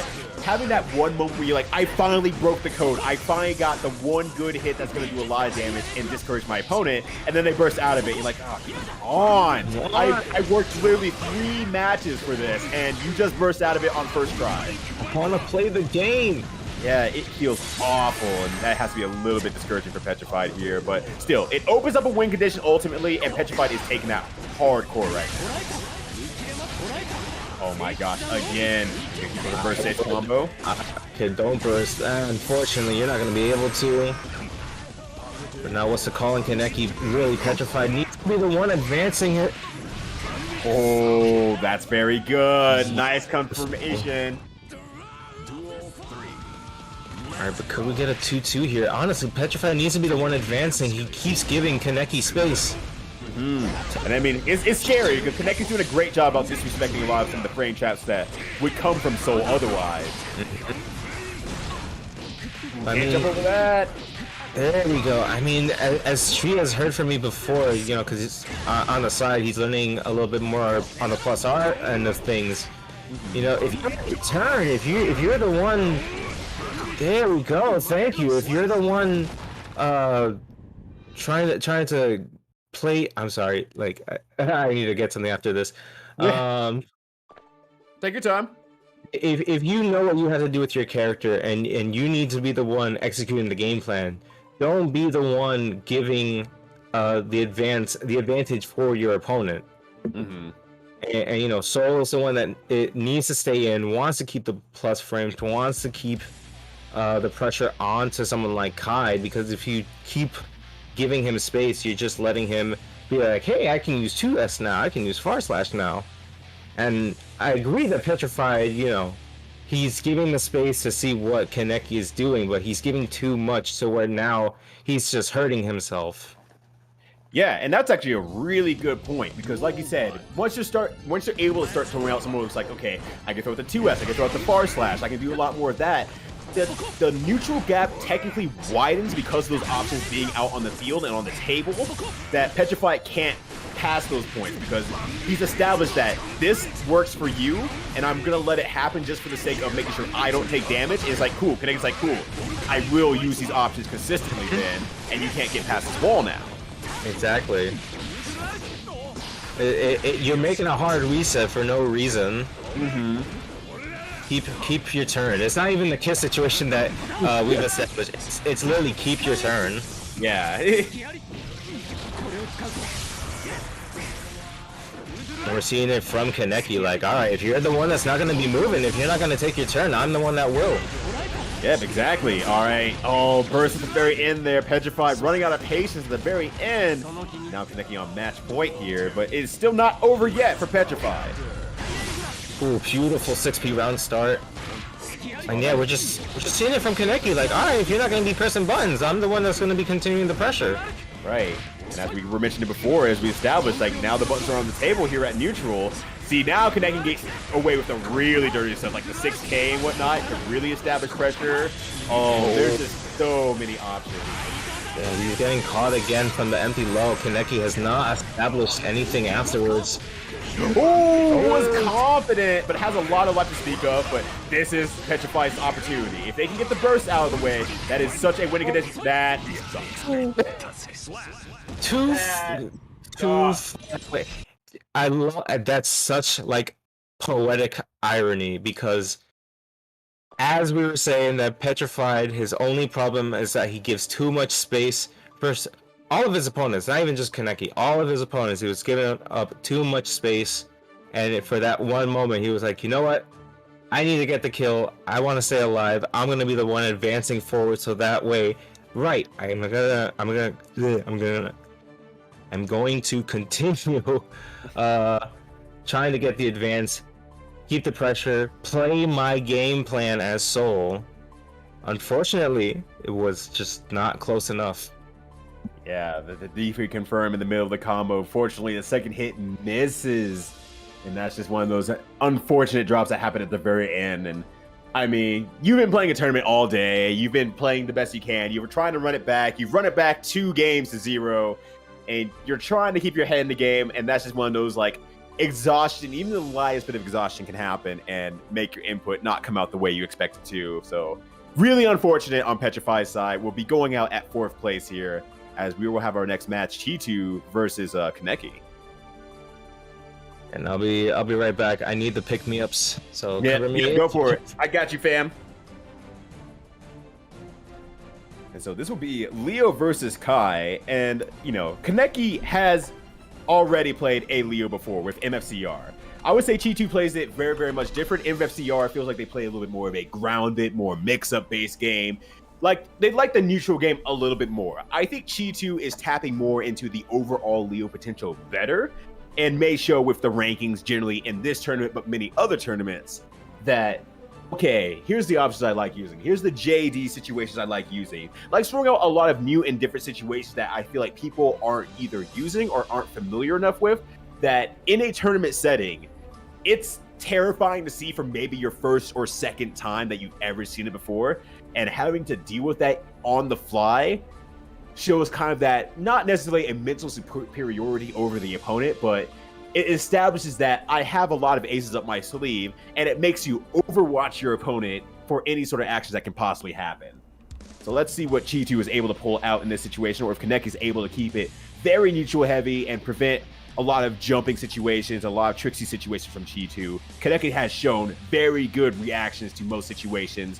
A lot of anti-air 5P with confirms off of that, and great 6P usage along the way too. Seems comfortable in the Leo matchup on top of everything else with the 6H on the heavy fireball. So they both have very good tools going against one another here. Oh my gosh, in case in point, the DP into the stun edge in the air. Kaneki is really comfortable with this matchup. I have to say, Ryoto, I know we have a match going on in it's losers finals, but if you need to clip that to show how good you are to anyone who is looking for a commentator, you should definitely use that. Okay, I just saw That was incredible. saw like a like DP clash from Kaneki into the stun edge. How is this not like the last round for someone? Right? They're already playing at like level 2, level 3 status, showing off the really tricky stuff. It's like, I'm very familiar with this matchup. I'm ready. I'm OSing situations that I don't even know will happen yet. No, yeah, Kaneki was showing that with MFCR to the point that like he looked like really flustered. Not even flustered, just like, what do I do? What do I, all I have? What do I do? Don't even have. It's like the SpongeBob scene, just like, what's his name? What's his name? What do we do? What's his name?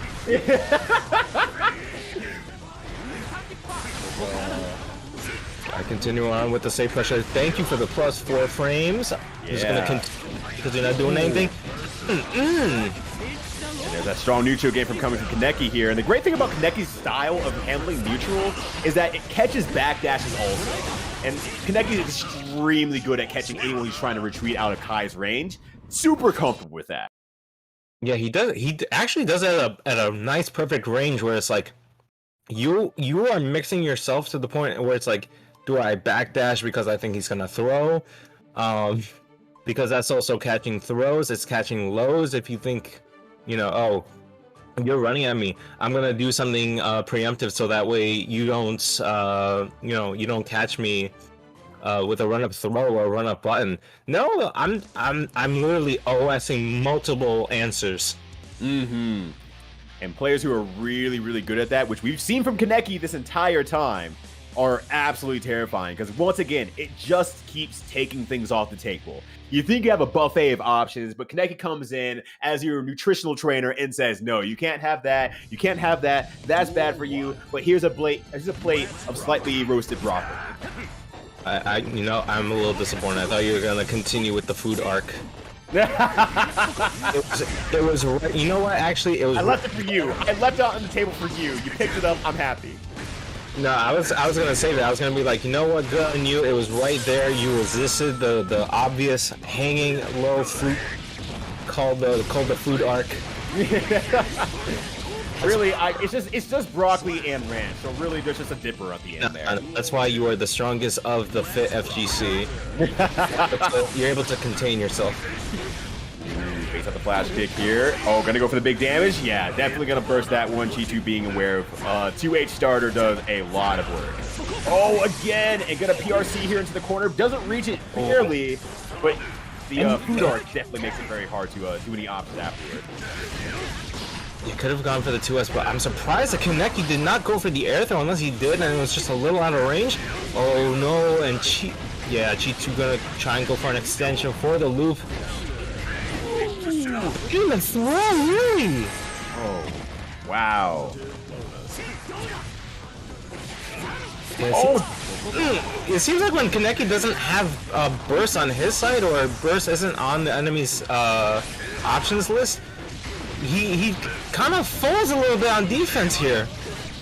Yeah, I think maybe getting a little bit overly excited, saying, okay, I've established a win condition. My opponent doesn't have any bursts anymore. I can stay in for longer periods of time without trying to be out of range with like long range, heavy stun edge combos or anything like that. I can get the really, really big combos now. Yeah, because we have seen from Kaneki in pools and in other matches that he's had, where it's like, whenever burst is used from the opponent, but they are able to get the advantage. You know, we've seen it from Yurikov. We've seen it a little bit from MFCR. What is it? It's like, okay, yeah, I do have the advantage. I'm the one that's dictating the pace because you're the one that used your burst. Kind of like that Gundam meme where it's like, haha, I'm so smart, and then they get the advantage. Oh no! Oh no! Oh no! Oh gosh. Speaking of advantages right now, Chetoo takes an early one, and this is the part where I mean Chetoo, I meant say Kaneki, but Kaneki, one thing I like about Kaneki is that once Kaneki feels like they have the mental advantage, you start seeing stuff like what we just saw there. The dash in all the way, leading into a food arc to bait the throw and try to get a counter hit off the throw attempt. Alright, you see the FD there. And just not me? Really? But you were blocking. He did block FD. Oh, and there's the burst. Oh wow. Action text the BRC situation. Text again! Looking like a Texas Instrument out here, doing all the math. The numbers are all checking out here. Kaneki gonna get one more good mix-up off this. The 5D at the end again. And I love how that was a perfect range too, and there wouldn't be much that Chetoo would punish. Yeah, that's very far away at that point. What a clash! Oh, it doesn't get the stun edge out this time though. Yeah. But I also want to say, as we kind of established before, that like once a mental game isn't working, because we're kind of seeing it from Chetoo, just like that. Yeah, I don't really care. I'm gonna do my game. I don't care. Kaneki kind of falls a little bit here and there. Oh, yeah, like that was definitely a Chetoo game right there. Just getting that very good confidence, coming back a little bit. I think Chetoo really lives off the confidence, is what I kind of feel like. By comparison. Oh, there it is. Nice XP. Actually baiting out stuff now. Chetoo is getting that range that's like, okay, I understand where you're comfortable now. It's time to party. It's my turn now. Mom says it's my turn on the mix box. Goodness. Yeah, Chetoo right now, his approach. Oh my. Chetoo with the perfect. I was gonna say that, like, yeah, Chetoo kind of plays a style of like, nah, bruh. It's my turn. It's my turn. Yeah. I too am a king. Well, all right. Oh, that was 2-1? Did I miss a round? I'm sorry. I thought it was 1-1, but you know, I'm trusting the stream owner on this one. Okay.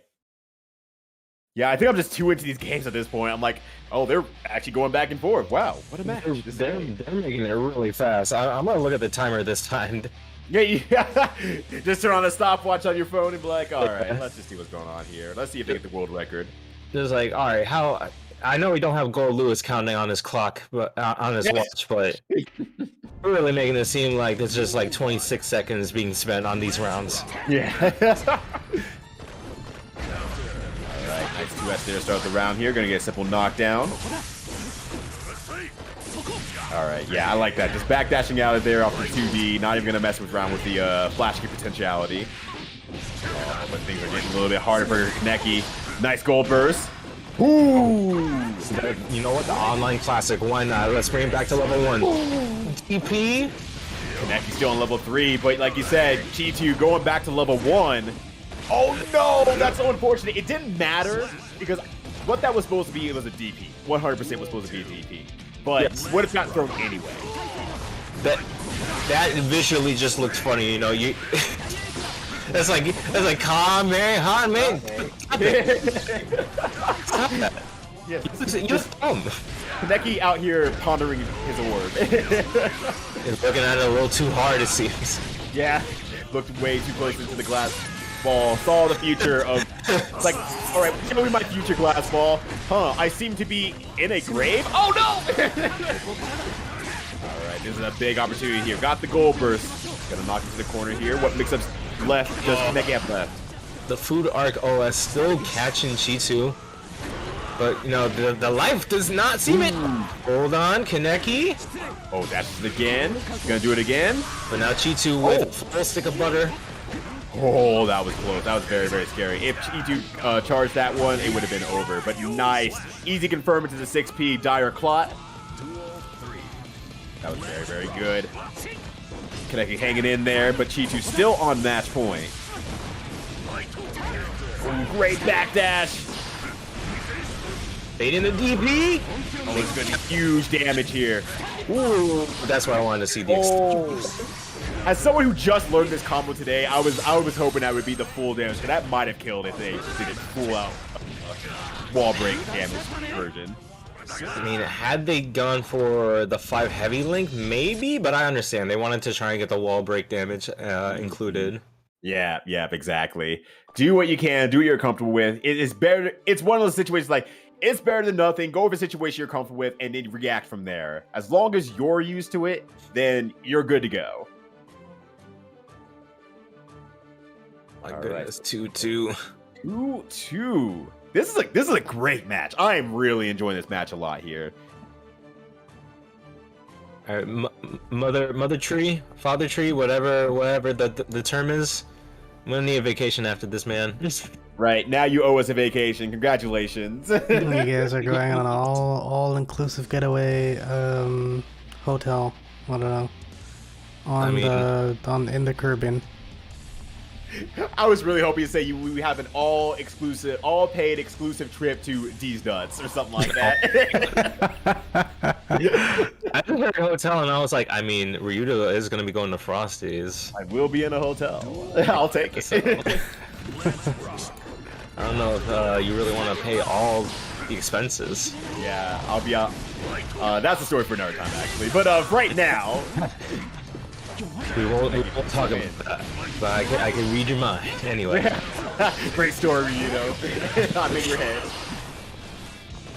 All right, keeping it here. Like both of them have used bursts. Wowzers! That sucks.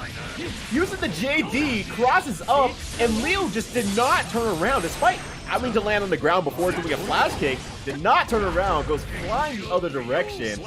What? Oh, what happened? Leo forgot that he was not supposed to be in back turn stance. He had the right idea. He was just in the wrong position. Literally. I thought it was opposite day. Yeah, he just has the OSS on deck. My shoes were untied.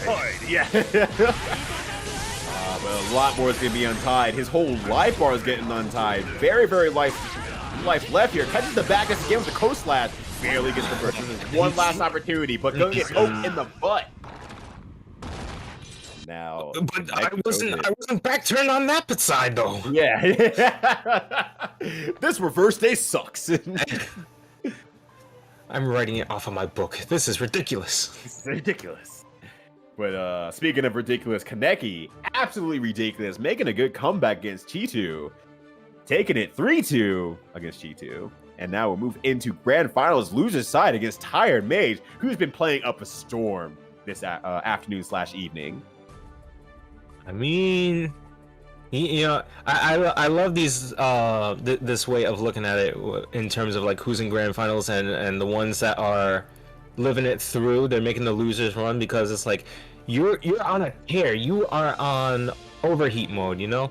But your opponent is the one that's watching you. He's the final boss. He's just up there in the chair, just like, I know your weakness. I know how to handle you. I've got all the data I need. Speaking of handling the heat, Kaneki is getting some water, so it'll be a little bit before we get it going. I don't blame them. They earned a nice glass of water and a small break. They have been playing just insanely well throughout this whole bracket. Started with Yurikov in the top 8, going for 0-3, getting the payback from earlier, because that is who put Kaneki in losers. Moving to MFCR, 2-3, hanging it out against another Leo, showing their prowess against the beast. Then Petrafied Soul. Petrified, definitely a more patient soul. Started getting a little bit more wild at the end, but Kaneki just calmed the apes down with a nice banana or two, going 3-2. And then the Chetoo, the return of the king, Leo versus Kai, but Kaneki, once again, able to just tame the beast. It goes 3-2 to make it back up to Grand Finals against TiredMage. So wait, I want to say this. I'm going to go down the list of what you just said. So Nago, Leo, Chipp, Leo, Soul, Leo, and then Millia, Kai. And if I'm a good fighting game player that pays attention to tournaments and the top 8 and how everything turns out in the end, especially from these bigger tournaments that have sponsors and such, even the smaller ones, you know, we gotta keep our eyes open.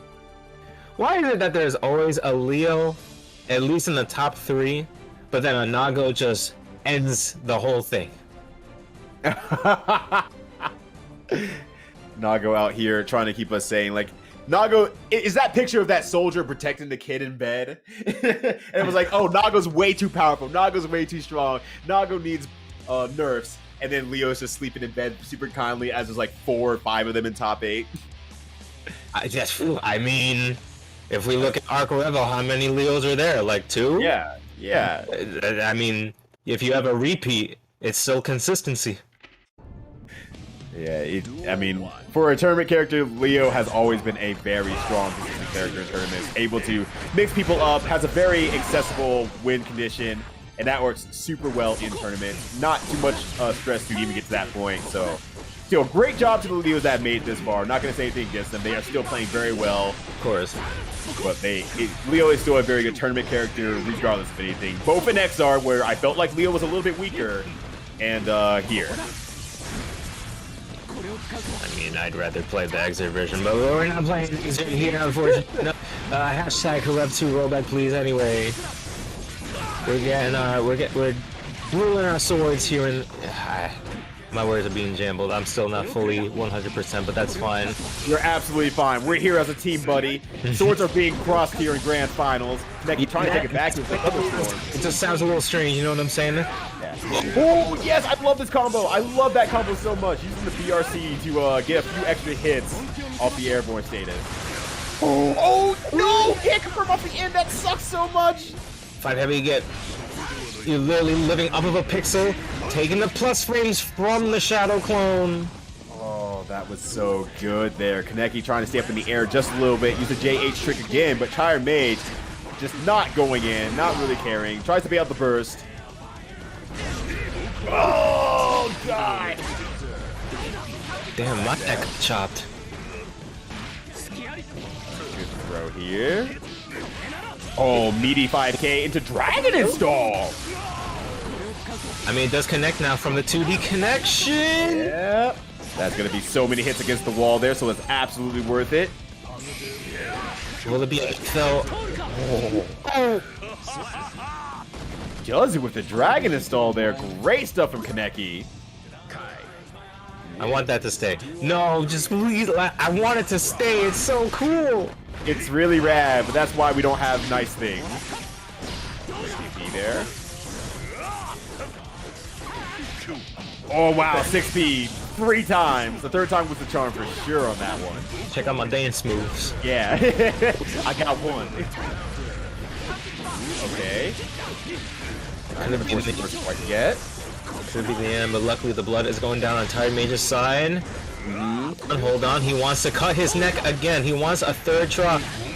Oh, this is definitely gonna be it. Hit him with the Tims. I mean, I won't lie. If someone makes that shoe, like the Nago shoe, I'll buy it. You'll buy it? All right, I'll hold you to it. I'll do the 5K pose and everything. There's gonna be so many 5K and 6K poses out there. Oh, the new Twitter meme. Let's go. Yeah, everyone buys the shoes and just puts their feet out on Twitter. Can't believe you're all giving out feet for free. You know it's a valuable resource in this economy. Jesus Christ, don't give people any ideas. It's too late. The people have the ideas. They're gonna run with it. So, how many picks you got? I got like $500 on me. Yeah, I got $500. This is the NFT, non-foodable tokens. I'll take all angles. Yeah. Non-foot. I'm trying to make like a feet and toe because that works. That does work. New feet and toes. Ah! Okay, I'm gonna stop it right there. Well, one person that's not stopping is TiredMage. Really stopping me because of the burst. Both of them at 50 meter. I'm going for easy throw here. Nice. Gonna try to backdash out here. Try to hit burst safe as possible, but misses the 6H afterward. Now will TiredMage react again? Oh wow, really? Gonna have the same sequence that happened with Chetoo happening for Kaneki. Just super patient. I don't think the TiredMage is like flux. I think he was just paying attention to the blood meter very closely. Yeah, it's one of those things that's really a lot harder to pay attention to because while Kai has very simple mix-ups and situations and whatnot, if you can't entirely pay attention to what the options are and what's happening in the screen for just a second because you're paying attention to another gauge, that makes things so much harder. And holy crap, that caught the backdash. That's absolutely insane. And the close yeah, there it is.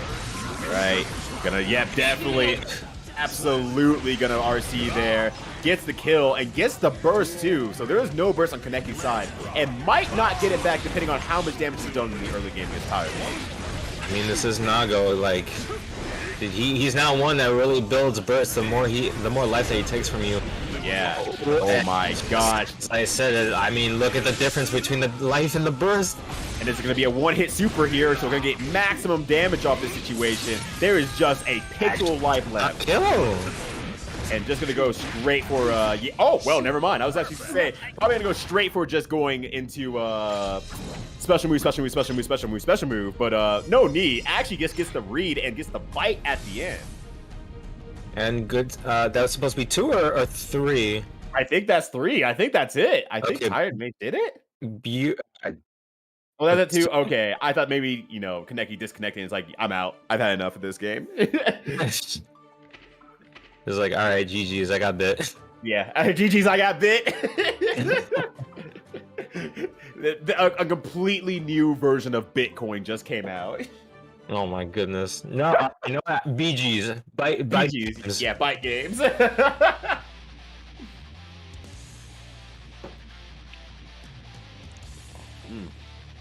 All right, so that makes it 2-0 against Kaneki.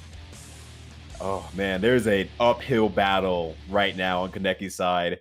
How do you deal with someone who has essentially the same ideology of pokes, but does it from further away, and has a move that negates projectiles, the one place that you might excel at otherwise? And he's able to give himself health without Faust. Hey, donuts! Oh my gosh, that is so terrifying. You know, again? Sorry, go ahead. I want to say this for TiredMage because I like how he's just been waiting for matches and watching Kaneki's play. I love how he has noticed how Kaneki will either burst immediately just to try and keep the momentum, or he will burst the moment he gets burst when he's about to die. And he's been consistent. I mean, he got the perfect the last round, he's got perfect this round. We're gonna keep it consistent and get another perfect here? Oh my gosh. Yeah, and Kaneki now having all their options moved off the table here. Just there's so many good reasons from TiredMage from just watching matches or whatnot, and it's panning out so well. Definitely gonna get the great starter and then get all the damage off of this. Not enough for a super, unfortunately, at the very end there. Oh, the blood meter is still going down because it paused. Yeah. Oh no. Oh no. Oh no! I see Nago has a new power. It's called the JoJo stand. Yeah. Time. Soshite Toki wa ugoki desu. Nerd! Stop learning the language. Come on. No, you can't make me stop. Wow, backdash with the Beyblade. That's absolutely That connected? Yo, TiredMage, please. You're the one that has to stop. yeah. Tired has stopped. I am tired no more. I am a woken mage. Yeah, woke mage. All right, gotta go for the quick super after that one. Good damage to get to the knockdown. Looking very, very strong here. Oh, BRC can't hit off of it. 2K recovers a little bit too fast. I would burst. Yeah, okay, there we go. Oh, great 6P! Reaching for the stars here. That was super good. Getting that nice horizontal elbow greased up and everything. And that is going to put Kaneki on the board. 1-2 against TiredMage. It's not over yet. I do like that he's fighting back, but I'm gonna be a little biased. Mage, I want to go back to bed. Yeah, right. I want to be on my bed playing 3 houses, and then I want to wake up at 2 a.m. playing Yu-Gi-Oh. Anyway, Jeez. You got a problem there, buddy? Are you good? I mean, you guys said it before. We make bad decisions. We're adults now. True, we make bad decisions on purpose. Oh gosh. Duel 1.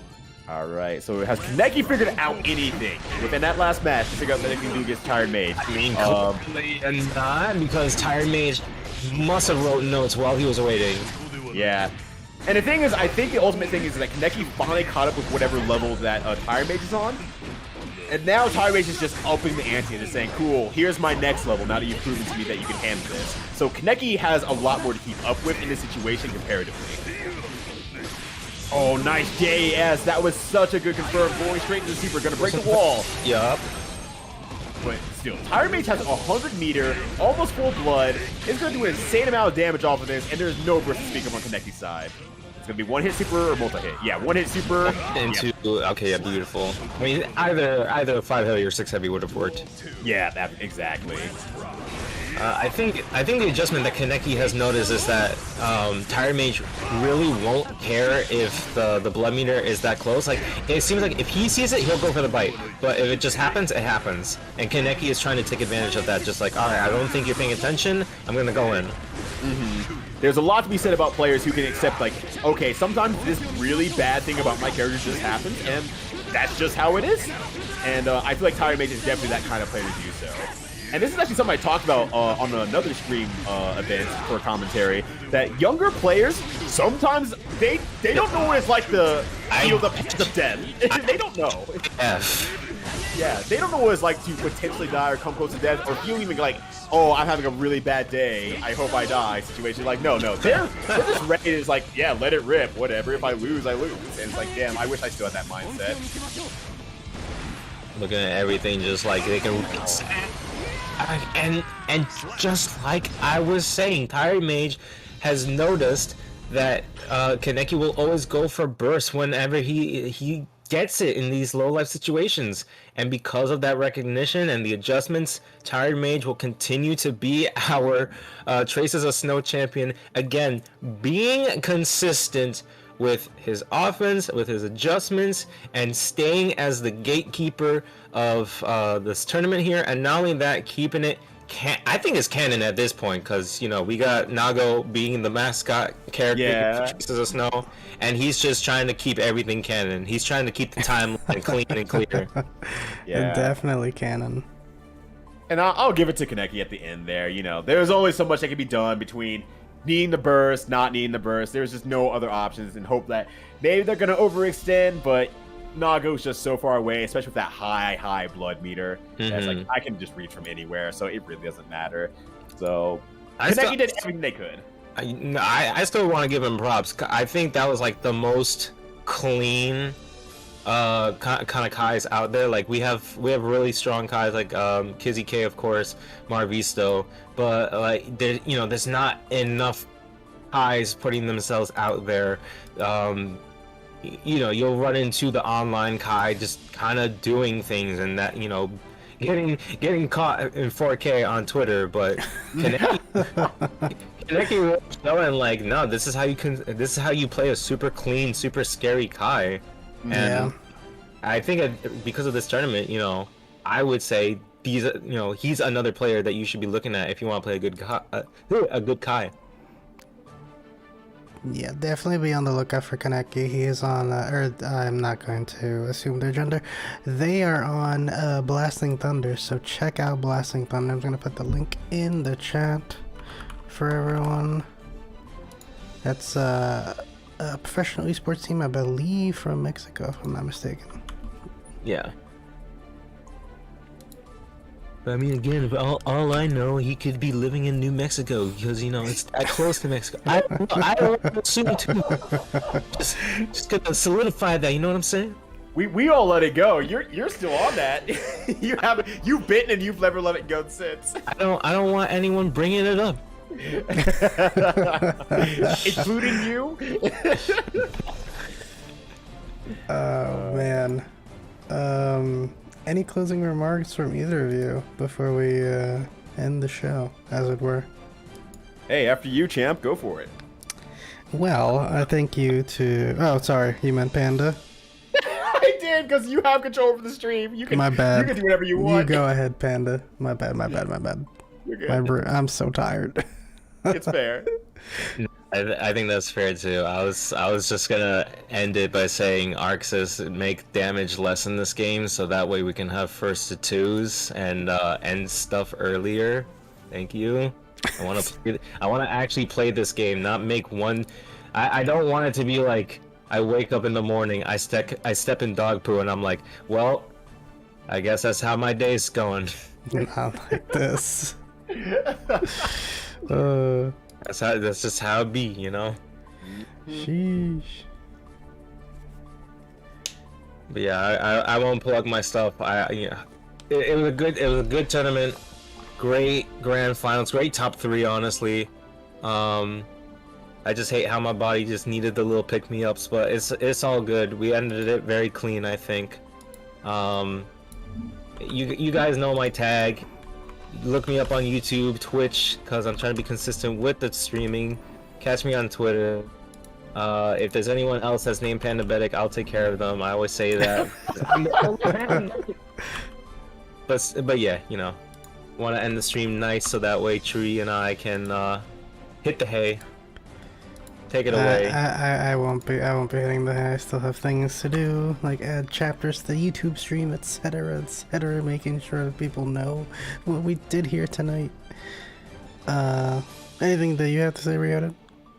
Yeah, no, thank you all for tuning in. Greatly appreciate it. Happy that you all made it through here for Traces of Snow 6. Absolutely great tournament. Hopefully you're able to take a lot of knowledge away from it and really level up your own games, and hopefully we see you on the next one. As for myself, you can see that I'm on Twitter there. Same name on Twitch if you want to catch any sort of variety gaming whatsoever. I do that Tuesday, Thursday, and Saturdays.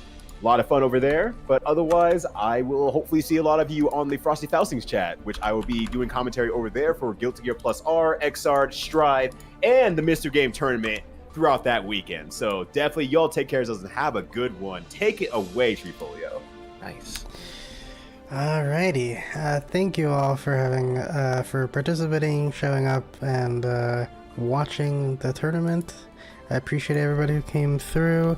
Firstly, our lovely set of commentators, Lennox, Dormancy, Pandabetic, and Ryota. You all did an amazing job tonight. Thank you guys so much. You guys make this show fucking super entertaining. So thank you all for your energy and your time and your voices. I know it's a long tournament. We were running it real smooth until some hiccups, but alas, it's just the way things go. Yeah. Thank you to all 37 players who participated in our final console tournament. Going forward, we'll be switching to PC permanently, just because it's the preferred way to play online, especially with this game, because the input lag, including the netcode on PSN and stuff. So yeah. We're going to announce our next dates for 100 Cloudscapes and Traces of Snow within the next week, I want to say. Keep an eye out on our Twitter. I forgot to put a Twitter command because I am a terrible streamer. I am so tired. But anywho, you can follow us at the Treehouse there.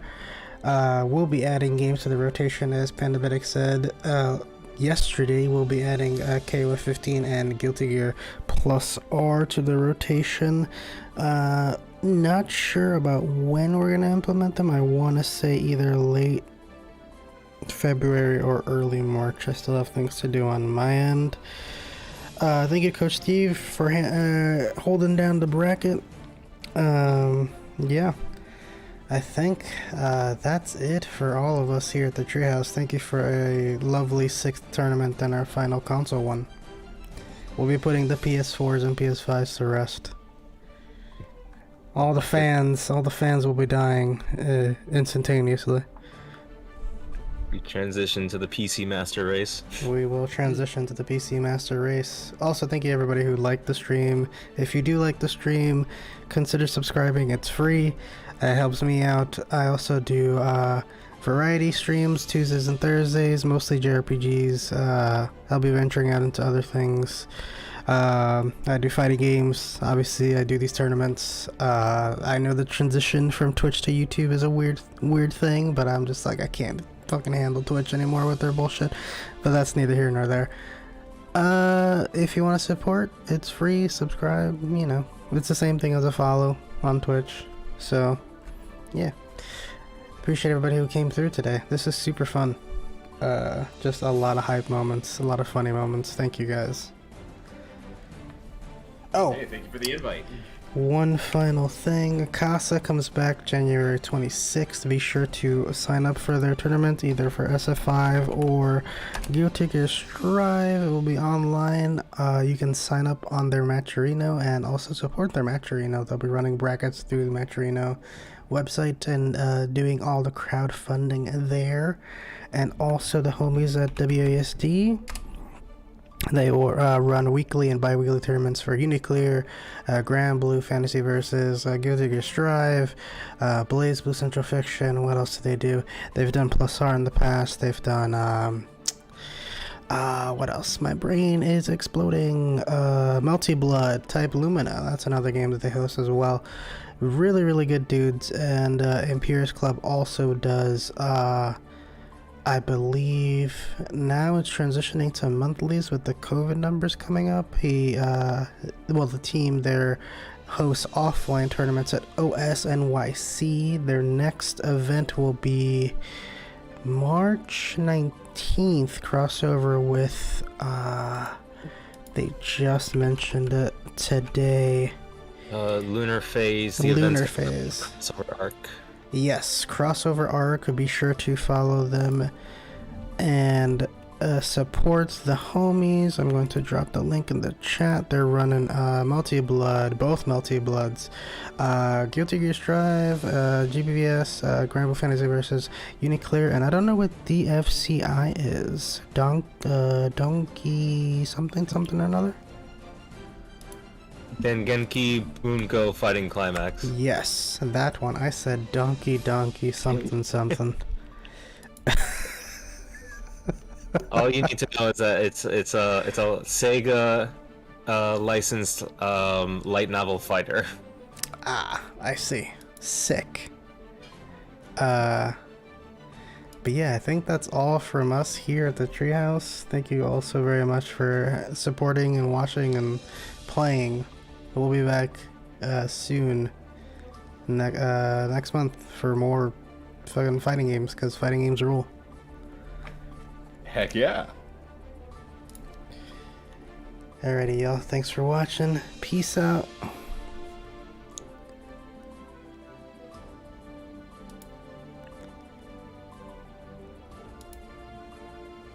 Alright.